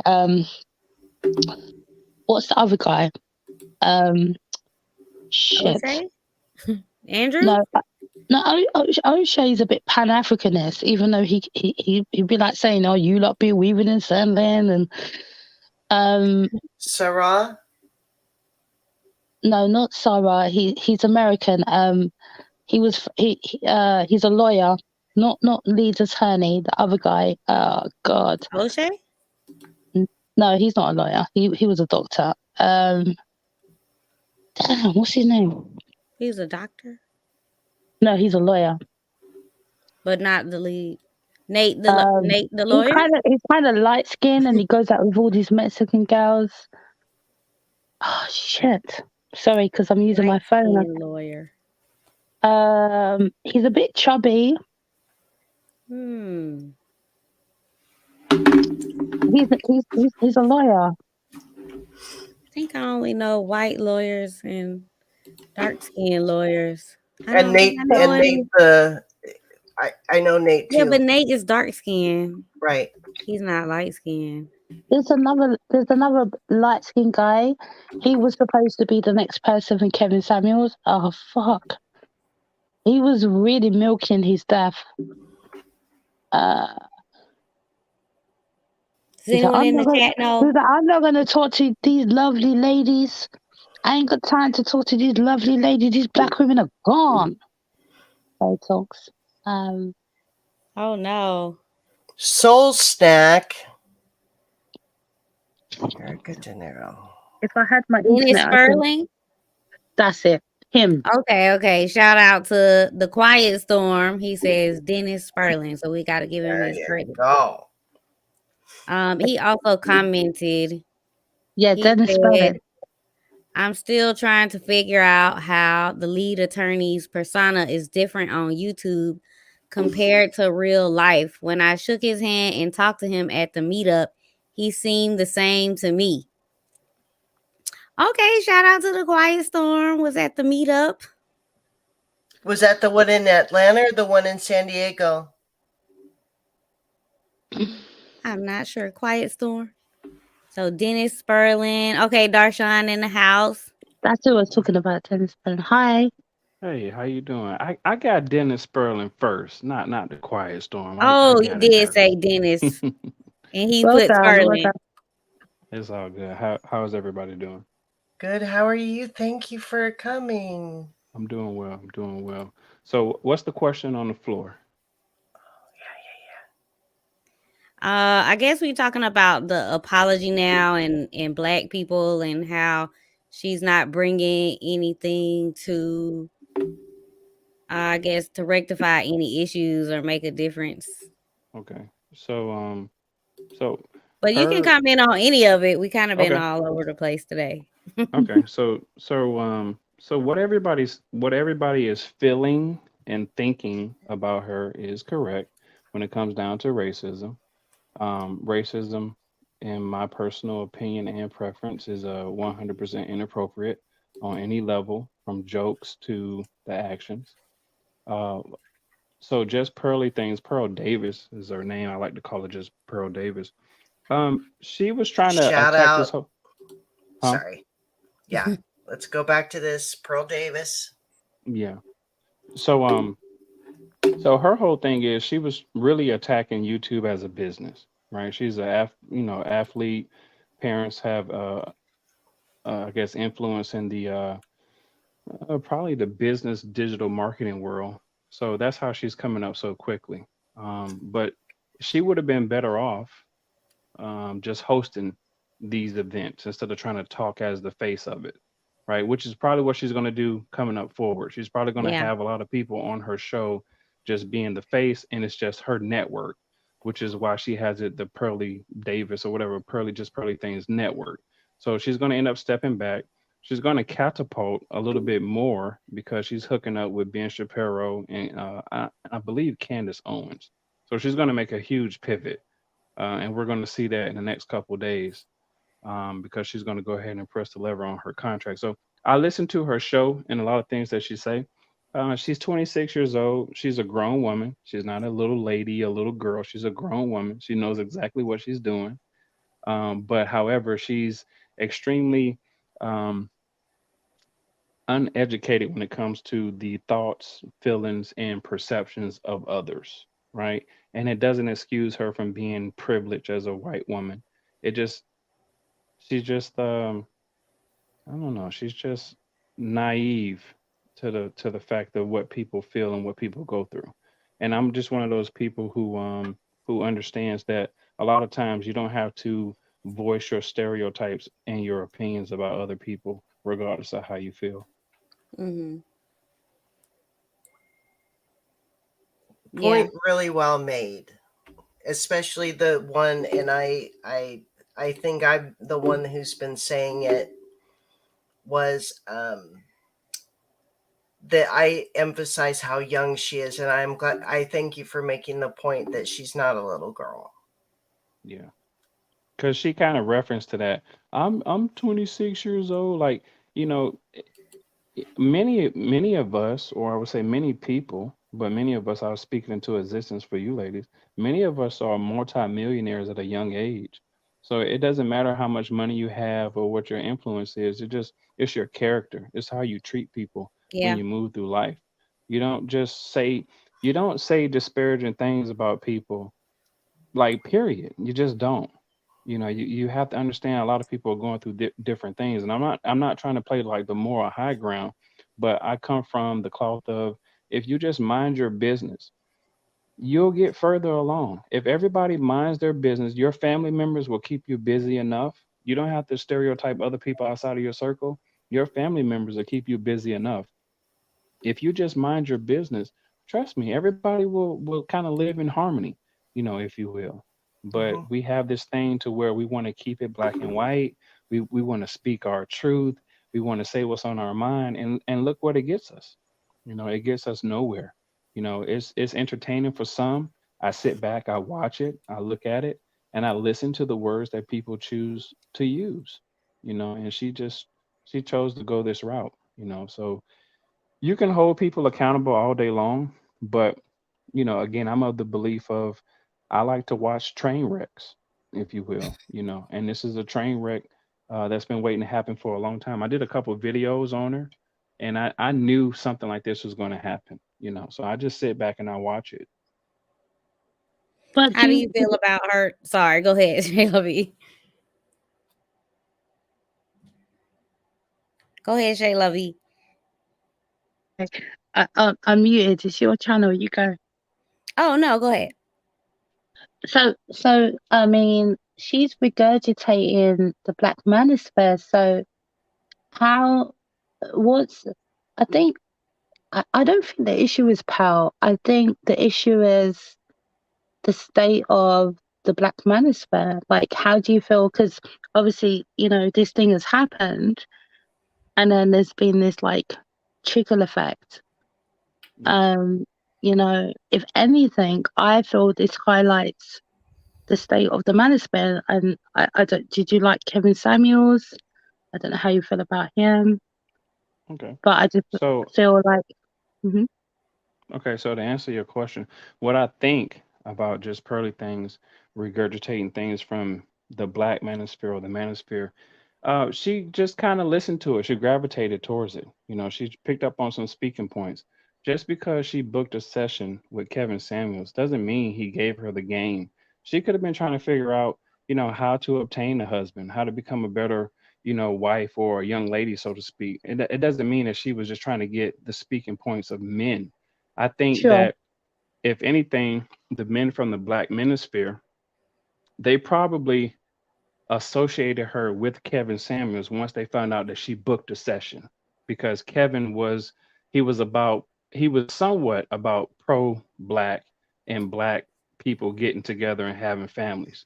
So excuse me. So the men from the Black manosphere probably picked up on the fact that, oh, she's going to speak about Black talking points. But what she did was she hired a bunch of Black people or Black looking people. I don't know how people classify themselves, but Black looking people. So it kind of felt like it was a Black speaking point from Kevin Samuels. Now, the manosphere, which is considered the white manosphere, they have nothing to do with Pearl, nothing at all. They don't want her speaking points. She contacted them for consultations. They have nothing to do with her because they realized that she was grifting, so to speak. So, how do I think about this whole situation? Again, it goes back. Pearl Davis, she's just a businesswoman. She just tried to make herself the face of what's going on because she wanted some attention, right? She did not make it to the highest level of her professional profession. She went semi pro and she quit. So you have to understand, I'm an athlete. As an athlete, you want to reach the highest level. You want to be seen. Don't get it misconstrued. You want to be seen. So this was her moment. She wants to be seen. Now that she's seen, what a lot of us don't realize is when you start to elevate and you get millions of views, millions of dollars, it comes millions of opinions. And that's what's happening to her right now. I think though she did say that Kevin Samuels gave her helped her with her channel and told her what not to do and how to fix it and that she got better. So she didn't book him for the wife thing. She did actually use him for the channel. Yeah, on Obsidian's channel, she said Kevin said that her shit was whack. No, he just Okay. from what I heard. But I think that I've seen so many lives like Tommy Sotomayor. Is that how you say his name? Yeah. He's kind of reignited his career. He just come out of nowhere like, I gotta come back. I'm back. This white girl is creating controversy, and he's got to be in the space. But hello, is he? I'm from London. I'm not even American. Was he not the one that was pushing this whole anti-black woman stance? Was he not complaining that Kevin Samuel was stealing his talking points? And then he feels because apparently he has to come back, even in London, right? Sarah Garvey, the guy who spoke about the contracts, he comes from a space in London where people used to talk about all these political and religious stuff. He was in the space, and all these people are resurrecting their careers off the back of this. So she's creating a wave, and I think she's only going to go up. Well, yeah, She might not go up. Go ahead. No, she might not go up in the manosphere, but this is an experience. Mm-hmm. And now she can now talk about this race experience. Yeah. And there's this whole narrative of, there's this whole debate of, there's certain sectors of the black community that would say that only white people could be racist to black people because they're the ones that hold the power. And then there's white people. It's like, oh my god, like black people are being racist to us. We're not white privileged and all this kind of jazz. So now she can entertain a whole different realm of conversation. Well, so she's just going to go to a different grift. It's all a grift. Yeah. Well, she has a pretty huge team. So Pearl David, she's gonna be just fine, right? She's gonna be just fine. Now the damage that she's leaving behind, um, people in the black community, African American community, if you will, we're the ones that have to pick up the pieces, right? She's going to elevate, and a lot of us, if you will, I'll put myself in this category. A lot of us are going to still be trying to struggle to figure out how to pay, next month's mortgage or the lease bill or the rent bill. She's absolutely fine right now. She's on vacation from the last time I heard. So she's cool. If she has any partnership with the lead attorney, doing some of these mastermind meetups or whatever they do over there, she's going to be just fine, right? Now, when it comes to what should black people do, in a sense, right? Just men and women.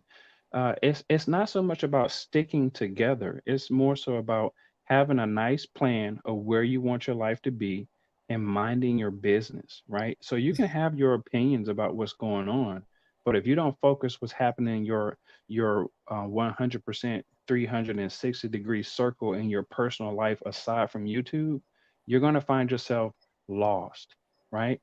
And I talk about this on my podcast. A lot of people are so enamored with finding out what's going on with other people. You mentioned Tommy Sotomayor, basically coming back, or some of these other YouTubers coming back. Well, they know that black and white issues, they cause a rift in society. People want to hear who's racist. People want to hear who's hateful, right? So they can keep on talking about it. People wants to know who's the coon, in a sense. So that type of stuff is never going to go anywhere. That type of stuff is always going to stick around. But again, I'm of the like mind of, if people just mind their business, none of this stuff would exist. That's just my personal opinion. Totally. Like, because I have like someone who's super close to me who organised the protest here in the UK after George Floyd died. And they'll go on, I don't know if you know Piers Morgan, they'll go on Piers Morgan, and their internet clicks when they go on is crazy. Piers Morgan gets some cats on, he's dealt with Alex Jones, he's combated you lot with the gun crime, and I don't know what amendment it is for you guys to have the guns, but he talks about some heavyweight stuff. But when he brings my friend on, who's a nobody, who just fell into organising the Black Lives Matter protest, he gets the most clicks. The race thing is a massive grift. We saw that with Black Lives Matter, right? And that's why I think that's where I think Pearl's gonna go. She's going in. She's got this whole experience, and she's been mad quiet. This week has been very eventful. Like I told the girls, like, the manosphere space, I just thought it was just toxic. I had a massive sabbatical from social media. Then this popped up because, it's connected to Sarah Garvey from London. And then I'm looking at it and I'm like, this is just toxic. Everyone's looking for clicks. And it's like subscriber supremacy is like, you got 1 million subscribers, I'm gonna fuck with you. I'll sell my other people just because people will rock with Pearl because she's got 1 million plus subscribers. Mm-hmm. I wanted to comment on the mind your business. While I do think people should mind their business, I think we kind of can't be lost and not really know what's going on. I think I was learning about some slavery stuff before, and it seemed like, I guess the way it kind of worked is maybe the colonizers would show up, everyone would be welcoming, they would educate them. This is what this plant is for. This is how this works. This is where we get our water. Don't eat that, that's poisonous. And then in the end, they kind of overtook them and, exploited them and conquered. And, so I think we can't just be naive. I think there is a little bit of naiveness in minding your business. Okay. Well, let I me think we explain what I kind of mean. have to know a little bit of what's going on, so that way we aren't bamboozled in the But end. I think. Go ahead. No, you talk. We need Well, let me some explain. masculine energy in that building. Let me explain to you what I mean by minding your business. So if you were to mind your exact business right now in today's time with the technology, we will be just fine. Medicine, computers, everything. I'm talking about your own personal life. It does you no good to comment on what's happening to my marriage. If I say something racist, if you just stay right where you are, you'll be just fine, because if everybody does the same thing, there's no audience, right? Nobody can hear it. It's mute. So I hear where you're coming from, but if we keep on voicing our opinions about stereotypes and, oh, this person shouldn't wear their hair like this, or people being the Karens and the Bobs, it wouldn't exist. So my whole thing is this. I believe now that people don't want to live in harmony. Nobody wants peace, because look what's happening. People are intentionally going out of their way to say something to a person that has nothing to do with them whatsoever. So with this particular situation here, I get it. It's on the internet, it's on YouTube. She said what she said. But if we went back, and if she was minding her business and kept her thoughts to herself, this wouldn't exist. So that's where I'm coming from I when I think say people mind their I business. think it's right.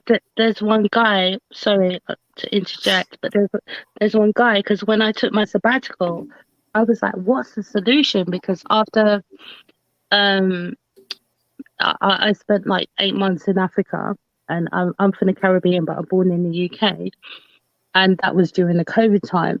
So and then I came back, and then Kevin Samuels died, and there was this big thing, and I went down a rabbit hole, and I was like, you know what, I just rebuked social media for 8 months.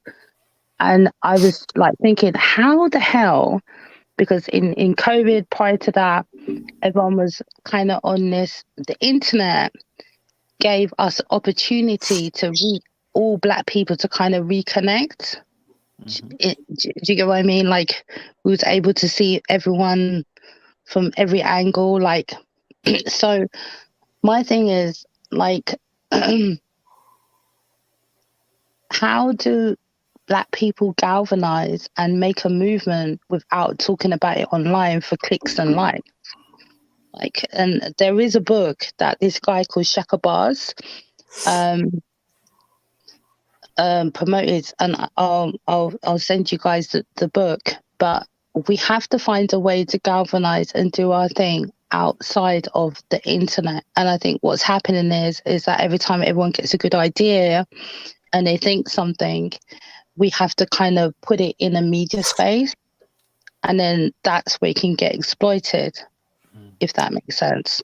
There's no underground, what's his name, Jill Scott Heron, he says the revolution will never be televised, and everyone's giving their ideas out on a certain space, and they're probably coming from a good space, and then there's clicks and blah blah blah, and then they get caught up in the source, and it gets individualistic, and it's not collective, and that's why we're not getting nowhere.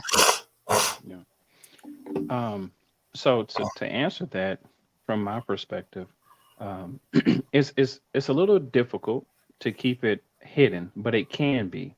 There's what's your name? Shayla V. Are you Black or white? Or a person of color. A person. Okay, a person of color. Is she mute? Okay. Anyway, She's I think there's a people from the Caribbean are of color. okay. So She there's is a from the thing Caribbean. amongst many people, not just people of black people, but many people.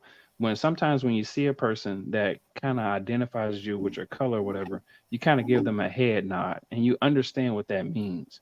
So there is a way for black people to keep things somewhat sacred and have a revolution.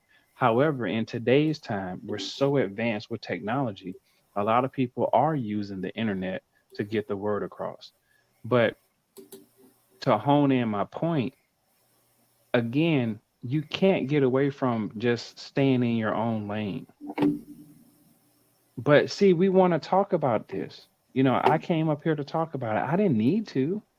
I didn't need to, but hey, I'm doing the show. I'm giving my personal perspective, my personal opinion, but I don't need to say anything about what's going to happen. However, her life is going to play out, or any one of your lives are going to play out, is just how it's going to be. It's not up to me to find out what you say. You have to live with you. You have to deal with you every single day, not me. But we have this tendency to want to give our personal perspective, our personal opinion. My advice to everyone is, hey, just mind your business. That's where I'm coming from. But for everyone else, they want to keep the conversation going, if that answers your question. What so do you think that everything would have been okay if Pearl minded her business in the Caucasian space she was in, or lane she was in? Or are you saying that we should mind our business and not worry that she is in the black space as a Caucasian woman? Okay, so I'm gonna answer that second part. Um, I haven't watched all of her content. I don't know if she really was trying to represent black people. I know she did represent black people's dysfunction because that's where she's getting her views from. Yeah. She would have been better off as a white woman speaking about white women's issues because plenty of white women have major dysfunction. Trust me. If you look at some of the news articles, some of the white women are taking out their whole families, right? So there's plenty of white dysfunction, if you will. But where she messed up was being the face of the black dysfunction that's happening on her channel. That's where she messed up. All she had to do was be like a absolute host. Sit back, let the panel talk, and she don't even have to be there because her advice, whatever she was giving, her talking points were non-existent. So all she had to do was really present her network and let the black people or whoever's on her show talk. She didn't have to be there. Nothing what she said held any value. Everybody knows that. She's regurgitating points. So all she had to do was actually sit back and just let it happen. She still would have took off the way she was. She's going to do that now. All she has to do now is not be in front of the camera, not even have her voice being said, and have those same people, King Riches and Auntie Jay, whatever, still do the same thing that they're going. She's still going to get the same views. She's still going to blow up. As a matter of fact, she's probably going to get more views because people are going to be looking to see if she's going to be there. Mm-hmm. Do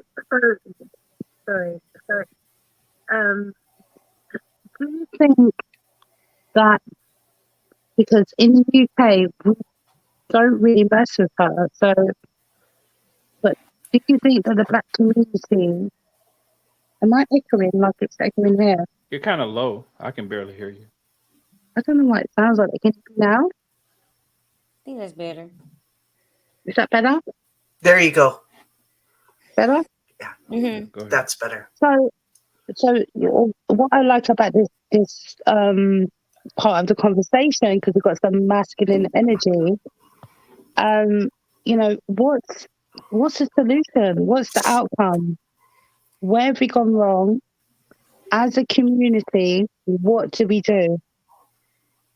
Okay, perfect. I'm glad you asked this. So I did a 6-part series on this. When it comes to when it comes to black and white issues, what white people have to understand is that you can't just say anything and everything that you want to say to black people because it's offensive. Point blank, period. I went to a course. It was a 16-week course called United to End Racism. It changed my entire life. Any ism that there is, lesbianism, ageism, anything you can think of, they teach you to stay in your own personal life because you can't change the thoughts of others. However, that person is, that's who they are. However, they want to feel, that's who they are. Just mind your business. So, if you're looking to change anything, you have to change the way you think about other people. And the moment you think about saying something that you think is your truth, your personal opinion, your stereotype, keep it to yourself. No one's asking you for it. That's the thing. And I know you guys think that, oh, Darshan, just minding my business, that can't be it. I promise you, if you mind your business, life will continue to move on. Because you'll be too busy focused on what you're supposed to do instead of what everybody else needs to do for you. Yeah, I totally get that. I had an 8 months sabbatical, but what do black women do? Because, you know, we're the ones that have been put on this.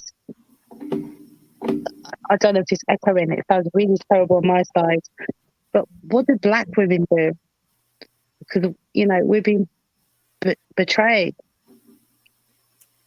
So you're saying black women have been betrayed by black men? I just feel like, and you know, I'm a light skinned black woman with green eyes, so you know, I'm not like, you know, that comes with a certain amount of privilege, but still at the same time, I'm a black woman, and even I didn't mind Kevin Samuels, and I had criticism. You know, I'm kind of like this black woman bashing is a bit too much. Mm-hmm. All right, so I got an answer. You know, I can be balanced, and I can empathize with men and their situation, but what do black women do? Okay, so to answer your question, this is a two-part question. What do you feel like? What do you think, and what do you feel like you should do? I feel as a black woman we should listen. Hence why I used to listen to Kevin Samuels and understand what's been said. But then there has to be a boundary. There has to be like, okay, I hear you on this, I hear you on that. Okay. But then what I find with the manosphere is that they don't recognize how it got to the place that it is. Mm-hmm. And there's a whole history that got us to this place. Mm-hmm. So my thing is, with my friend who was taping for the manosphere, I'll be like, do you know what, bro? I hear you, I understand it, and I'll try to be balanced. But the manosphere comes from a space of, well, we're not going to accept history or the stuff that's happened. But when Pearly comes and chat, Mandem, like Dennis Berling, is like, oh, how can this white woman disregard slavery? Dennis Berling was like, that's not an excuse. You black women, you're not on code. So I'm like, hello. Do you get what I mean? I feel understand. as though the man is there, but they want to throw black women under the bus for a bag, but they're not willing to understand how we as the people got to the space to present ourselves in this disrespectful way. But they can understand it, not all of them. And Tom Daniels, Obsidian don't understand it. But there's certain people from the manosphere that couldn't understand it for black women until Pearly spoke. And these are the arguments I had with my friends. I was like, black man, I hear you and I understand. And do you know what? We need to fix up. and I used to put my friends on account. But then Pearly come, and certain manosphere man is upset because of what she said. Mm-hmm. Well, one of okay. So to answer your entire question and your comments, one of the biggest things that we have to do as people is lead by example. So when you ask, what are we going to do? You have to lead by example in your own personal life, right? It sounds like to me, from listening to the words that you're choosing to use tonight, you're grouping everything together. What are Black women supposed to do? Well, every Black woman boundaries are different, first and foremost. Everybody's boundaries are different. And that's a word I've been focused on this week is boundaries. I'm hearing a lot of women talk about boundaries, my boundaries, my boundaries. So whatever your boundaries are, you have to focus on those. Now, your boundaries are going to be different from 20 different other Black women. But if everyone doesn't get on their own one accord, whatever that may be, then the same thing is going to keep on happening, unfortunately. So you have to lead by example for yourself. And if somebody is influenced and is inspired by your example, then they'll take your lead. That's Sure. why so many Babes, people talk about getting on code. Yeah, babes. In real life, I haven't had these experiences because people kind of see me as like a white Black girl. But I'm just saying the Wait a minute. Hold on. Pause 1 second. So in real life, you haven't experienced this. So that means it doesn't exist. If I it didn't know, happen but in what real I'm life. saying is, it as a person, it upsets my soul that when you go to research things or podcasts or algorithm presents you with certain information, it's upsetting that Black men are going so ham on Black women and with these blanket statements and these generalizations to the point that it's going mainstream. I think That's what upsets me. I want to comment on that too, because I think in real life, I hear it. I don't know, maybe she's in the UK, but I hear it on my side, and also, my kids were even regurgitating Andrew Tate. So, and he was considered the most influential, at least like if he wasn't number one, he was number two of all of last year. So I think we can ideally think we can just move in our own lane, but there are people that are more influential and they do have a following and they do make a difference. So I don't know. I think we can't continue to. I think that's why part of the reason why Andrew Tate was banned is because we can't just ignore it, because now is fights on the schoolyard and little boys in middle school disrespecting little girls because they are learning these things, and they're a whole lot more savvy on the internet, than we are. So we do have to take some kind of responsibility and some kind of control of what's being put out. Okay. So to answer that, right? Do you remember that thing? It probably happened like maybe 2 years ago. Do you remember when everybody was like on social media, put up the black square, and that represents not buying. You're not going to spend any money. Do you remember that? Yeah, I I do. remember parts of it, not the black square, but I We've remember done it. every We've done month. it in the UK. We've done it Yeah, here in blackout. London. Yeah, blackout Yeah. something. Put up a black image of something on social media. What do you think that was about? Foolishness and fuckery. I Say it don't again know. one I more don't time. think it did anything. Okay. So what it was about and what it was supposed to do was what it was about was representing that people were not going to buy from retail stores. And what it was supposed to represent was everybody that came together was supposed to prove to the Forbes Fortune 500 companies that we control your finances. So if that can happen with the black square, a digital black square, why is it that we as people, not even just black people, but people, can't mind our own business and do the same thing as the black square to show everybody that, hey, you know what? I'm just not going to buy into what you're talking about. I'm not going to buy into your product. I'm just not going to buy into it. I'm just going to unplug from the internet and I'm going to do my thing. So you're He's sitting up right here though. telling me that people can't unplug from the internet no matter what their influence is. I think nowadays the black square is Andrew Tate.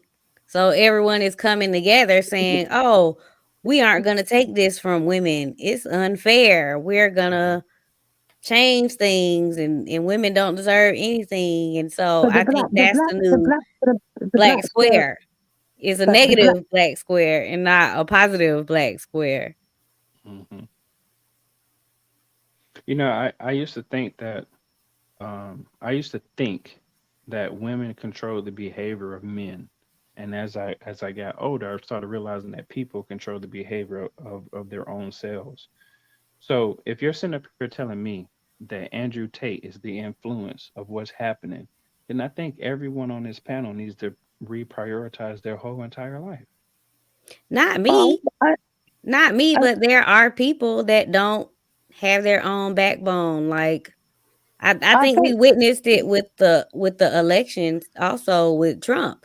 He comes out, he says, "Oh, this Chinese virus," and then it's an uptick of violence against Asian people. And then he says, "Oh, we just need to take whatever, I forgot the stuff that they had for horses or something. It's gonna protect us from the virus." And then a lot of people are dying and getting poisoned because they're taking medicine for horses. So I think, like, even though we are all educated people that make our own choices, there are a lot of people that just go with whatever someone else says and doesn't do their homework. And I so I think, think I as a think, responsibility for society, I think we should put in some kind of effort for those people that don't think, that just follow blindly, Right. or like sheep, I would I call got them. you. I understand. I think. Sorry to add. I think the Black Square was about the whole George Floyd thing because in London we was doing it here and they started this whole movement of listing all the black companies in London or whatever. But I think what he's saying is true. I didn't think of it like that. They wanted to see where the black pound was going. But in regards to him saying, as I said, when Kevin Samuels died, I spent 3 months intensively researching, like, was he killed? And I went down this rabbit hole and I was like, oh my God, like, this is a very dark space. And I literally had to just have the Bible on in the background every day and not look at social media. And it's only now because this Pearly thing is happening, I'm like sucked back in. And I think the internet is just worse than COVID. I don't even believe in COVID, like that you can kill it. I think the vaccination is worse, but I think this is worse. Now people's minds is infected with this whole narrative.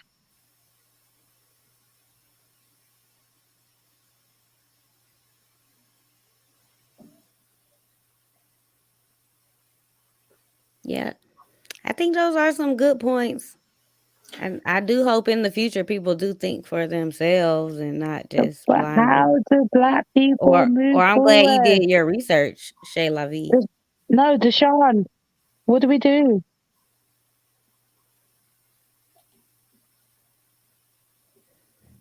Darshawn says we all need to mind our own business. Yeah, but the Stay in manosphere our is not lane. saying this.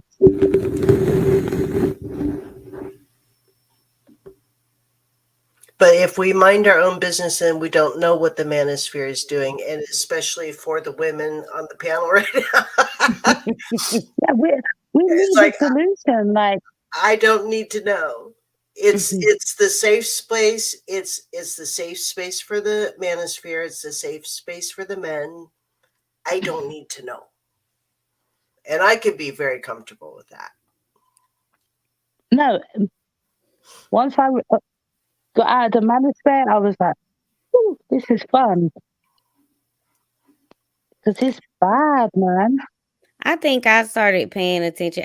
I never thought any of it was a big deal until I met men that would say things to me that were red pill. Like, Is he oh, gone? I should be allowed to exercise my options and I'm the key and you're the lock, but I can stick my key in every lock, but you can't take all the keys or all kind of things. And then I think when I heard about Andrew Tate, I never watched him. I never really cared.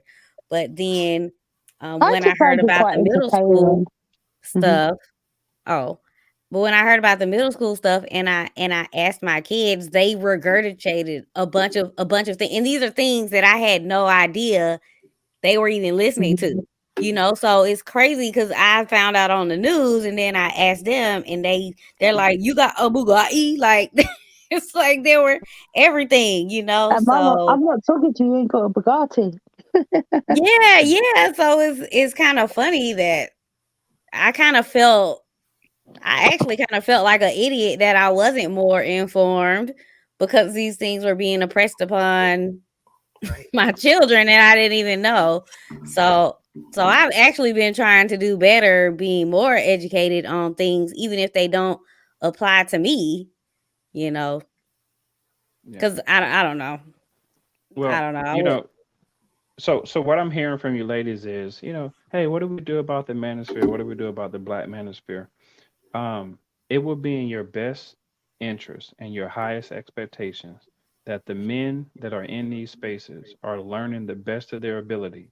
And even if they're not, it will be up to you that whatever man that you meet will be to understand who he is from the life that he came from. You can't change him. You can't mold them. You just have to understand them. Just like we have to understand people who we work with in co-working spaces. You can't change them. You can't make them come to work earlier. You can't make them stay later. You just have to coexist with people. And we're so busy. We're so busy trying to put conditions and trying to change people that these are the conversations that we're having. Instead of saying that, hey, that person wants to be who they are, I'm not going to involve myself in it. Or if this platform wants to talk about what they want to talk about, that's no of interest to me. So what do you think about the ones that talk about the violence aspects, like raping women and disrespecting women, or I think earlier you missed it, we talked about like the incels actually are a part of the red pill space. And so, and then if anyone does, I've actually met people that don't know what an incel is. So, incel is an involuntarily celibate person. So, they're, I guess, in general, they're the men that are like angry because they They feel don't get like no they pom should pom. get attention from women and they don't. And it's society's fault that men don't want them. And a lot of them are angry. A lot of them are part of the rage of the red pill, but I do think there is some influence in that, and I do think that they blame women for a lot of things, and I mean that's a part of the reason why they were disbanded, because they were actually coming together and encouraging violence. So I think they were banned from like Reddit and just YouTube. They're like shadow banned. So yeah, it's I think they So were like really banned actually. But so yeah, that's where my they are now. They're in the yeah. red pill space, and I think they listen to people like Andrew Tate as well, who says Right. like, "Oh, you just have to put women in their place, and that's the only way they'll respect you." So I don't know. What do you think about those people in the Yeah. spaces that they have? Because I don't think we should police people, but I also think there are sometimes that does create spaces for people who don't have, okay, like I agree, if maybe the incel men didn't mind their business, it would be okay. But I think when they are angry and they want to retaliate against women that they think owe them something, then I think it becomes a problem. Yeah. Well, unfortunately, you have to police people because people will push the envelope and do something 100% inappropriate to certain ages or groups of people throughout life. So we unfortunately we have to police people because we have to keep a balance of good behavior and what's considered bad behavior.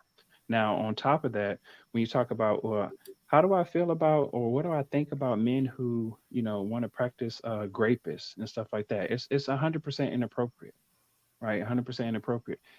For any man to spew any hatred towards anyone, it's just not appropriate because you don't have to. You don't have to say these things. That's what I'm trying to get you guys, well, you ladies to understand. You don't have to say and do these things. It's just that people are choosing to do this. People are choosing to feel this way. Um, um, I had to do some research because I talked to a New York Times bestselling author, LaDonna Humphrey. She wrote this book called Who Killed Melissa Witt? And the men that are in the dark web community, they have a certain fetish, right? And these men will be considered to be red pill, incels, and so on and so forth. And what I learned about those men in those communities is that most of those men grew up without having the proper parenting, meaning the attention from a mother, right? The attention from a father. So a lot of this stuff plays out in our childhood. And as we grow up, we start to act out how we truly felt when we were kids because we're still kids under our parents' eyes. We just grew up to be adults, right? We got facial hair. We may get a little bit bigger, but we're still children on the inside. Why? How do I know this? Look at what men and women are doing today. They're still acting out as children. So, to answer your question, how do I feel about it? I feel disheartened by all of it because I sit back and I listen to people and I research everything and I say, man, we're just big grown kids acting out the way we want to act out, but we're not minding our business. I'm sorry I keep on talking about minding our business, but it's a really important thing because what do your parents tell you when you were growing up? Don't be telling on nobody, mind your business. Why? Let that person get in trouble for themselves. Don't you be the tattletale. Now, if someone did something to you, yeah, you go tell on them. If someone hit you, yeah, maybe hit them back or maybe go tell that somebody hit you. But what do your parents tell you? Mind your business. Don't be no tattletale.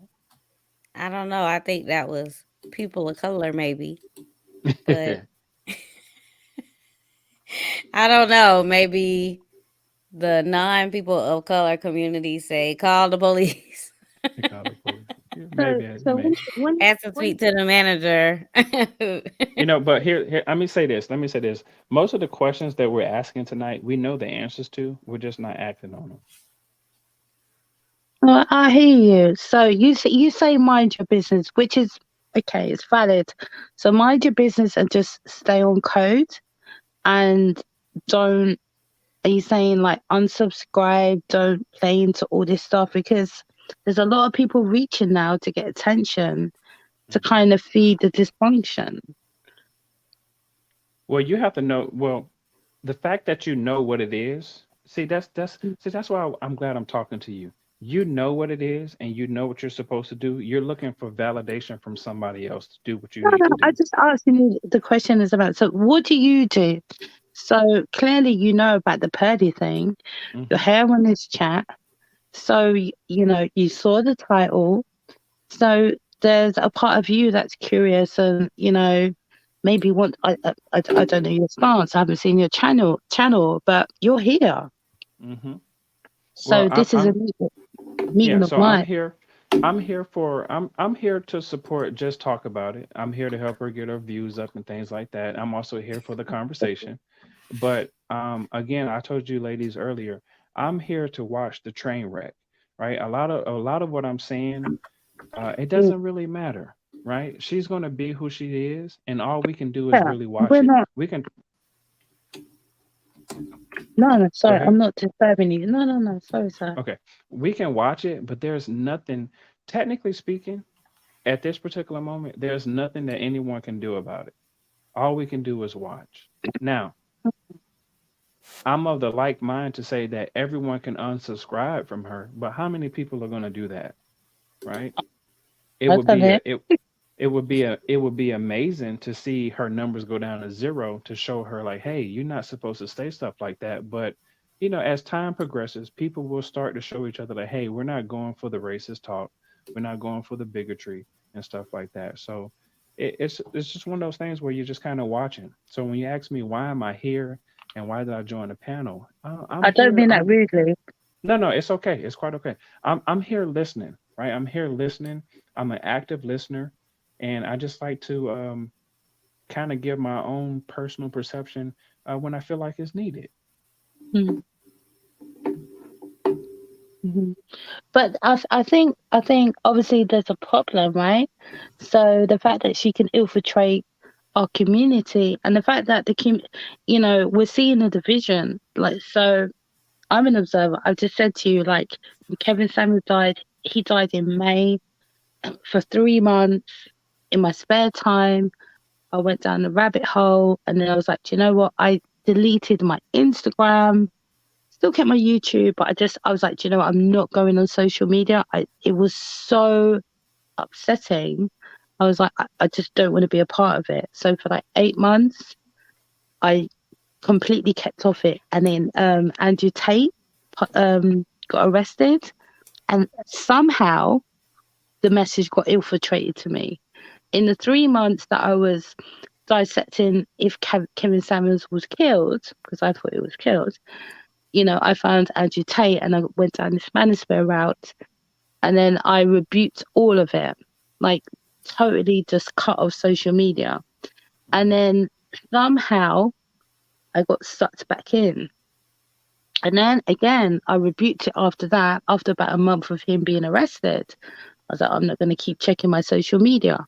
And now this thing has happened because I'm in London, and, the Sarah Garvey guy, I have a connection to him. So I was like, wow, it's interesting to see where this space has gone, in regards to the manosphere. So this is something, I mean, what's your race? Are you, I know you're light skinned, but you're black, right? Yeah, I'm black. Now I'm pretty sure somewhere in my lineage there's a white person because my grandmother is pretty light, fair skinned, but her parents were dark skinned, so it mixed up somewhere. Where are you from in America? I'm from Chicago, Illinois. Cool. So like me, I'm Caribbean, I'm light skinned, I've got green eyes. There's definitely Portuguese, there's all different mixes in my lineage, but when Kevin Samuels died, I had to take these massive breaks because I was just like, I think social media is killing our people. I just think that people are doing too much. But I seem to get sucked in on these salient points, and then I get a bit obsessive in my spare time, hence why I'm here. Well, so let me ask you a question. Let me just real quickly. How old sure. are you, if you don't mind me asking? It's fine. I'm 42. 42. Okay. Maybe me and you need to have a conversation aside from this stream, because what I'm sensing from you, I could extremely help you in a lot of different ways because you seem overly concerned about what's happening on the internet versus what's happening in your reality. See, the internet it was supposed to be meant for fast transaction of But can I say compensation. one thing? When Go ahead. Kevin Samuels died, I have a friend, her ex-boyfriend. He killed himself over Kevin Samuels. Why? Because, and this was a successful brother. And when I found Kevin Samuels, I was traveling, I was having all these different experiences, and then I was talking, when I came back to London, I was talking to my sisters, like, maybe as Black women, we need to change up, tweak things a little bit. They were like, no. And then her friend, I don't want to go too deep, but, this guy was a high value guy. He was earning like £500 a day. He had some bad experiences with baby mothers. He moved to Brazil. He became a passport bro. And he started to just rebuke anyone that wasn't on the Kevin Samuels train. Then he created his own Facebook group, which had like over 100K subscribers. He was posting. Everyone was concerned about him, was all messaging him. was chatting of madness. And then we found out he killed himself in Brazil, like the week after Kevin Samuels died. And Sorry. he gone? I don't know. He might have. I don't know. He should be back. Yeah. So that's why I got like super invested in the whole scenario, because I was like, this guy's snatching people's souls. Like, That's. I'm sorry to hear that. That's terrible. this is a real story. Oh, he said his cell dropped. No problem. But it's a real story. Yeah. He says, "Be right back." Yeah. And then my friend, so I was like telling her that maybe Black women need to do a bit better. And but I wasn't totally sold on Kevin Samuels, but I was like kind of being balanced. And she was like Auntie, so she was always giving him pushback. And then I had to deal with my friend grieving over her ex-boyfriend, that, you know, maybe she didn't listen and blah, blah, blah. And, you know, and then he had this group that had 100K plus followers, where he was a Kevin Samuels fan. It was just sad. Like, they had to ship his body over to London from Brazil. Did he find a wife in Brazil? I don't know if I found a wife. I don't know. Some passport bros are into sex tourism, and some of them will look for wives in other countries. But this guy was like a stand-up guy in London, but he was so hurt by his whole. The same with Sarah Garvey. So if you research Sarah Garvey, as I said, that's why I sent you guys my email.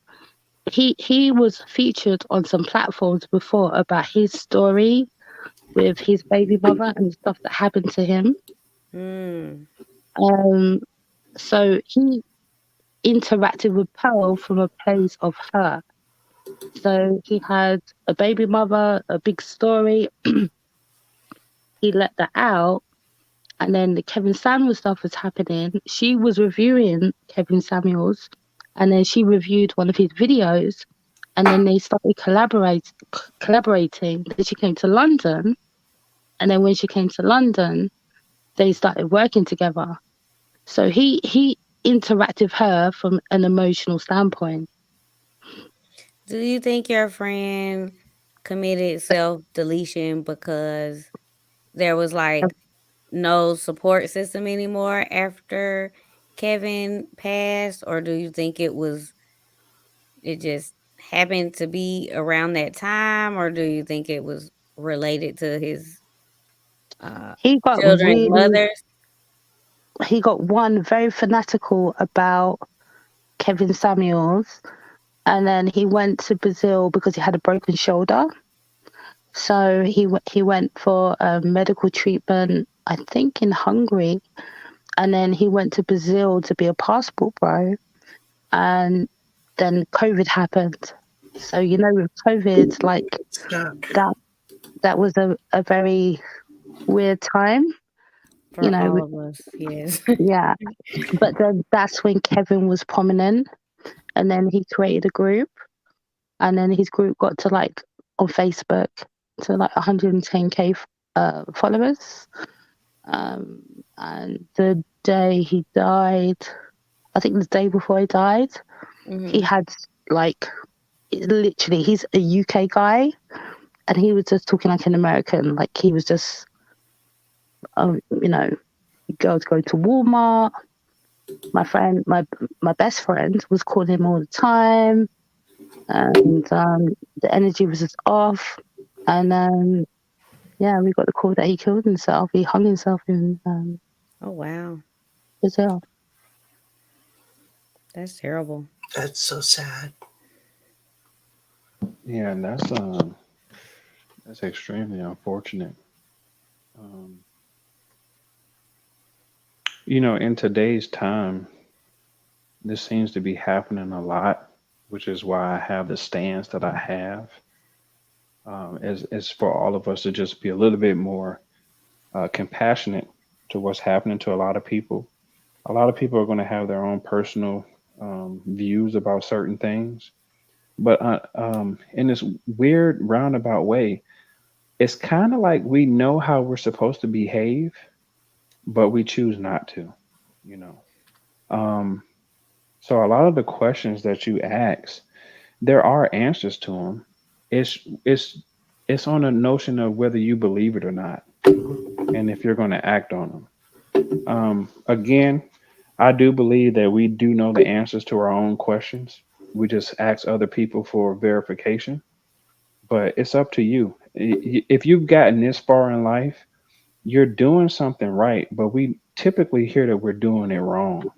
You know, oh, you're thinking about this wrong. You're thinking that you're doing this wrong. But if you've gotten this far, you may need a little tweaking here and there, but some people just can't see past tomorrow, you know, and it happens to a lot of people. I read these articles all the time. I've known some people who have deleted themselves and they just couldn't see past tomorrow, you know, That's whatever right. their circumstances are. And it's very hard for a lot of people. They have a lot of stuff going on inside their mind that they feel like they can't openly express it to people. Somebody may judge them. You know, they may feel a certain type of way about certain things, meaning like sexually or just how they feel about people racially, and they just can't outwardly express it. You know, so we're starting to see that now. We're starting to see people wanting to outwardly express how they feel. They're taking people out, right? They're taking out children, they're taking themselves out, but it's only because we put conditions on people instead of we don't need to pass judgment, but we do need to tell that person like, hey man, you may be thinking about that in the wrong way. You do know that's inappropriate, you know, type of deal. But this world that we live in, man, it's an experience. It's a growing experience. And if you're familiar with the law of attraction, you're going to get what you want, but you're also going to get the unwanted, which is the Hmm. contrast. You know, and that contrast, unfortunately, it has to happen in order for your growth and your demise. But a lot of people don't understand that. I think a big part of it though is, I mean, I think I know you say we know the answers. I think that might apply to us, but not everyone. I don't know. I I've think literally met some entitled people that think things are owed to them and think, like I even lost a longtime friend because he felt entitled to my vajayjay. Okay. Which is that just blew my mind. And he genuinely felt that way. So I think some people think things that aren't correct, and I don't know if they were born that way or Hmm. if they were taught those things along the way. And it is kind of funny because he was one of those people that started telling me all of the red pill stuff before I knew red pill existed. He would just say these things to me, and I'm like, where is this coming from? Why are you saying this to me? Like, oh, women are just using you, and if I was this bad guy, you would like me, and women they don't like me because I'm nice, and I'm like, women do like you. Maybe they don't like you now because you have a negative attitude, and you think they owe you something. But it was kind of weird. I did watch him go downhill, but everybody doesn't think good things. I don't know what Yeah. dictates that. But there are some narcissist people that think someone owes them something. So, Yeah. you know, Yeah. No. disclaimer from my opinion, I don't think that's for everyone. No, I hear you. I no. I Rest understand where in you're coming peace to your friend, though. You say what? Rest in peace to your friend. Oh no, he didn't want to be my friend anymore because he Oh, thought from. he thought I owe it. I think we were friends from like because you've been open. 2004, and this was probably like 2021, I think. So we were friends a really long time. It was really weird. Hmm. So Deshaun, like in regards to the manosphere as a black man, right? What do you see? Like, would you go on Anton Daniels or all these guys' platforms and say, do you know what? Mind your business. Stop talking about this shit. What would you say to them? Yes, actually, I would. I don't have a problem doing that. I believe I I'm reached not out to. saying you should, but what would you say Yeah, to them as men? Like relating to yourself as a man. You're talking yeah. to So girls, like, a lot of their conversations are a pastime for me. I'll just fill you in a little bit on the context of who I am. I'm a best-selling author, right? I'm 40 years old. I've sold over hundreds of thousands of books. I've have over 35 books. So a lot of what they're talking about is a pastime. It's entertaining. I know where they're coming from. I'm married. I have a child. I got everything that people desire. I have it. And when you come into a place of illness, right? When your life is on the line, you start to then realize that all these conversations, all these materialistic things, they don't mean shit. They don't mean a damn thing because your family, they're not worried about what you're going to leave behind. They're actually worried about the memory and the thought and the physicality of you. Right. So once you're gone, you have to realize that you're going to hurt a lot of people because you no longer exist. They depended on you. They look for you for inspiration. You were their light. So that type of stuff matters to me. So when I hear these guys talk about sex and relationships and how much money someone has, it's comical to me because the money that we earn, we don't actually own it. The bank or the government, they can come freeze your account at whatever time they want to. You just working for it, right? Yeah, you may have a Maserati, you may live in a $2 million home, but they can still take it from you. Read your terms and conditions, right? Even if you own the deed to your house, you still got to pay a property tax. If you don't pay the property tax, guess who's going to come take that house from you? So we don't actually own anything but our own thoughts and possibly our family members, our offspring, but you don't really own anything. So I can tell these guys anything, but they're going to keep on doing what they want to because they're going for content. They're not actually going for reality. What's in perception? I don't think these guys are really trying to change the dynamics of exactly, relationships. exactly. So exactly. So you're preaching to the choir. So obviously the Black Family Unit. I'm in London. You guys in the US. So as Black people moving forward and relationships are being the direction that people are trying to take it in. What's the solution? Because now there's, obviously I get like feminism, and this is why I would entertain Kevin Samuels to a degree. Yeah, to a degree. It's not being positive. So in order for us to kind of move forward with a strong family unit to kind of be successful, what's the solution in your eyes? You've already got the success. You sound like a very reasoned brother. What needs to happen? Well, it depends. If you're solely trying to do just black love, then you have to get with your black people. But I do understand how people fall in love with other races. I've dated other Of course. ethnicities of people, of women before, and I can see where it can lead into a family. But if you just want to focus on black people, we just have to understand each other. Now, let me go back to what I said to you earlier. Whenever you meet a woman, whenever you meet a man, and they have their indifferences about themselves, one of the best things for you to do is to possibly pray about understanding who that person is, and listening to that person. The best communication the best thing for a relationship is communication. If your spouse or your significant other is telling you, hey, this is what's bothering me, this is what's going on, you need to actively listen with both of your ears, not just one. You don't get into relationships or marriages to change people. You get into those things to grow with each other, to develop something substantial, almost intrinsic, if you will.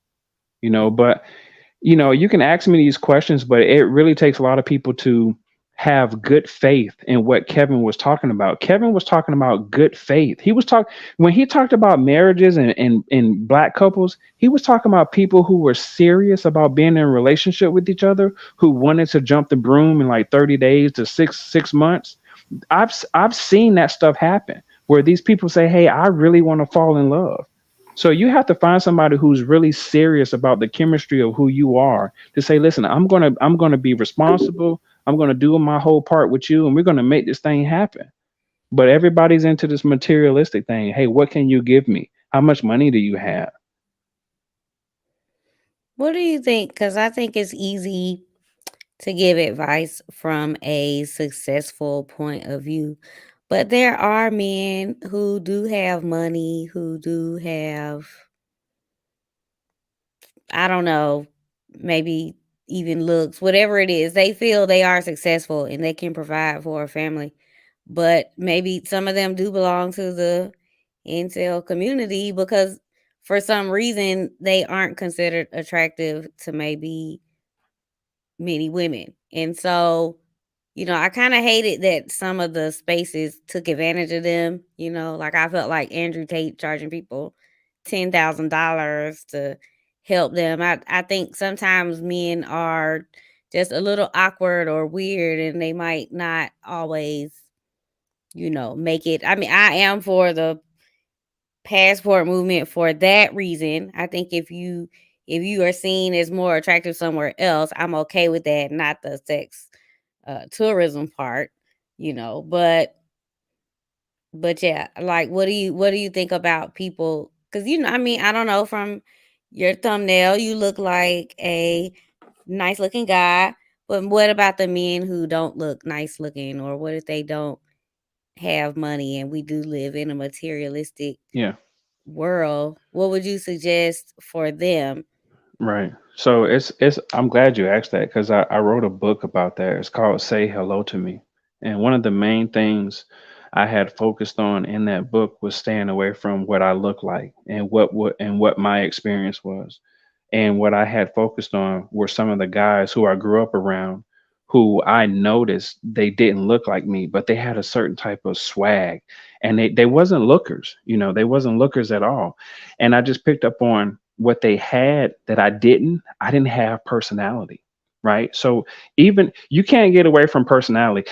I've been around plenty of people who are coworkers, women coworkers that I was not attracted to, but they had great personality. And I say, you know what, man, if I keep on talking to this person, I may end up dating them because you start to see that that person is going to treat you a certain type of way because they're not looking at you at what you can provide for them. They're looking at you at your true value, what they call face value. Right, which is part of the reason why Facebook came out with Facebook because it was in regard of the face value of that person. What does that person's profile look like?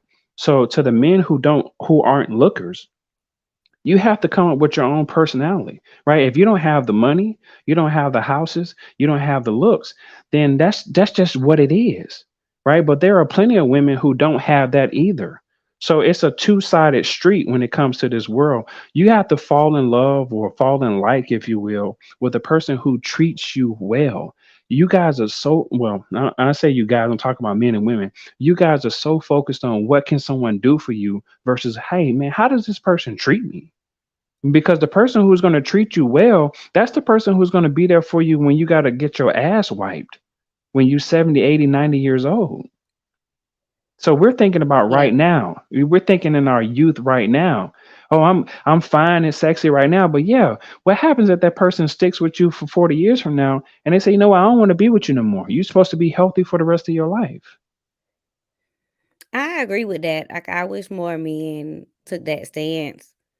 Because I can say, like, me dating, I don't know, I don't look the best. I don't have all the girl swag or whatever. Right. But I have like a nice personality. I'm fun. And then sometimes I would meet guys and they might not, care for me at first, but after getting to know me, they're like, wow, you're awesome. But then it's kind of like real life happens. And then their friends are like, oh, you could do better than that. oh, why you with her? You know what I'm saying? And Yeah. then I actually had like two of them break things off with me just because their friends thought they could do better. And, you Mhm. know, even the Russell, what's his name? Was it Russell Wilson, the Sierra guy, it's Yeah. like I feel like he liked her personality. I think she came in a single mom.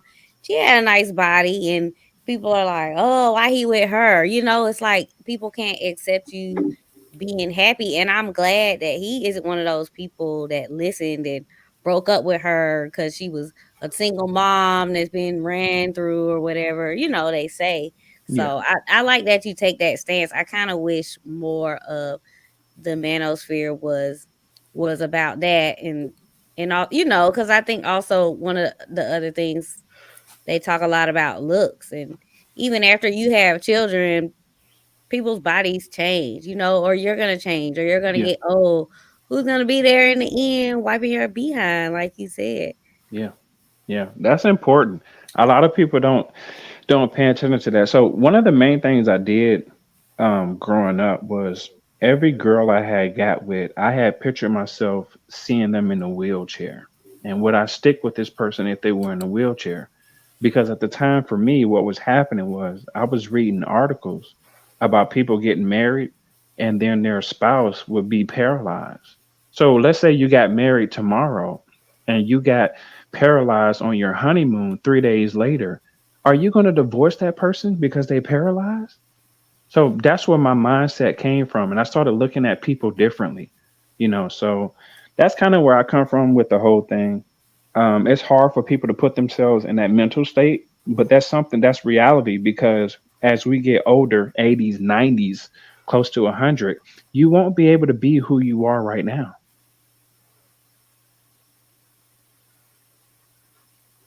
Yeah, I think that too, and I think like on that, as I think like that, like you think about the if something happens or in the end. But nowadays people just leave, you know. So I don't know. I met a guy who went blind and his wife divorced him and they had kids. And I was like, that's so terrible that when that happens to you, they all abandoned you, you know, or people get older and then being run off with a pretty young thing. I think that's But, terrible. Yeah. but that's a good point that you guys are making because I had a conversation with my friend who's a female that's older than me, and she was like kind of judging someone else because they was going out with someone who was older, and they didn't consider that person being unwell, and she was like, "Oh, I'd never do something like that." So I have to ask, does Sean, are Yes. you religious or Um, are I'm you more so, do you? I'm spiritual, if anything, but I understand where you're coming from with religious. So I'm going to say yes, yes, and I'm going to say 50-50. Okay, are you Christian or because a lot of people don't think that way. Like, Yeah. I believe, I believe, I believe in God, and I believe that Jesus Christ died on the cross for my sins. Yes. hmm I understand. I understand all religions. I understand why people choose what they choose. hmm okay, okay, I just thought because a lot of people don't think like that. They think, oh God, I'm going to get involved with this person. I had this conversation the other day, Yeah. and a friend of mine was, she's in her 50s, and she's like, I don't want to go out with someone who's too much older than me because I don't want to have to look after them. Well, And let she me was say this. asking me what I would do, and I You're a was like, little muffled, Yeah, you're Shay. muffled. can you hear me now? Yeah. Yeah. Yeah. So I think I had my, I couldn't answer because she was kind of like, well, I'm in my 50s. I don't want to go with anyone who's too on the end of 60s because I'm going to have to look after them. And she was kind of asking me questions of what I would do. And I was like, it depends. I can't just say categorically, I'm not going to date this person because do you know what I mean? Yeah, Yeah. it's just interesting. Well, was at the top 9 to 5, Auntie. You haven't said much. I think you've been absorbing everything. What are your Yeah. thoughts? I'm portraying myself as the way Just Pearly things should have been. Like, this is not my wheelhouse. I am controversial. No, this part's not my wheelhouse. I'm 58 and terminally single. Okay. And so I have no advice to give. I have Terminally no thoughts. single. Because I'll die alone. Oh no. You don't Okay, know wait. Are you happy? We don't know that. Yes, I'm because you know men say that older women that are alone are unhappy, and I say I know plenty that are happy. So are you happy? I am happy. Okay, but you don't know that because my dad's ex-girlfriend, my dad was like the most handsome thing on the planet. He was such a player, and he died, and I inherited all his ex-girlfriends. We are the best of friends, and we all best friends, right? And one of his girlfriends, like she just couldn't move on after my dad. But then I don't know if you got kids, but randomly her daughter was like, I'm trying to make the connection. So please do keep going. I don't have kids. Okay, cool. But just randomly, someone just showed up in her life, and she's like 69, and they're just living their best life. And like it's just so crazy. It's almost like I'm like my dad to her, and I'm just like, yes, go for it. And they're just having the best time. They're sending me all these photos, and you don't know what's around the corner. And she was single for years. Like she left my dad like years ago, and she just. How long was she with your dad? God, my dad was a player on and off for years, but but that's not even me. So I'm okay, not the profile of your friend. She's saying even if you're not expecting it, you might find somebody that's amazing and change your mind. I'm not even comparing. They left each other years ago, and she's not even someone that was like, I need a man. She's just such a genuine soul. She just goes around and just does good stuff. And then she just met someone, and she's 69. She's hot, but she's 69. And no, she was 69 when she met him. She's 71 now. They just went to Jamaica, living their best life. I'm glad it worked. Nice. But see, that is to say that I am not complete. That I am not. No. And I am fulfilled. Too complete. I have a very fulfilling life. It's just this whole situation is not my realm. So I'm enjoying the conversation and I'm enjoying a lot of what Darshan had said. And there was one point that Darshan had made where like it's a small world is how it hit my brain. And so I'm in San Jose, California, and what you would call Silicon Valley is about 9 million people.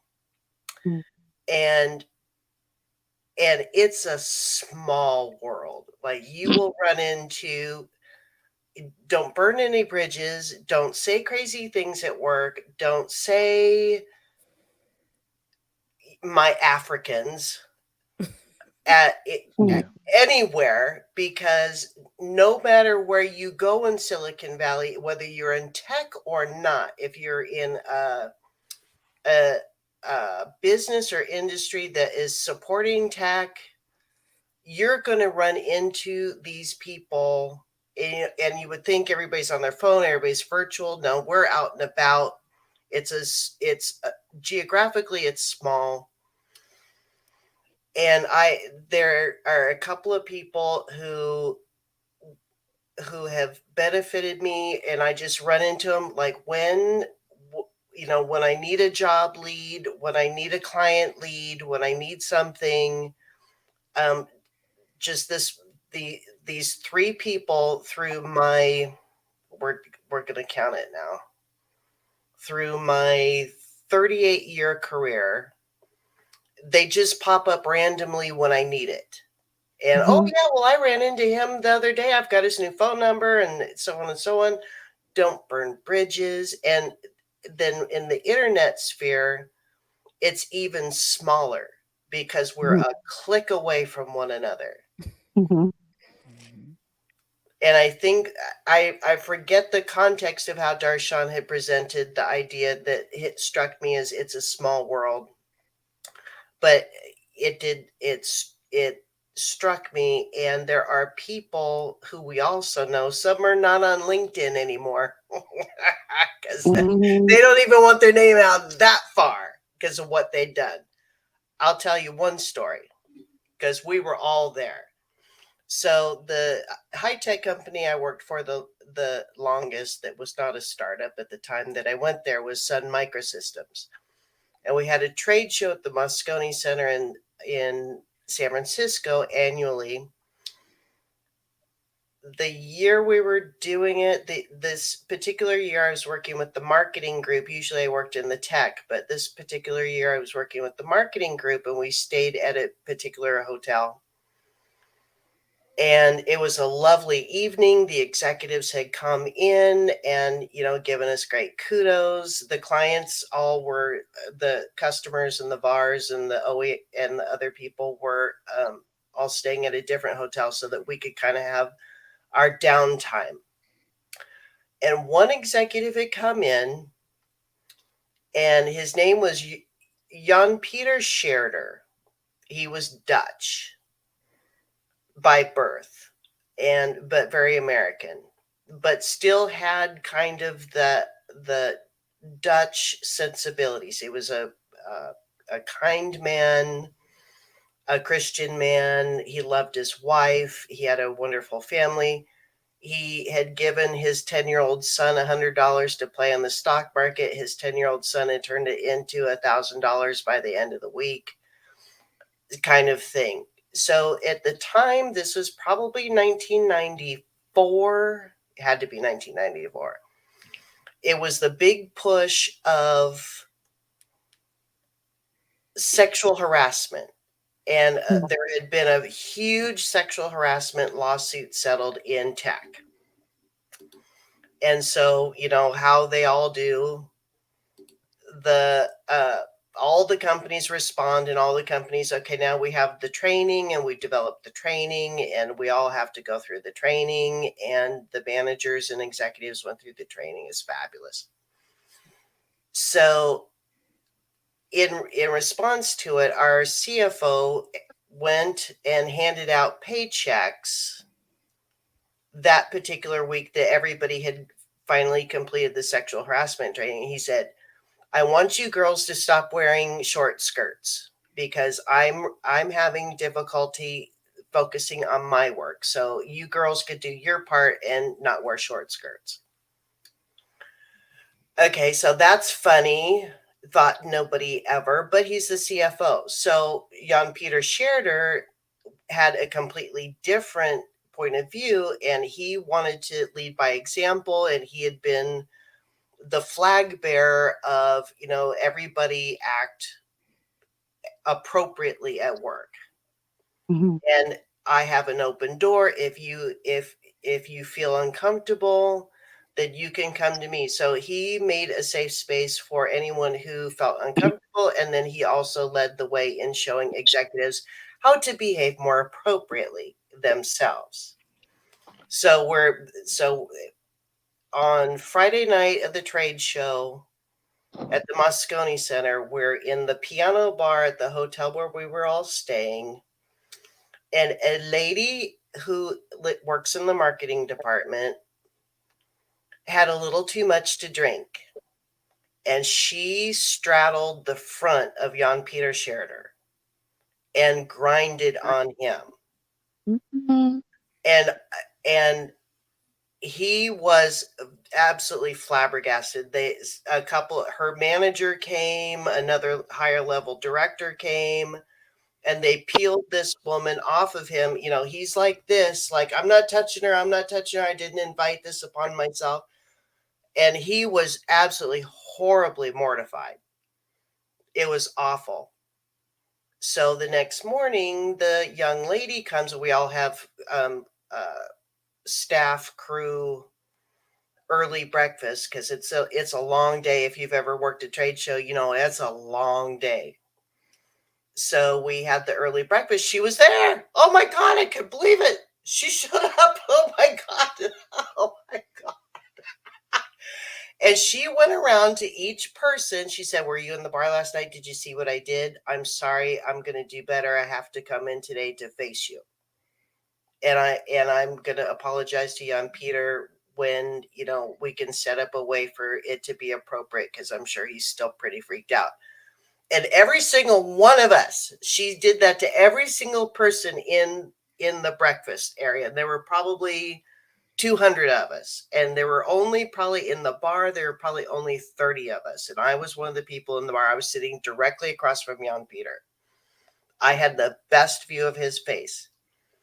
And when she came to each one of us and said what she had to say and her apology, which I was sincere. She was horrified. She was mortified.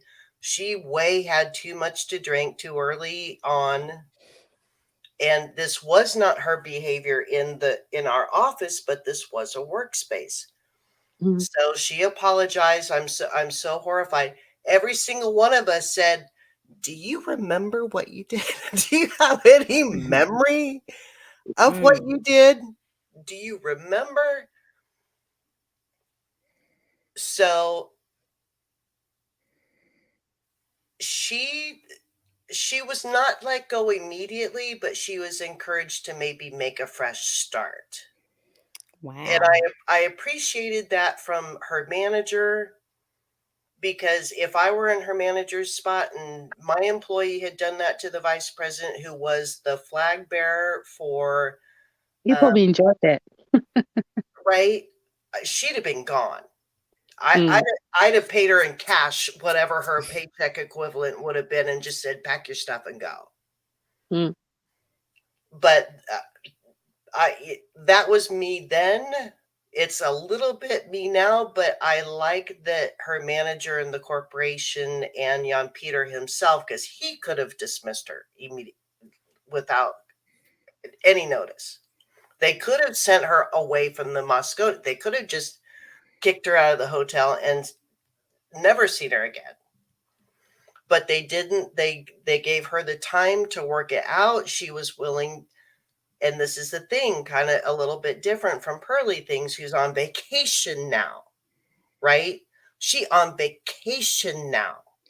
She puts out this outbound communication thing. She does a couple hours with, was it Obsidian? And now she's just like on vacation now.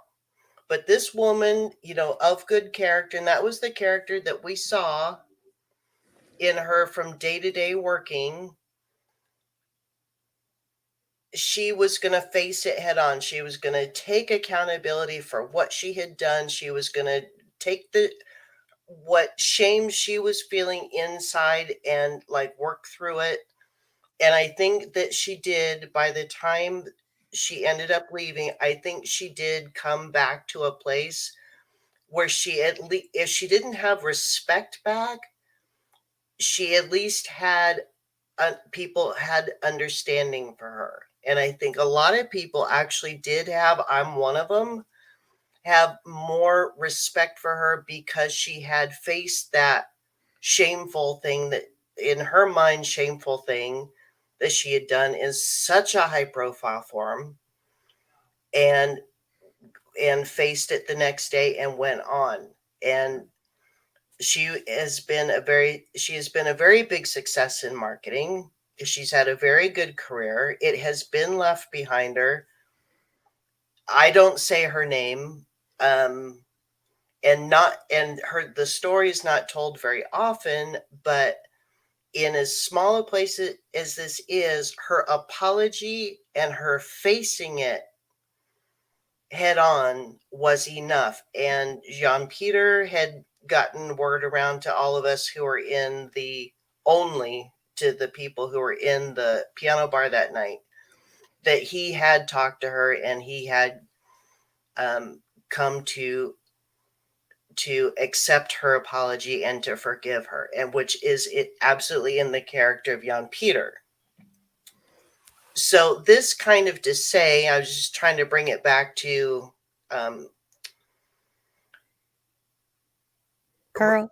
the difference between a response and an apology, and where you can see it. Now, I was more intimate in that situation, but you can hear it in the voice, you can see it in the eyes, you can see it in the body language. You can see that she faced us at that breakfast table at the most horrible moment. She just must have, I mean, I don't know. I've had those nights. I've not grinded on the front lap of my vice president, but I think we've all had those nights, or at least we've all had those I've had the morning where I wake up and go, oh my God, oh my God. And you're piecing it together, and you're like, little flashes are coming back in my memory. I'm like, oh my God, oh my God, I got to call somebody and find out what I did last night. Where are my car keys? Where are my shoes? Where am I? Anyway, so I just wanted to bring it back a little bit to how apologies go, and then in the long term. So this was very traumatic for my former coworker, and she worked through it and she grew. And then I don't know if that's going to be the case for the not so young lady named Pearl Davis, LinkedIn. Sorry. That Do you LinkedIn was think she handled telling. it well? Sorry. No, I think that LinkedIn was very telling. Wow. Very interesting. Very interesting. I follow that story completely. Did you really? Yes. Yeah. Yes. That's a very fascinating story. I like it. I like it. I see where you were coming from. Yeah, it's like coming from a space of like ultimate shame, but still being able to overcome it. But you said she was being genuine in the plight, right? She was what? Being genuine in the plight. Yes, absolutely. Absolutely.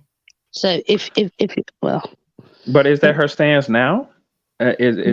She's successful now, though. I think, because I think that especially I'm sorry, please excuse me, I'm having a moment with my thank you. I think Shalavi and Darshan have brought a lot of background that I didn't have.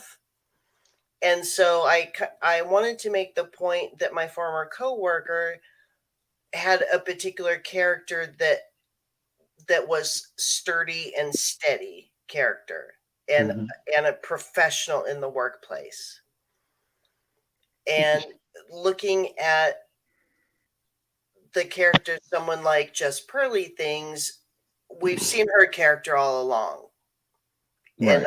And you've opened my eyes to even more that I didn't know before. You've opened my eyes to even more what has been known all along. And so I'm not surprised that Pearl has been de minimis of what she did, like stuff, like the slavery stuff and the stuff I said and the stuff. And she has a better vocabulary than that, than to just call what she did stuff. Right. And she's so still it's basic though. Oh, she is, but I think that's a character. Mm-hmm. Yeah. And I think she knows better. I think she's been taught better. I think she's been raised better.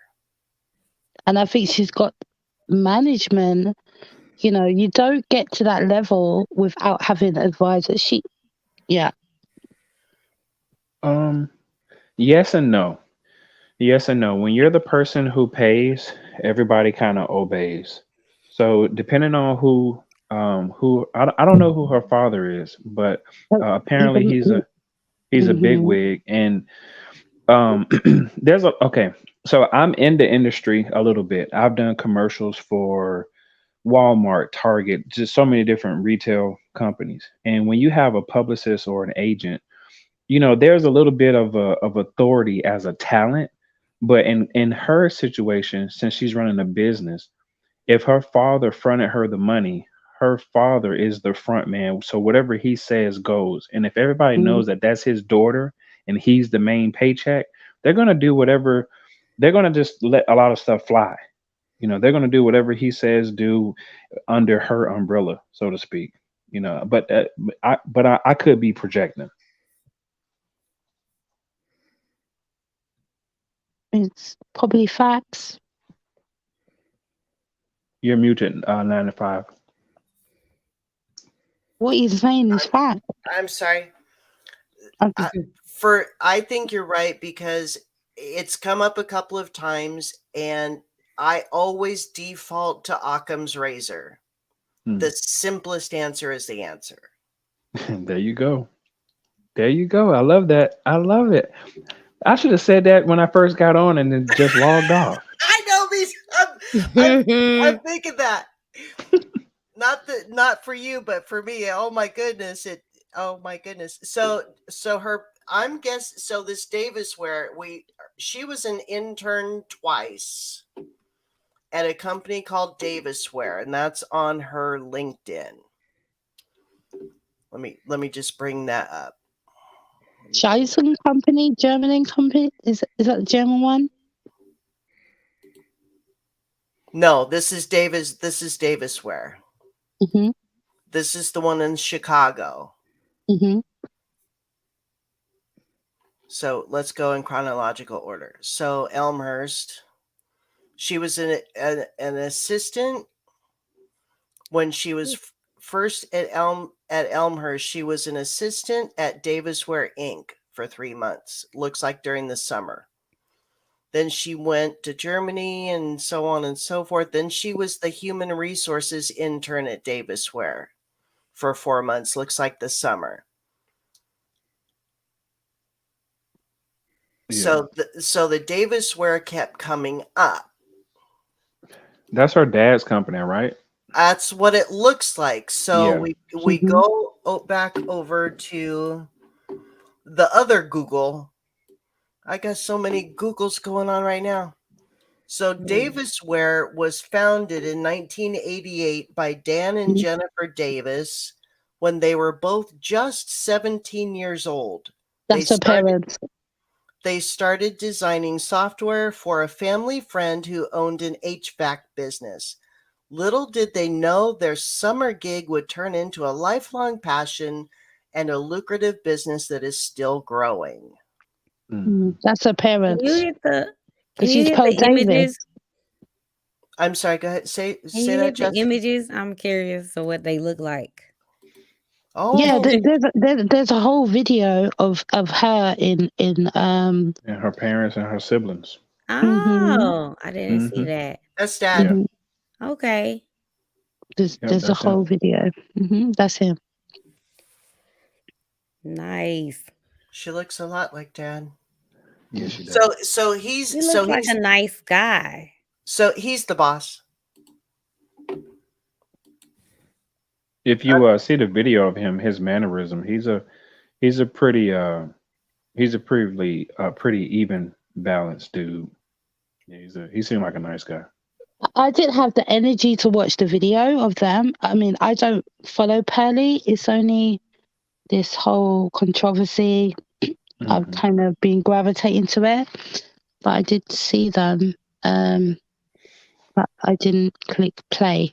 Yeah, I just watched like 30 seconds of it. I just wanted to see who the parents were to see if I had identified with them. Like, have I ever seen them before? But I've never seen them before. I don't think she's the issue, but she's not the issue. I just feel like she's literally infiltrated the space and she highlights what's there. Well, do you know what I mean? Well, That I know what to you me is mean, the problem. but when you say okay, when you say that she's not the issue, let me She be very is and clear. she isn't. But okay, so you okay, and I'm going to say this very firmly, and I usually don't Sure. use this word, but you cannot and you should not go around saying racist things about anyone's ethnicity or race. You just can't do that, Hmm. right? Because it caused a ripple effect. Look at what the ripple effect caused right now. She offended a lot of people. If you know anything just about anyone's slavery history and what Of people went course. through, it's just not the appropriate thing to say. Right. Yeah, of She course. know better. She don't speak on nobody else's negative history. Yeah. Hmm. Like I think Nick brought up the Holocaust. She didn't speak Yeah, on that. I said it earlier. Nick didn't go in there and start talking about black stuff. She I watched the clips. She came back with rebuttals. He wasn't saying, oh, about race. He spoke about the Holocaust. And she said, oh yeah, that I'm gonna get in a lot of trouble, Hmm. but this, that, blah, blah, blah, the slavery thing's been embellished to kind of control people and control the narrative. So it can be taken in two ways. Yeah. Well, let me say this, and I'm going to close out. This is going to be my last closing remarks. A lot Sure. of times, what we say as people comes from our heart and our minds. It's Hmm. not something that we just at the spur of the moment think of. That's what's in you. Hmm. You could, because you have to think about what you say. Now, it may feel like you're not thinking about it, but that's how intelligent we are. We're thinking about it that quickly. Hmm. Mhm. And to that I say, everyone, you guys have you ladies and gentlemen, you have a good night. All Thank right. you God so bless much you. for coming, Darshan. Yeah. It was Yes, it thank was you. a real blessing to be in your space tonight. Thank you. Give Yeah. some And I masculine followed you on energy. YouTube and Instagram. God bless you. Thank you so much. I look forward to hearing from y'all again. Thank you. Bye. And the Mikey story has joined us. Hi, ladies. Hey. Where are you joining us from? Is daylight over there where you are? I'm in Bangkok. Oh, nice. Oh, I love that city. Yes, yes. I lived there. I Nice. lived there for some time. I love Thailand. Yeah, yeah. Where are you from? Chez la Vie? I'm from London, but I'm a traveler, so I lived in Asia for many months. I know Yeah, Asia but very well. where in London? So I live in Greenwich. I'm from Yeah, Caribbean heritage. Um, yeah. but I'm a nomad. I'm a traveler. Well, I also reside in Streatham Hill. That's why I asked. Come on, No, Southwest no, London. Streatham Hill. Streatham I Hill. said I said in Streatham, right? Yes. Southwest London. Yeah, Come on, yeah, yeah. Small world. it's a See? London thing. Exactly. But I'm That makes my I'm a point. It's nomad. such a Like small world. yeah, like Bangkok. Bangkok is. I didn't like Bangkok the first time I went there, Yeah, yeah. but I've been to Thailand about 3-4 times for like long Nice, periods of time. So nice. I've lived in Bangkok, Mm-hmm. Chiang Mai, Yeah, Koh yeah. Phangan, Koh Yes, Samui. yes. Um, I didn't like Bangkok at first, but then obviously there's layers to the city. Yeah, So once you kind of go through the layers, then you see the beauty of the city. yeah, yeah, yeah, yeah, yeah, yeah, yeah, yeah. Are you on vacation or are you It's living on there? my bucket list. Just moving You about. gotta go. Yeah, just Oh, moving about. you on holiday or not trying to get in your business, but Say that again. I'm not trying to get in your business, but are you on a holiday? Or do you live in Thailand? I'm just moving about for right now. Are you passport bro? I wouldn't say that. No, no. Okay.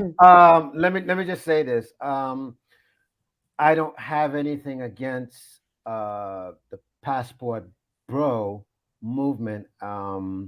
As a matter of fact, even the should I say the correct definition of it, I support Mhm. it. But I myself personally don't consider myself a passport bro, only for the fact that I've always been an individual. You know what I mean? So if you want to refer to me, you just refer to me as Mikey. Simple as. Yeah, no problem. Oh, I just realized you was the guy that was giving me smoke in the chat. He was like, "Yeah, you need to." I told you he was These respectful. guys have been walking on these Bangkok streets. Like, I can hit you up with all the Caribbean No, restaurants. You look like I wasn't giving you know. smoke. No. I wasn't giving you Why smoke. was he giving me smoke? What was he saying? Because I can't see No. because I'm on my phone. I'm not looking on my laptop. So you was like, No, you I need to vote wasn't. your guess. No. What was the contention? No. I wasn't giving you smoke. Mm-hmm. At that point, you were What did I saying. say? Wait. Well, let me finish. No problem. You were saying at that moment that it was all political, and you went into the whole, explanation, la la la la la. And to me, I was like, well, there's nothing political about what she did. I mean, even a 6-year-old could have done the same thing. You understand what I'm saying? So there's nothing political about what she did. The point is you were just ignorant, and you had no business speaking on things that you clearly admitted that you didn't have the facts. Number two, also, even you admitted about with Nick Fuentes that you didn't do your research.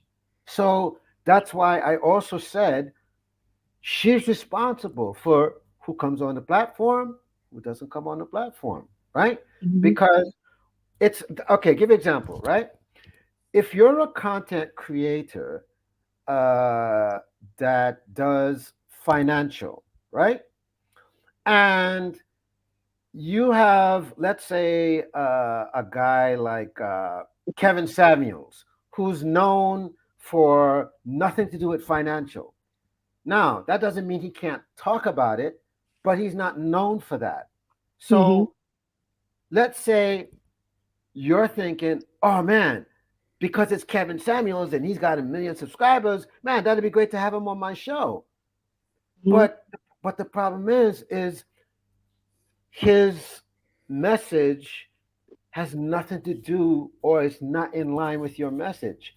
So he wouldn't be the best guess. Sure. You see what I'm saying? And that's my pushback to with Miss with Just Pearly things is for her to say, well, I didn't know this and I didn't know that. That's the very point that I'm making. That if had you done the research and you found out he was all of these things that go totally against the people that you hire, that go totally against your values and all these things, you wouldn't bother bringing him as a guest, not even to just be curious, just to say, well, let me get your story. It makes no sense. You understand? So the smoke was for her, not for So you. can Exactly. I mean, can I give you what the rationale why I said that? Go on. Okay. So first point, the reason why I said that is because like a couple of months before she had an interview with No Jumper. Yes. And he said they spoke about Nick Fuentes. Yes. He said, oh, he even sniggered and said, and I'm not even going to, because I didn't see the whole context. So I'm a very balanced individual. I'm always about equilibrium, right? So I didn't see the whole context. So I'm not going to swear on that. But I saw a clip from someone else's source where that individual said, oh, I think you get on with Nick Fuentes. You know who he is. She said, oh, yeah, he's cute, blah, blah, blah. So she knew who he was. One. I'll leave that aside because I didn't see the whole interview. I just saw a clip, but she acknowledged that she knew him. The interviewer said he felt they had similar views. Yes. That's a whole other story, but I didn't see the whole context, so I'm not going to put her in that bracket to say she's like him. But she acknowledged that she knew who he was. Then she's done streams with Sneeko. I don't know if you know who Sneeko is. I know who Sneeko is. Yeah. Yeah. So the whole reason why Sneeko got cancelled because she had an interview with him. Sorry, Sneeko had an interview with Nick. So you roll with Sneeko was being an idiot. That's the bottom line. Okay, but listen, most people that get canceled is because you're being either ignorant, you're being an idiot, or you're saying something outlandish. That's the only reason you get canceled. Bottom line. Understandably, but you know, she knows Sneeko. They've done streams together. He's in the Andrew Tate clan. You know, she must have known who he was, and you paid money because in the Obsidian live, people was asking her, did she pay for him to come? Are you going to pay for someone to come to your studio, do a series of interviews? And Nick went there 3 times, so she knows what he's about. So I'm not saying she's a racist. I didn't claim that, but I'm just saying that I think she knows she has management, and once you hit a certain space, so she's in 1.3 million subscribers, and her manager is the same manager as Candace Owens, and the affiliation that the Manosphere has to the political realm, and her original stance, which is what she said on Obsidian, is she's a conservative. So whether it was accidental, it could be accidental, it could be stupid, but at the end of the day, this is the perfect opportunity for her to go into the next grift. The race grift is a big grift, you know. So I just feel like even if it was an accident, like you say, fair enough. But with her management, her advisors, the people she's around, the interviews she's had, you know, she's friends with 2 people that's already interviewed him. She knows who this dude is. But it still goes back to my original point, 2 points that I made. Number one, if what you're saying is the case, then everything that you just said, you know, makes it seems like what she's saying is a lie, because you just I'm not said, saying. Wait. Let me finish. No problem, sir. Let me finish. No problem. The point I'm trying to make here is you just said that she knew who Nick Fuentes is. Y'all played the apology, and she said clearly, you know, I had no idea what I was getting into. That's what she said out of her own mouth. So that's what I'm trying to say. If what you're saying is the case, then she's lying. Okay, no, there's 2 things. There's 2 scenarios, because we're never going to know the truth. And I told you, I'm a balanced person, hence why I know about the Manosphere. So I used to like Kevin Samuels, despite all my black female friends not liking him. You know, I can be balanced, and there's nuance, and this is a problem I have with the Manosphere. There's no nuance. There is rules, there's exceptions to the rules, and yes, there's 2 sides. It's either she knew or she didn't know. Either way, she's going to go into a new grift. She's had this experience now. You know, she knew. So Sarah said, whether you believe him or not, he said that no one knew she was coming. She said, you know, that wasn't the first time she had Nick Fuentes on her platform. She had him on the platform 3 times. I'm not saying it's intentional, but one, she's a conservative. Yeah. But and I'm sorry, you know, you keep going to this political thing, and my disconnect in what you're saying right now is that I'm going based on what Pearl said, and nothing what she said had nothing to do with political. This has to do with using your common sense. This is what this is about. You understand what I'm saying? So you know what? We saw today on the LinkedIn that she used to She used to intern for a politician. But again, I wouldn't her be show. surprised if she No, took no, it. no, no, no, no, no. But understand what I'm trying to say, right? But her manager Her is sh- the that manager for makes no Candy difference. Stones. That makes no difference. That It makes doesn't zero make. difference. Have you Because looked at? But that makes go zero on, zero. sir. I'll tell you why. Go I'll tell on, you why. sir. Her platform Mm-hmm. is not about political. Her platform has nothing to do with trying Yeah. to be a variety show. Her Okay, sure. platform is built on one issue: Mm-hmm. relationships. Okay, so why So was he far. there? Okay? So why was he there? He doesn't speak about relationships. No, no, no, no, no, no. But I'm That's a saying good point. no, but hold on. But here's my But point. why was he there, sir? Here's my point. Here's my Okay. point. And again, I'm going back to what she said and what makes Mhm. sense. So Right? you just Follow go what by I'm saying. what she's saying, not all the other stuff around it. No, no, no, no. Follow what I'm saying. I'm saying I'm going So, by what she said mm-hmm, and I'm going by what makes sense. mm-hmm, I'm taking the 2 points and I'm going in mm-hmm. the middle. Do you follow me? No problem. Mm-hmm, Right. Now, she said the following, mm-hmm. right?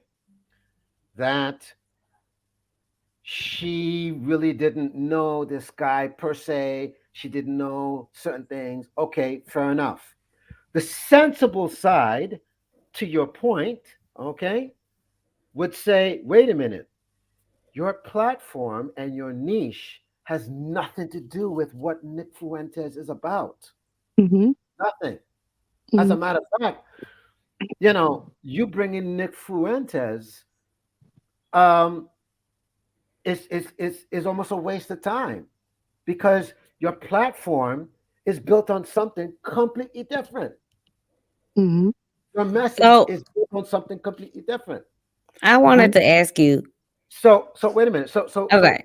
this is my point in saying that's like Jess going on somebody's platform in which that has nothing to the two have nothing to do with each other. Mm-hmm. If anything, if Jess is going to bring people on, it has to be in a line with what Jess is about, so that So it why makes was he sense. there? Huh? Why was he there? It's ignorance. That's what I'm trying to get you to understand. It's ignorance. I don't think so. Ignorance. Okay, I don't think so. It's ignorance. You can stand on that square. No. You can ignorance. stand on that square. But can I just make some other salient points? Go for it. Yeah. So you Hold can on, stand on Let that me square. interject. No, go on, Jess. It's your platform. Cause Sorry, my bad. I think she knew because there are like Twitter posts from months ago, her talking about it, and everyone was saying, "No, don't do it," and she knew full well. I think she has a degree. She look how many economics subscribers she has. Look how fast she has grown. I don't think that was accident. I think she's very calculated, and she knows exactly what she's doing. Right. Listen, let me just say this, okay? What you're saying, Jess, I completely agree that this is not an accident, and we all know that. But that's No, but not you're the not point. saying that. You're not saying that. You're saying No, no, she's no. been ignorant. No. But my point is this, right? If the interview itself was balanced, where she focused more about getting to know Nick and not necessarily trying to put herself in the conversation per se, then it wouldn't have been a problem because nothing she would have said would have put her out there. And Nick would have been the dumpster fire all by himself. Well, regardless of that, right? But the point is, I think that was calculated too, though. Because in most, when you watch her show, most of the time she brings it up and just passes the mic on to everyone else. So she does know how to get other people to say things that she wants them to say. From like She's even not the- behind the scenes, they even have like a little run through before it goes down. So yeah. So she interjected because she wanted to. she knows how to take herself out of the situation and let other people take the And fall, which she's I got think she two does friends. every show. She's got two friends that she's aligned with that's interviewed him. She's got Sneeko. She's got you know, was it Jumper 22, whatever it is, that platform. Adam, and Adam even said, like, I think you guys will align. La la la. She knows who this guy is. And Okay, she's got so a manager. She's not just some fly by night hustling on her But own. let's not. But at the same time, Shaw, let's not take everything that you're saying and excuse ignorance. Ignorance is still ignorance. And as far as I'm concerned, the bottom line from what I just saw, I look at it as she's just young, dumb, and full of cum, and I said it. Click Can it. I, can I, but can I just say one thing I don't though, know about the sir? dumb part. Sir, can I say one thing? She's got a millionaire dad who's highly Who connected. cares? Who Okay, cares? no Who problem. cares? Okay, Who no cares? problem. Let's let that go. But she has her manager is called Kobe, who manages Candice Who Owens. cares, my love? Who On cares? top of that, on Who top of cares? that, on Who top cares? of that, she's got two friends who she's had a massive amount of hits. Sneeko, who's a internet sensation, Who and cares? Adam 22. So she knew what she was getting into. She's not a fly by night No, YouTuber on the keep corner.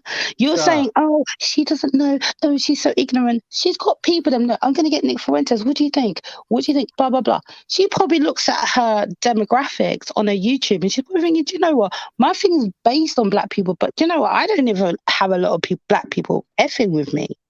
And I've already had Andrew Tate on. You know, from when she interviewed Andrew Tate, as much as she didn't receive the financial compensation because the video got demonetized, she was able to draw a lot of different types of people. Andrew Tate comes with a certain amount of type of people. She knew what she was doing. She looked at her But there's a demographics. difference. Hold on.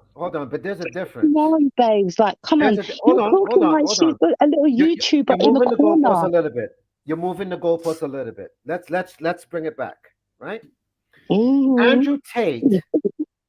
Okay, having Andrew Tate goes in a line with what Pearly does, so that's fine because the both of them, Okay, but babes, they're what they do, it's in a line with each other, so it makes sense. Babes, seriously. Right? Andrew Tate talks about the relationship thing, but even like I'm an avid researcher. Avid. I don't play when it comes to research, right? So Andrew Tate does not just draw people based on the relationship thing. He talks about a lot of worldly things. Even though he's mixed race and they want to bring up his mixed race because he's imprisoned, he's racially ambiguous. People didn't know. And he's very right winged. And he's aligned to a lot of right winged people. Andrew Tate was on a platform. And then she had Zuby. Do you know who Zuby is? My friend debated Zuby. One of Zuby's biggest views was my best friend, one of my best friends, debating him. Yeah. And Zuby comes from a space of non-victimhood. I'm a black man, and I'm not saying it's wrong. I'm not, as I said, I'm always in the middle of things. So I'm not on this victimhood, but I still respect my ancestors. Yeah. But she has garnered following from man like Zuby and man like Andrew Tate. And Nick Fuentes is affiliated with No Jumper, who she's acknowledged in the interview, and she's had success with Sneeko. So what does that have to do with the price of rice? Sorry? What does that have to do with the price of rice? No, I think she has a political. Okay, I won't say she has a political agenda, but I do think she has bigger goals than YouTube, and I honestly wouldn't be surprised if that was next on her list. Well, I'll tell you what. This is something that I've noticed, right? And I'm just gonna kind of tag on to what you're saying, Shah, because like for example, with Adam, no jumper, right? So, no jumper, and I mean, it's so ironic because it just so happens that both no jumper and Pearly things have both built their platforms off of black people. End of story. End of story. Right? Because majority of any The other black people race. are stupid. Hold on. That's not nice. Any other race I don't mean it like that. that you can talk about, it's very minimal that they have any success with because it's not built upon it. It's not. Right? Now, when No Jumper made the announcement by saying, I need to cut this show because I want to do more of this kind of show where I'm bringing in certain kind of guests, right? He decided he was going to bring in this guy who's a white supremacist, right? And the minute he did that, all hell broke loose. Well, maybe she knew that. That's what I'm saying. Hold on. Trying to go like this girl don't know what go on. Hold on. All hell broke loose when he did that, right?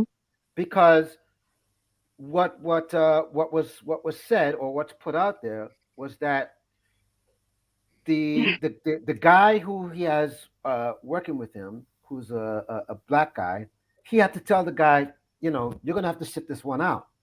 I can't have you working with me while I got this guy here because obviously, he's gonna say things, and there's certain things I want him to say because obviously Adam is thinking, how can I get the views and the clicks and and certain things that's going what on. it's And all about. I get it. But he told the guy, listen, you're gonna have to sit this one out because if I'm gonna have this racist guy, then I can't have nobody that's black on here. You know what I'm saying? Because I don't want to put you and the guy in a position where it's going to be uncomfortable. So I need this to be completely comfortable. Okay? Now, he did the interview. Okay. And it is what it is. But the backlash that he got from doing the interview went haywire. Right? Can I have the time? Can I have?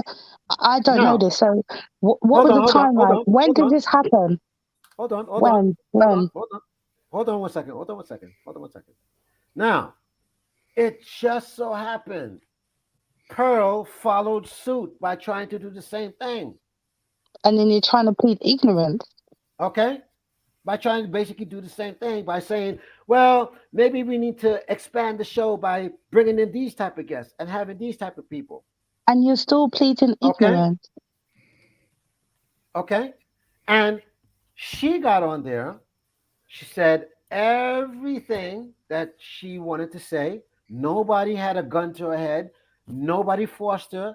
She spoke naturally as the conversation was going. And a lot of it, she just didn't think before she spoke. She didn't. And that's why she had to do this apology. You understand? Babes, seriously, you are telling me, so she had this interview with No Jumper, and, he spoke about Nick Fuentes with her. It's almost like they was giving us a teaser. But hey, you know what? I didn't see the whole interview. I just saw a clip, so I'm not going to judge that. As I said, I like to be really informed in what I say. So I'm not going to go off that. But we know that she has an affiliation with Adam 22. So are you telling me, I didn't know this. What you just told me is new information. I didn't know they had a white supremacist and this, that, and there was all this controversy, la, la, la, la, la. She's got certain people on her camp. You can even see from this backlash who is backing her.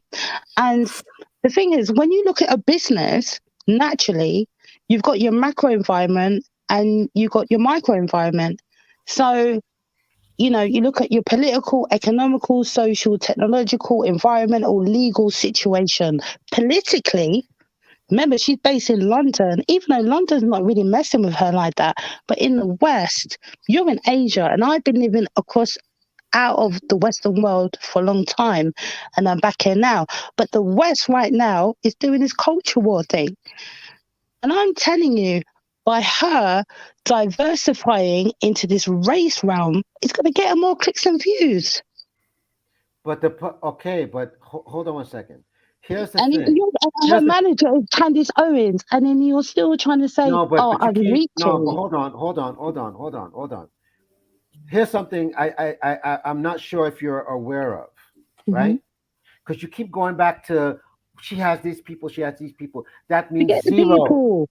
I just said to you, as a business perspective, if you're doing marketing, you look at the macro, and the macro is the outside environment. For sure. And Let me just tell you something. Culture wars are winning, and she wins on clicks and engagement. Okay, but Shah, let's listen to this for a second, okay? Just Pearly Things is responsible for Just Pearly Things. It doesn't matter who is the manager. It doesn't matter who is the editor. She is the one that says, I sign your checks. So therefore, but she has a team. Hold on. Time out. Let me finish. Time out. Because I think you're missing certain elements in what you're saying. Okay. All right. Time out. No problem, sir. She is responsible for who's managing. She's responsible for who edits. She's responsible for the fact that if she has a recruiter that they need to bring on these type of guests, she's responsible. She is the boss that pays the costs, right? So with that said, okay, anything that comes through, you know, you could say, oh, well, she has to, that means zero. Who's the boss that pays the costs? Her. Yeah, but I'm not talking about that. So she could be looking No, at... but you focused on it, sweetheart. You focused on it. And I'm trying to say, get away from that. Girls, I didn't say that. I said she is aligning herself in a bigger grift. The manosphere That has thing... nothing to do with it. That has nothing to do with it. Okay, let me ask you this. Can I tell you what to say regardless of who you have backing you? Yes or no? She's gonna go with the people that is people that is more successful. Answer my question. No, but don't put the goalposts. She's gonna go with the people. Answer my question. You know how much money you got. Answer my question. So she has the final decision, but at the end of the day, answer my question. Go on. You sound like Obsidian or Anton, but go on. No. I'm asking you a question. Can I or anybody, regardless of who is in your camp, tell you how to say, when to say, or what to say? Yes or no? Don't answer for her, Auntie. I want her to answer. Very simple question. If I was in just no, don't long stroke. Okay. Just if I had an organization and I was God, let me finish. No. Let me finish. And if I was paying a consultant, if I was paying a consultant, yes or no. Shaw, in fairness, you need to answer him. Okay, go on. Answer the question. Yes or no? Yes or no? Let's keep it simple. Yes or no? I would go with the best advice. So I make the final choice. Okay, I make the final choice. But yes or no? Yeah, I'm the one that makes the choices. Is that a yes or no? Yes. Thank you. That's all we need to know. Okay. Okay. Now, 9 to 5, Auntie. I'm going to ask you a simple question. I'm not talking about Auntie. Excuse me a second. 9 to 5, Auntie. I'm going to ask you a simple question. Right? Because I want to illustrate a point here. Right? You have a YouTube channel? Yes or no? Yes. No, I don't do YouTube. Hold on one second. I don't do YouTube. Hold on one second. Just Shaw, he's talking to me, hun. Oh, sorry. That's okay. Yeah. Just Simmer down. Anyways, so okay, 9 to 5 Auntie. You have a YouTube channel. You said yes, right? Yes. Now, do you have manager? Do you have anybody that works for you or anything? Yes or no? No, Okay. but I have clients. But no, but that doesn't count. That doesn't count. Okay. Because the point is you're a self entity, right? Yes or no? Yes. Okay, now we're gonna keep it simple, right? Yeah. Now, I'm gonna ask the same question because I'm doing this to make a point. I'm gonna ask the same question to Jess. Jess, you have a YouTube channel, and do you run this YouTube channel by yourself? You have no managers, you have nobody that's working for you. Yes or no? Yeah, no managers. Okay, no employees. Good. All right, good. So therefore, the two of you have admitted and said you're a self-entity. There is nobody else that's under you or anything, right? Okay. So the fact that you've admitted this, would you admit you are responsible for the content? You are responsible for the things that you say. You are responsible for everything on your YouTube platform. Yes or no? Yes. Yes. Okay. So the fact that you're responsible for it, then that goes to the very point that I'm trying to make to Shah. It's no different for Pearl. Yeah. Because it's your brand. Exactly. You are the boss. Exactly. I think she agrees with that. I think she's just saying she got a new agenda. No, but you're moving the goalpost by talking about all these nuances that has nothing to do with the simple point. Is it kind of does. Can I say one thing? If you had somebody financially contributing, you might say or do things differently, depending. No, but the point is if you are a brand, you have people that are under you. In business, you are responsible for everyone, including even if you have a manager and the manager is suggesting, okay, I think you should do this and this and this and this and this. It's not up to the manager to tell you what to do. It's up to the manager to be able to say, okay, here's the best way that I think you should take it. It's either yes or no. That's how it works. I think Shay agree with you. That is all Pearl's choice. Right? It's Pearl's choice, but at the end of the day, she pays Candice Owens, a manager, to give her advice and direction. Please get off of that. Get off of that. So all right, let's make a pact. Let's make a pact, right? If Pearly goes into a political direction, I want you to put £1,000. I don't have any YouTube channel. I don't intend to have one. It's not my thing. Those two ladies that you spoke to, you need to put £1,000 in their super chats. Each. Why would I want to do that? It's a bet. You're trading for this woman. Like. Okay, what's an appropriate bet? No, that's not. I think she thought you was rich. The problem with your bet is it makes no sense. I don't have a YouTube. I'm not asking you for any money. I'm telling you. Okay, what kind of wager? What kind of wager, Mikey? How do we hold you accountable? Okay. I'll tell you what. Just for shits and giggles, right? Just for shits and giggles. I'll tell you what. All right. Now, even if she was to do that, she would have to make a whole new YouTube channel because there's no way that she would. Got like 8 channels already. No. But what I'm saying is, there's no way that she's going to go political on a channel that's all about relationships. That wouldn't work. That wouldn't work. She would have to make a new channel for that. Yeah. Listen. But if she does, huh? If she does, then If she does, okay. Mm-hmm.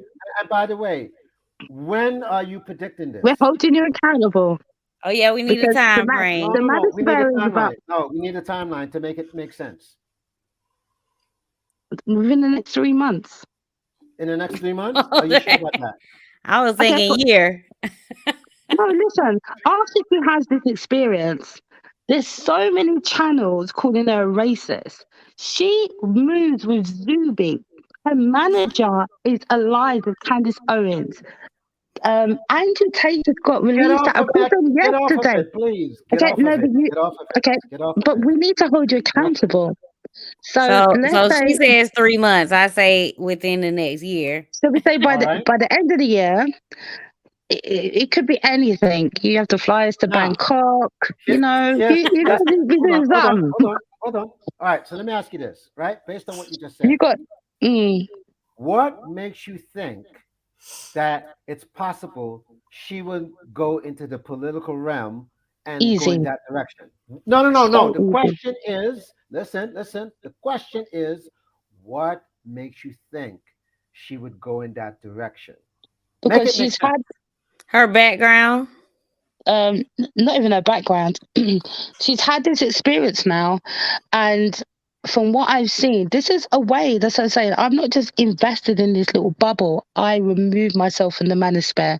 It's just because this thing has happened, and I'm looking into it at the moment. But politically, because I've been moving around the world and I've been seeing how the West is moving, there's a big push for culture wars, and that's why Andrew Tate is a phenomenon. And she's become she now has kind of filled that kind of gap between Kevin Samuels and Andrew Tate. She has 1.3 million followers, so she's in a space now where she can pivot into, oh my God, my lived experience of me trying to help Black people and, being in this Black space. And this is the racial abuse that I received because of this experience. She can talk about that now. And she has the links to do it. She can go to Zuby. She's Candace Owens' manager is her manager. Get off She of can start talking Candace about Owens' this. manager. Oh my Okay, well, God. forget about. Okay, if Stop you want me to. sucking your Okay, goddamn penis. okay, all God, right, no, leave him all right, alone. all right. Obviously, that triggers you, so we'll remove Well, that. Because but I we need you to but we stay focused, baby. we hear Okay, you. but We hear that, and one of the one of the points that's being made by Shaw right now, I could see, and from what we know about Pearl, especially from the mastermind group, is Right. that she had the stardom and success as a college basketball volleyball player. She is now having success and money and a little bit of power in the YouTube, TikTok sphere. No, it's not And little. and It's not little. no, but let me finish, okay? So I have worked in circles of power, and it's frightening for somebody like me, but it's intoxicating for people who think that they could attain a particular level of power. If she is headed for toward a path of power where money's not enough, she grew up with money, she's comfortable with money, money may not be enough. She may be in it for the power. That's where the politics would come in. She may have surrounded herself by people who have convinced her that she could have some kind of power. What she is setting up here, and I do see what Shaw is saying, she's setting up here something where she can ignite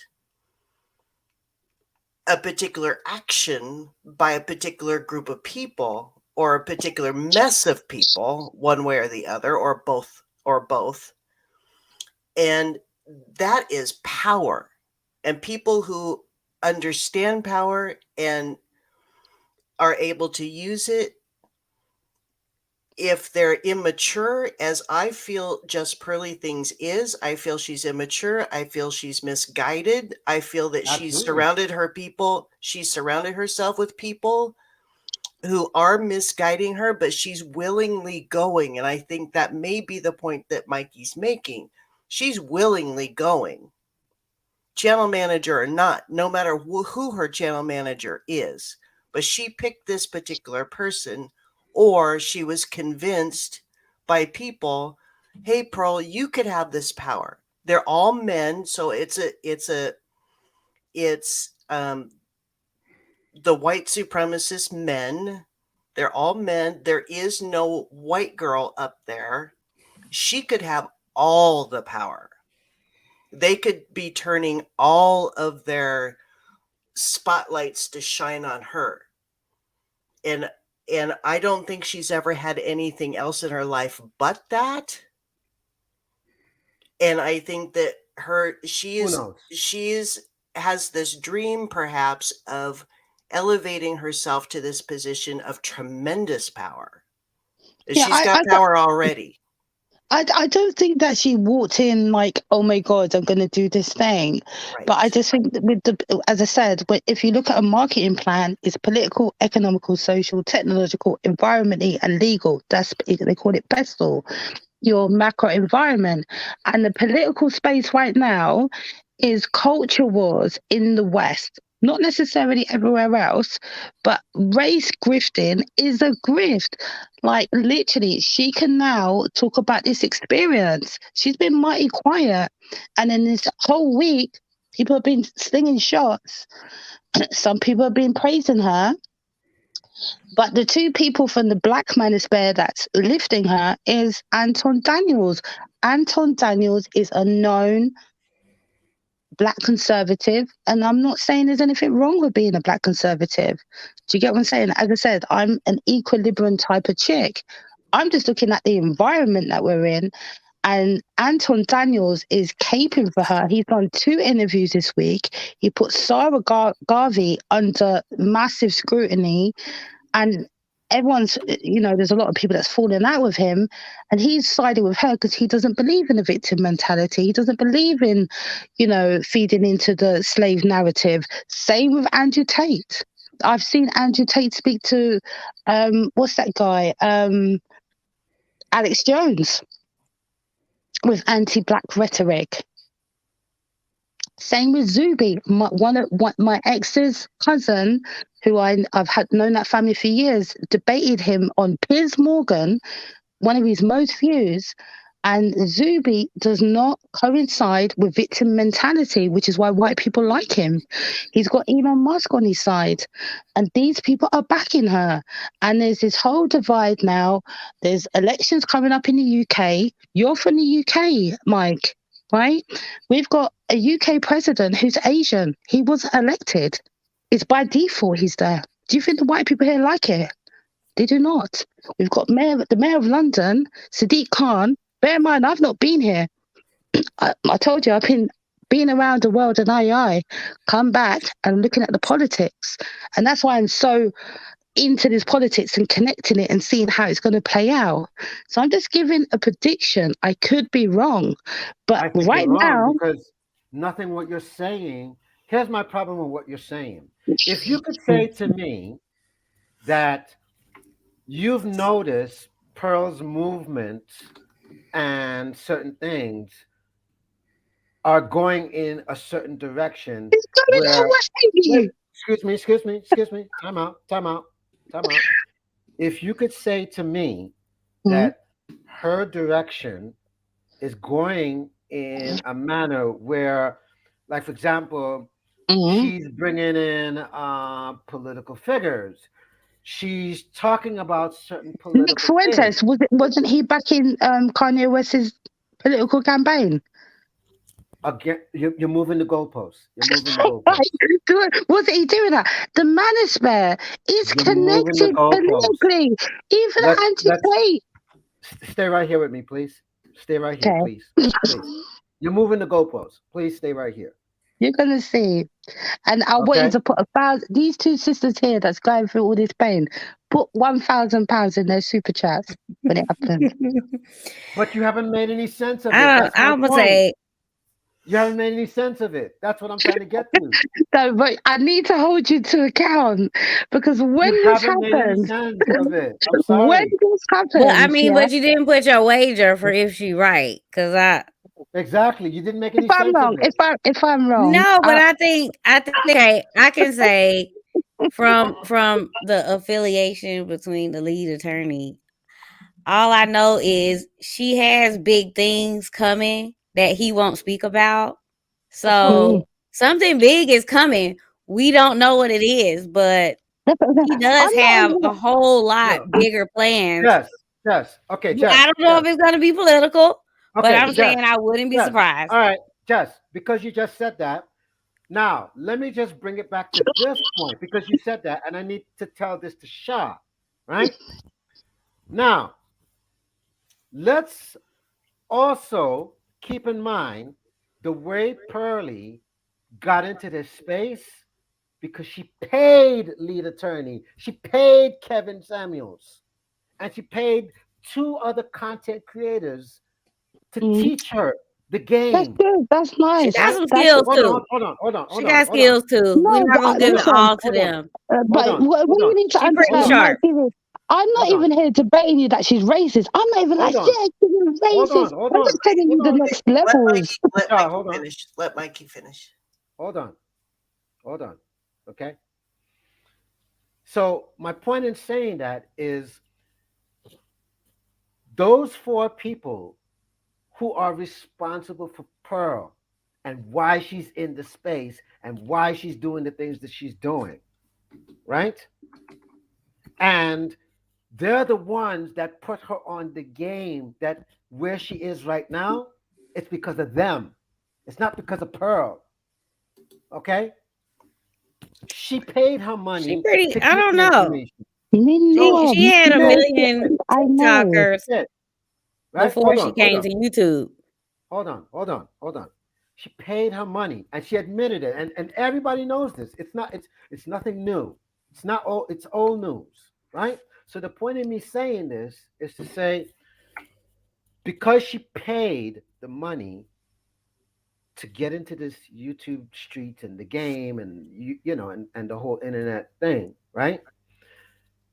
All she did was took what Kevin Samuels did and what everybody else is doing as far as relationships and just continued it. That's all she did. But there's one advantage she had. She took the fact that she was white and she used it to her advantage. Because put it this way, to prove my point on her TikToks, you know what her TikToks were labeled as? White girl reacts. I saw it. I saw it from COVID when Kevin Samuels was around. I mean, to be honest, none of us saw Trump coming. Like none of us. He just spent his time becoming popular, making connections, doing business, and next thing you know, he's running for president. So, I mean, you can't honestly. To be honest, I feel like Andrew Tate is so influential. He probably could have a shot at winning if he ran for president. So I think we can't undermine the influence she has. Right, but just to your point, okay, let's not mix up 2 points because becoming the president is all about votes. That's political, though. Hold on. And influence. Hold on. Becoming the president is about votes. Has nothing to do with if you're experienced or not. We've already seen that, right? Can we? So you don't think she will win? I think she could do it. I'm not saying she's going to be president. Okay, maybe not president, but she can do something. She's pretty influential. I'm saying in that realm, right? It's all about votes, regardless of your experience or not. That point has been proven for many years, right? So that's one entity. When it comes to the YouTube space, it's not about votes. It's about views, clicks, analytics. Views are votes.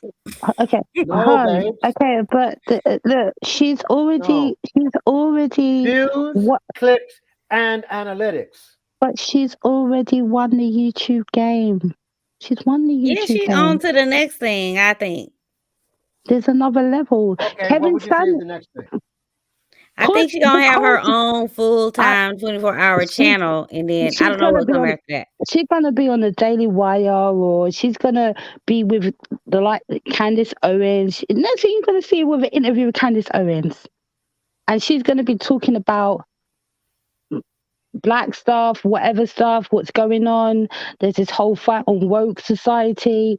There's this whole listen, the West, and I can Candace say this, Owens is not interested in people like her. but she's She's interested not. in. I But disagree. can I just say She's not. something? She's interested in Andrew Tate, and Andrew Tate is on some crazy charges. Like he's, she's caping for Andrew Tate. But the only reason why Candace got on about Andrew Tate because it has to do with criminal. Because going beyond, no, listen, check it out. Andrew Tate is not new to the space.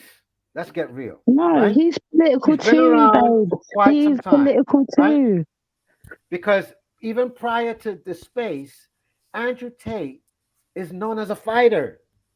So he's not new to the space. The only difference is once he expanded his brand, and I keep using that word, his brand, he decided, okay, let me start talking. That's all he did. Okay, so are you telling me as a brand ambassador or as someone with with a strong brand that now Pearl can't move into the space to talk about race and culture wars and society? She can now talk about American and English culture wars. Because this is a topic. This is a grift. Okay, I know. but let me ask you this. Okay, let me ask you this. Let's just say, for all intents and purposes, that Pearl decides, I'm going to switch up the whole show and go into this political realm, all because, I got Candace Owens' manager that you keep writing on. But anyways, I digress. Okay. And the fact that I got this guy, okay, well, he could bring me into certain spaces because, he already has the connections. Okay, let's just say that's the case, right? And she's had this experience. She's had an experience where she's been called a racist. Time out. I'm making the point. Time out. Slow down. I'm making the point. Let's just say she decided, I'm going to go into the political realm and start talking more about political, right? Do you honestly believe that with her experience, with everything that she's been saying up until this point, that she could honestly get up there and talk about political things and she would be on point with it? Do you honestly believe that? She could talk about cultural things. Sorry, Jess. I think Nick sounds like an idiot, and he do it. No. She would drop the ball easily. No, Nick sound like an idiot when he talk. But Mike, she's been able to talk about relationships without being she's not even lived with a man. And she's been able to come up in people's face and tell them what they're supposed to be doing in marriages. She's not living with no man. She's not married. She's not in a picnic. She's not nothing. Yeah, and she's there in people's faces talking, and she's been able to do it. How much is the bet though? So what about $10? She's not making sense. You can afford $10. She's not making sense. I'm not even $10 bet. It's not making sense. About relationships, you're not making sense. Sorry. But then you wouldn't lose the 10. You wouldn't lose the $10 if she wrong. But she hasn't even said, well, okay, here's my comeback. She's not making any sense. But that doesn't mean it can't happen. Auntie, come on, she's gonna take a pivot. I don't think that it happens in that way. No. The most influential and powerful people just they will stay with what they're so let's say that she's doing this trad wife thing, because that's allegedly what she's focused on. So she's doing the trad wife thing. Then when the power and the politics come in is when the Iowa caucus comes and the New Hampshire primary and the Nevada caucus comes and the South Carolina primary, the first 4 presidential primary events in the United States that will begin in less than 10 months. Mm-hmm. And she says, something to hook into the candidate she wants to support, or a better tactic, a more effective tactic, is to put boogeyman scary idea about the stronger opponent to help whoever she is shilling for have more votes. You're right about the votes, Mikey. And but this is not how a person in her position would use the power politically. It's not going to have a political talk show. She's not going to be Chris Matthews tomorrow. She's not going to be Tucker Carlson tomorrow. She's not going to be Tucker Carlson ever. That's not how you use that power. You take your audience. Her audience will be low information voters. They will go to the polls. She'll make sure that they go to the polls. They won't know the name of anybody else but the person whose name she wants them to know. They won't know the name of anybody else except the person that she has put as the boogeyman. And that's how that power is used. That's how a person like Pearl, in this space she's in right now, with 10 months of runway between now and the first votes being cast, that's how that power gets put into practice. And she's trying to take away, trying to take away our female voting rights. Right. Yeah, but at the same that's time, how some. I just want to make one more. Yeah, that's how someone like Donald Trump with The Apprentice and all of his big talk, and he's on the evening news, and he's the big businessman. That's how you slide in there. That's how it becomes so unlikely until it happens. Okay, so let me just point something out because of what you just said, right? Why you think politicians go to certain people of influence, power, and 99% of the times, the people that they go to have nothing to do with political. Right. It's all about the numbers. Exactly. It's the power. It's eyeballs, right. And the numbers are even more important than the dollars. Right. So I'm going on your point of view, by the way. Okay. Why you think that from a sensible point of view, you would think they would go to their own likenesses to try to get the people to be influenced? They don't. And as a matter of fact, most of the times they go to the people who are not politicians. Because why? Their numbers are a lot greater. That's number one. Right. So you're feeding into my point. Hold on. Because a Donald Trump, right, will quickly go to a Kanye West, who Kanye West reaches millions, and not 100,000, millions of people. And Dennis Rodman. So to your point, all Kanye has to do is say, I'm voting for Trump, right? Right. And the people who believe in Kanye, right, he has an influence, or shall we say, a better of the percentile to get the people to vote for Trump, regardless of what they friggin' know about Trump. Trump could be an idiot, but the fact that Kanye said it, let's go, right? And that's to your point. Got it?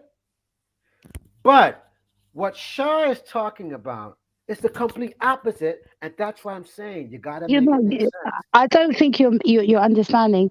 She's in a position now. Listen, she's in a position now. If she keeps going on for the next 2 years talking about black relationships in London, I know for a fact in London she's struggling to get people to be on her show. She's even had people that she's working with out her. Like I'm sorry, but the talking points are tired. Yeah, so that's why I think she has to pivot. That's why she's getting Nick Fuentes, and the fact that she had Andrew Tate was a major. Having Andrew Tate on the platform was major, you know. And I know. Hold on, let me please, sir, respectfully. Let me just finish. I'm just saying, with all the different elements that she has around her, she can easily. She's not been back to the US yet. and the outcry is not in London; it's the U.S. citizens. If she comes back and she has interviews with Patrick David, that guy that interviewed Andrew Tate, these people are going to be willing to interview her because she had the gateway with Andrew Tate. All these big platforms, she can go on them and say, this was my experience and this is what happened to me. And, I had this big controversy and I didn't mean to be racist. And that's not, remember, I've not spoken about her being racist. Do you understand? So I've not come from that standpoint, but she now has that experience to talk about. And she can talk about, I'm conservative. I believe in family values. I try to talk about the issues within various communities, particularly the Black community. This was my experience. And I feel as though Black people don't need to be victims. I've been in the UK. There's ample amount of opportunities. Immigrants from Africa are doing this. She can talk a load of stuff now. Now she's got experience to talk about stuff. No, she And doesn't. she can go on that racial this is what you're grid. missing. Hold on. Shah, here's what you're missing. What am I missing? You just said she has the experience to talk about the Black this and the that. Now. And I'm wait. You just said the following statements. And I'm saying to you, if that was the case, why in the hell did she quote saying, oh, well, racism wasn't that bad, if she had the facts together? But that's what. No, wait. This is what I've. This is. Let me finish. Let me finish my point. So you're from the UK, right? You're not making sense. No, sorry. No. Oh, you're from the UK. No, you're from the UK, right? What's that got to do with anything? I'm just. He's Let got me an just American accent. I'm What just does that saying. got to do with anything? Please, let me land with this point. I have a friend who started all the protests here after George Floyd, and I've been by her side on the whole journey. And there is this whole friction, even down to, with Meghan Markle, there's this whole divide. Oh, the woke community, they're in victimhood. UK was the one that stopped slavery. We're 100 years past slavery. Everyone has equal rights. Everyone has their own opportunity to do this, blah, blah, blah. So the conservative movement is saying, like, this is the woke movement. They put the woke movement, if people start talking about slavery, they put that in the woke movement. They put that with the transgender movement. They put that in that category. So there's this whole thing of, just let's do Martin Luther King. Let's just judge people by the content of the character. That's the rhetoric here in the media. Let's forget about slavery. Especially in the UK, they're like, we stopped it. We don't want to hear this story. Why are you bringing this American stuff here? So there's this whole division that if you start going too deep into slavery, then you're in victimhood and you're branded as woke. And that is the rhetoric that's going on. So what I'm saying is she's had Zuby. Zuby had a debate with my friend. I can send you the link with Piers Morgan. This is my good friend that I grew up with. She had the full debate about the 6 guys that beat up the black guy, Tyree Nichols. They had the debate and she was talking about internalized racism, and Zuby annihilated her. And I looked at Zuby and what he was doing, and Zuby is like, I don't want to hear this victim mentality from black people. We need to just do better. And that's a part of the new movement that's happening. Zuby was on her show. Zuby is praising her right now. Elon Musk responds to him. So that's what I'm saying. She can move to, she can look at this stuff and think, well, do I try to sit here and help the black community, or do I move with Zuby? Andrew Tate has come out. Do I go with Andrew Tate? Do I go with Sneeko? Do I go into this conservative side and I start talking about this woke and victim mentality? She's going to go on that side. So but once again, my issue with what you're saying at the moment is the title of this whole show reads at Just Pearly Things, qualified, or is it her team who you hired for your business, right? And everything that you just said, you've moved the goalposts quite a bit. I'm giving my prediction. Yes, but the problem with your prediction is You- it's not lining up. You're It's gonna not see it, lining up. bro. Bro, you're But we're gonna not see gonna it. see it till it happens. All right. It's So not lining up. what was the question? Okay, because the problem with what you're saying right now is, Mhm. again, Pearl right now has been saying so many wrong things and getting checked. So that shows you she is not qualified. She's not experienced. Okay, But so if but so even if you want to say, oh, I predict she's going to go into the political realm, give it what you she's said, gonna 3 be a months. part of the culture world. That's what I'm saying.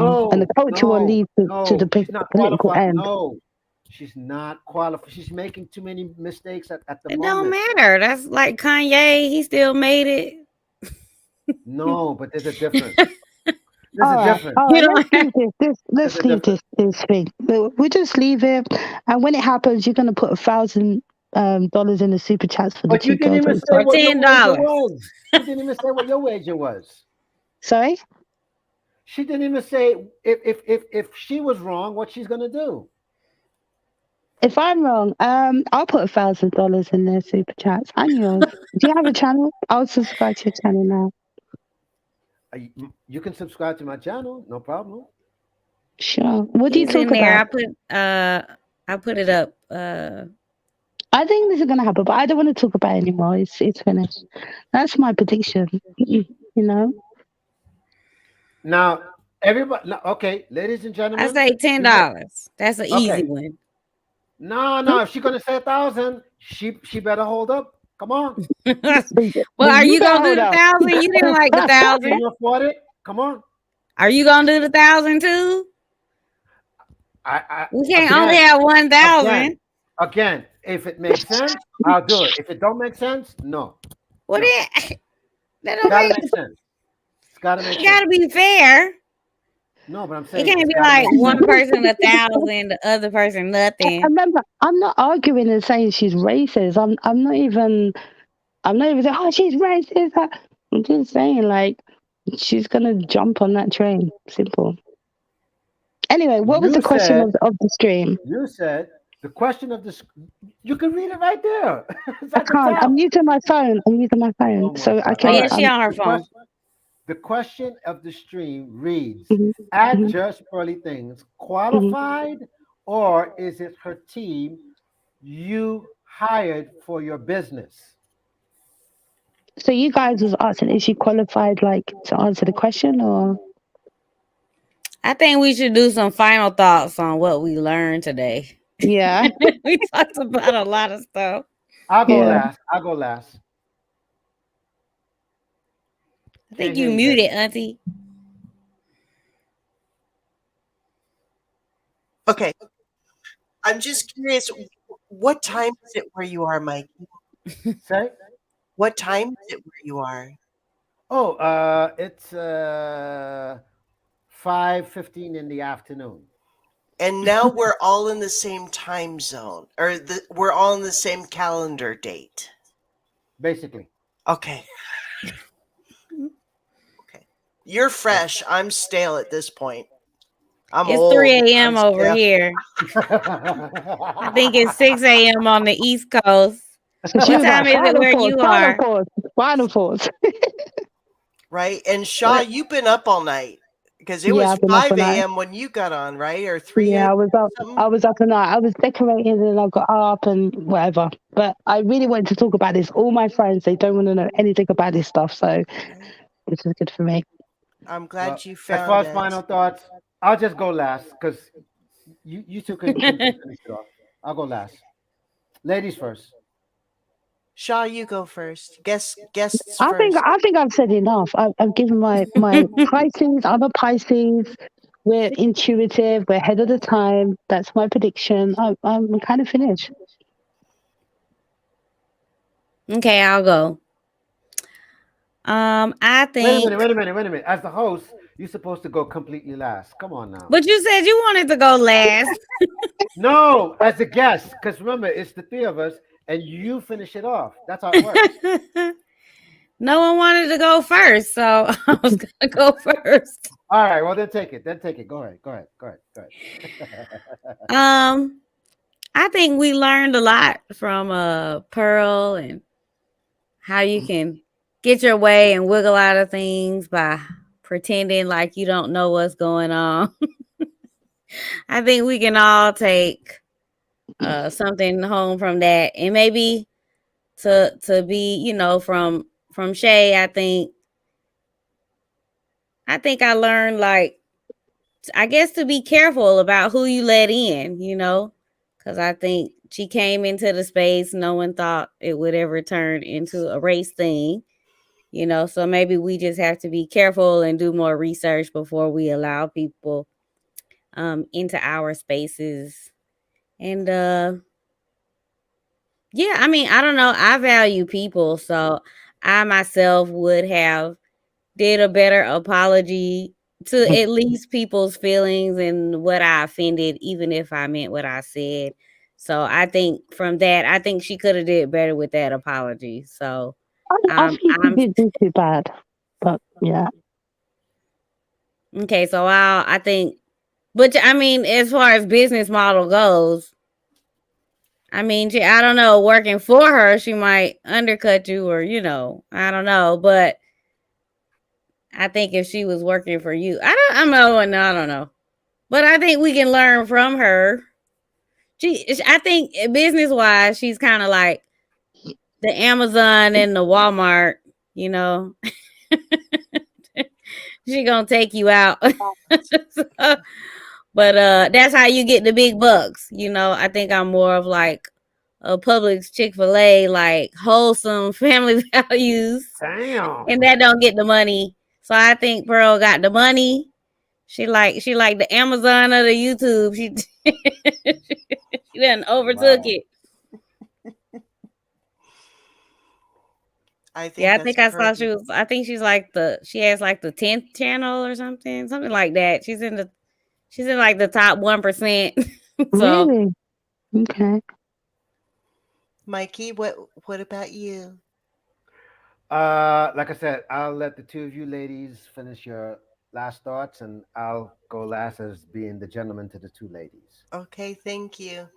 Yeah. I first of all, I want to thank Jess from Just Talk About It for joining me tonight and being brave to delve into this convo. And she was absolutely the perfect person to guide us. This is a launching of a new channel for me. I am Bling Auntie on YouTube.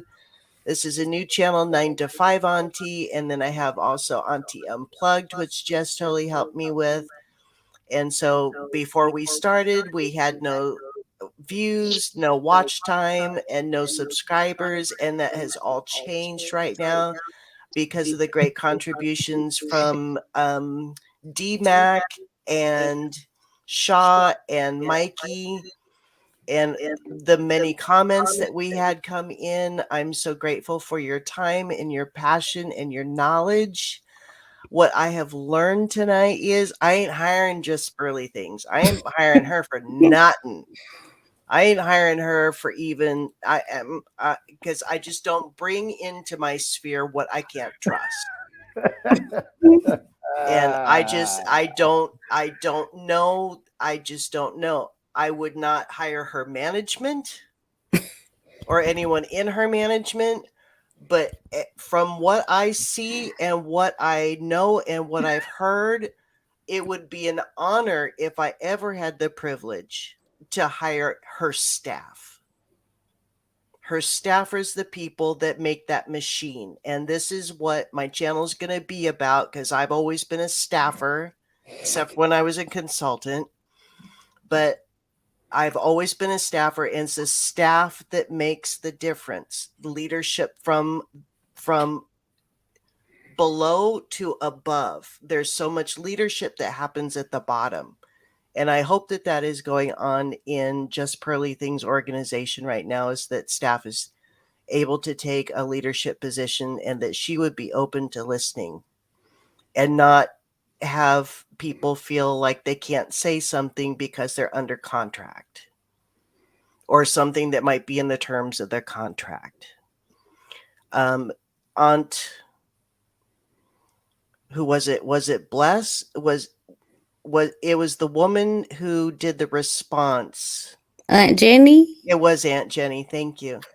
Who said, "You don't know what's in my contract." And that is true 100%. For the better or for the worse, we don't know what's in her contract and to what she is being held. So I hope that there is some open heart and some open spirit in such a way that there's an environment where the staffers can express and where the leadership and the talent will receive a message. Maybe it doesn't sink in today, maybe it clicks tomorrow. I'm that way myself, but no, I'm not hiring her. And what I'd like to do is follow up after I get some sleep, because I'm a little goofy right now. But I would like to follow up with looking into what is not on Pearly Things LinkedIn profile, because we saw some things that just really don't fit and really don't make sense. I'm curious about, and I have it, I think everybody has it, there's a little something missing on your LinkedIn profile. And for me, I would like to know what it is for Pearl Davis. And but I am grateful. I learned a lot just preparing for tonight, and I learned a lot through the experience of tonight. And I'm very grateful for the voices and the spirits that I heard. Thank you, everybody. Mikey, now you have to go. Well, let me just say, I forgot to say thank you to everyone. Thank you for everyone for your opinions and comments and the time, right? We put in a lot of time. Well, I think Mikey just got here, but Jay been here all night with us or day. So yes, thank you, We're very everyone. grateful. Okay, Mikey, now you really have to go. No, waiting on Shaw. Remember, it was ladies first. Waiting on Shaw. Okay, I'm not going to say much because I've said enough. I'll just say that Kevin Samuels died in May. A lot of people kind of don't realize it's not been that long. And I think he'd be a bit upset about, how it's all turned out. And I think that's something that just keeps coming to me, that it's just upsetting to see the divide and the fact that the black man is spared. The men couldn't really galvanize to actually help the community. I think that's something that we should pay attention to. Even with Sarah Garvey, I kind of knew of him from before, and I know he had some bad experiences with black women. And I think he's probably even a bit disappointed that, he kind of got shafted in this whole experience. So I think we have to remember Kevin Samuels. And I don't think he was perfect, but I don't think he would have wanted it to be like this. Yeah. Thank you so much. Oh, Jay, did you have a channel you wanted to shout out or promote? To me? Yeah, did you have a channel that you wanted I us to? don't think YouTube. I don't even get on panels. I was just like this, I just wanted. I never talk on panels, so yeah. So no channel, just me. Thank you. With my political predictions, my TV.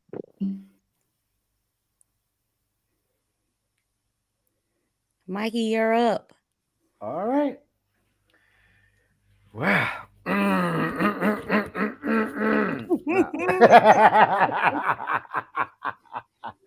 All right. So here's my final thoughts on the on the topic and what's being said so far, or at least since I've came in, and any other thoughts that may come up in between. So before I get into that, my name is Mikey, and you can find me on YouTube. That's the Mikey Story. Feel free to subscribe, give a like, and all that good stuff. And also, please, if you get on there, do me a favor, watch the videos because it definitely helps the analytics and all that good stuff. Okay. And if you want to find me on social media, that's Instagram. It will be the Mikey Story 2. Okay. That's it. The Mikey Story 2. Okay. If you want to find me on Instagram. So now that I got the housekeeping out of the way, here's my final thought.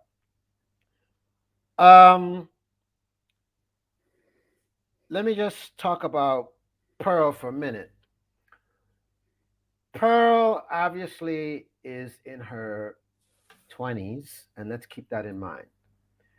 Pearl is not, I repeat, she is not in her 40s or in her 50s where she's experienced life, trials, and tribulations enough to know certain things and enough to articulate certain things and enough to be able to say, okay, I can make a better judgment because I've experienced enough to know and I'm secure.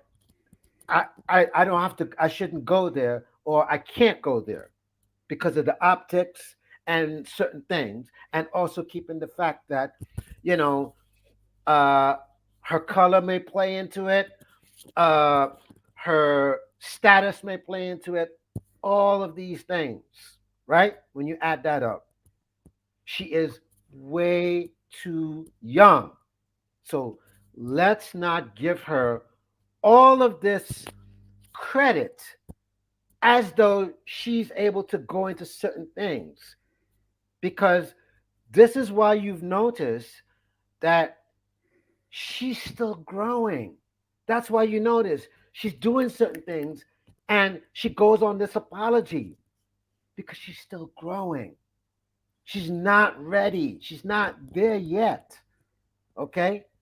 So, yeah, she may be young and that's cool and she has a voice and that's beautiful. But Pearl is no different than anybody on this panel, meaning she is not immune to the trials and the tribulations of life. Okay? And I'm telling you this from an experienced man who's in his past 50s, been around the world, still going around the world, and I can securely tell you I know what I'm talking about. I don't know everything, but what I know up until this point, I can see what she's doing, and I can tell you, been there, done that. And I can pretty much tell you that she's just one person who's just trying to figure it out. That's all it is. Okay? She's just trying to figure it out. Now, so with all of that said, okay, when you speak on things, you know, generally the whole idea is think before you speak, especially when you're on a platform where there is millions, not 10, even though that shouldn't make a difference. But the point is, when you have millions, you're a huge influencer. So that means every word that you say can influence anybody like that, whether it's right or wrong. That's the power. And if you misuse that power, the people who believe in your power can take that and use that in a very, very vicious or in a bad way. And it can backfire. And if we can avoid having those type of people using that misinformed power, even better. And this is why I'm saying you need to think before you speak. So, therefore, if you don't know about something, don't speak on it. Just be neutral. Or just say, you know what? I don't know enough about that. So, I'm not going to speak too much on it. There's nothing wrong with saying that. As a matter of fact, there's everything right about saying that. Because this way, you're showing I simply don't know the right answer. And it may not have anything to do with the fact that you're white, you're black, you're this. You're just ignorant. But you can correct that by educating yourself or getting the knowledge or speaking to someone who's been there, done that. And then you could say, okay, let me get the right answer from someone who would know, from someone who is experienced, from someone who has the right answer. Then, once you've gotten the right answer and they see you understand what it is that they're talking about, then you can relay, okay, well, I've spoken to this person, this and this and this and this and this and this and this. Now you're on to something. And that's the better power to use. Ignorant power really, really, really, really, really is a shitty thing to do. And it's been proven time and time and time, with many people who's used ignorant power and how that can translate into something really bad. Okay? So, other than that, the only thing I can say, with the whole question that has been put out there, no, she's not qualified. It doesn't mean she's dumb. No, she's not dumb.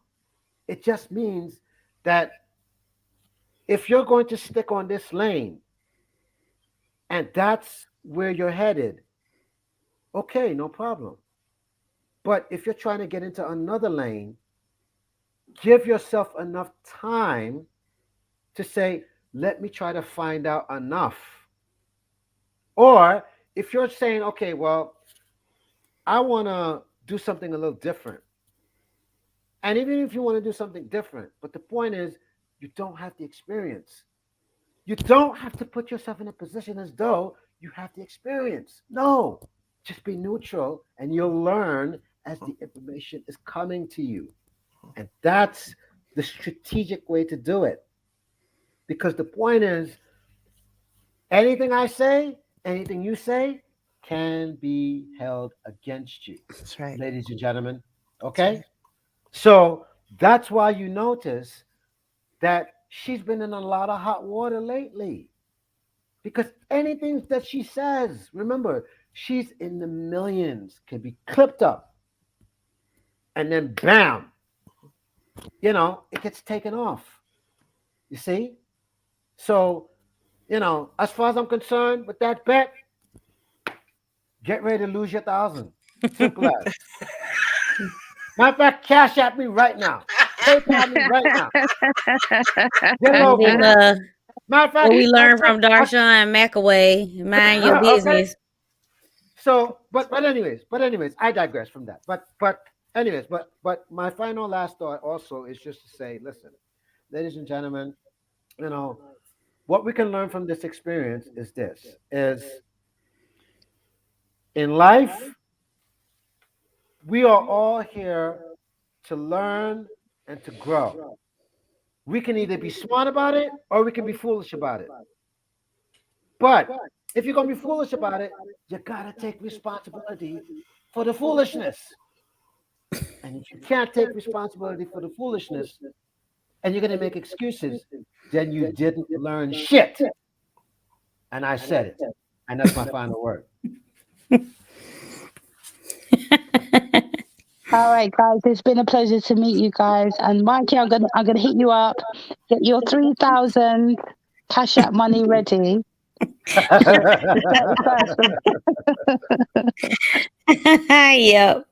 All right. God bless you guys. Yeah.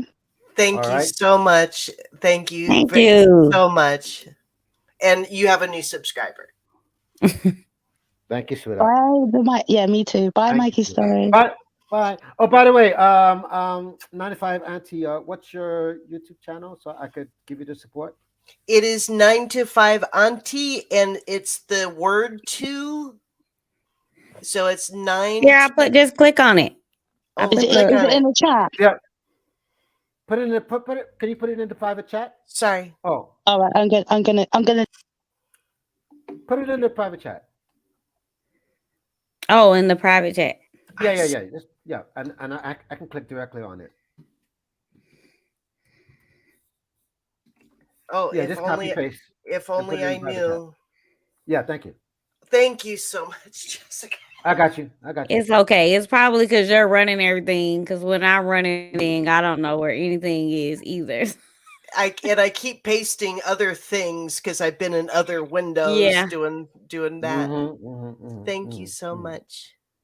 I really appreciate Well, it very much. you all have a great rest of the day, right? Because it's daytime over there. Thank you. I will do. And it was a pleasure getting to know 95 Auntie. And Jess, my love to you, sweetheart, as always. Thank you. know. Thank you. I So- receive it all. Yes. But other than that, I guess we'll see each other on the next time. And once again, it's been an honor. Thank you. And if you go live, do you live stream? No. Okay. But my plan is once I hit 1,000, then I'll do live stream. But yeah, my live streams are not going to be about anything salacious per se. No. Because I want to keep everything in alignment with what my channel is about. So anything salacious, I try to keep it at a minimum. Mm-hmm. Yeah. That sounds Everyone like a who's good been plan. with us. Everyone here with us that didn't subscribe yet, make sure you subscribe, like, share. Yes. Super. Anyways, ladies, Thank I will you. leave you be. Thank you. All right. Thank you. Thank All you. right. And to all of our viewers, thank you so much. Bye. Bye. See you later. Good night. And Jess, I think it's time for us to get food, sweetheart. I'm starving. I am too. Because I just had that little, like a little handful of food 7 hours and 30 minutes ago. And I don't know if you even had a chance to have a little I bit didn't of get food. up at all. I'm sitting in this chair 7 hours. Well, we have a good report for the mastermind tomorrow. We long stroked it. Oh, And right. you did the heavy work on that. We long stroke for 7.5 hours. Yes, that's my longest stream. Yay! Thank you, Jess. I'm so Yes. grateful. This Thank is you fun. to everyone. I'm glad that you were able and willing, and I look forward to the next time that we'll put a timer on it. A little ding. Oh, I used to have a little blowhorn. Okay. I lost my little prop air horn. Darn it. Where did it go? It's supposed to be on my desk.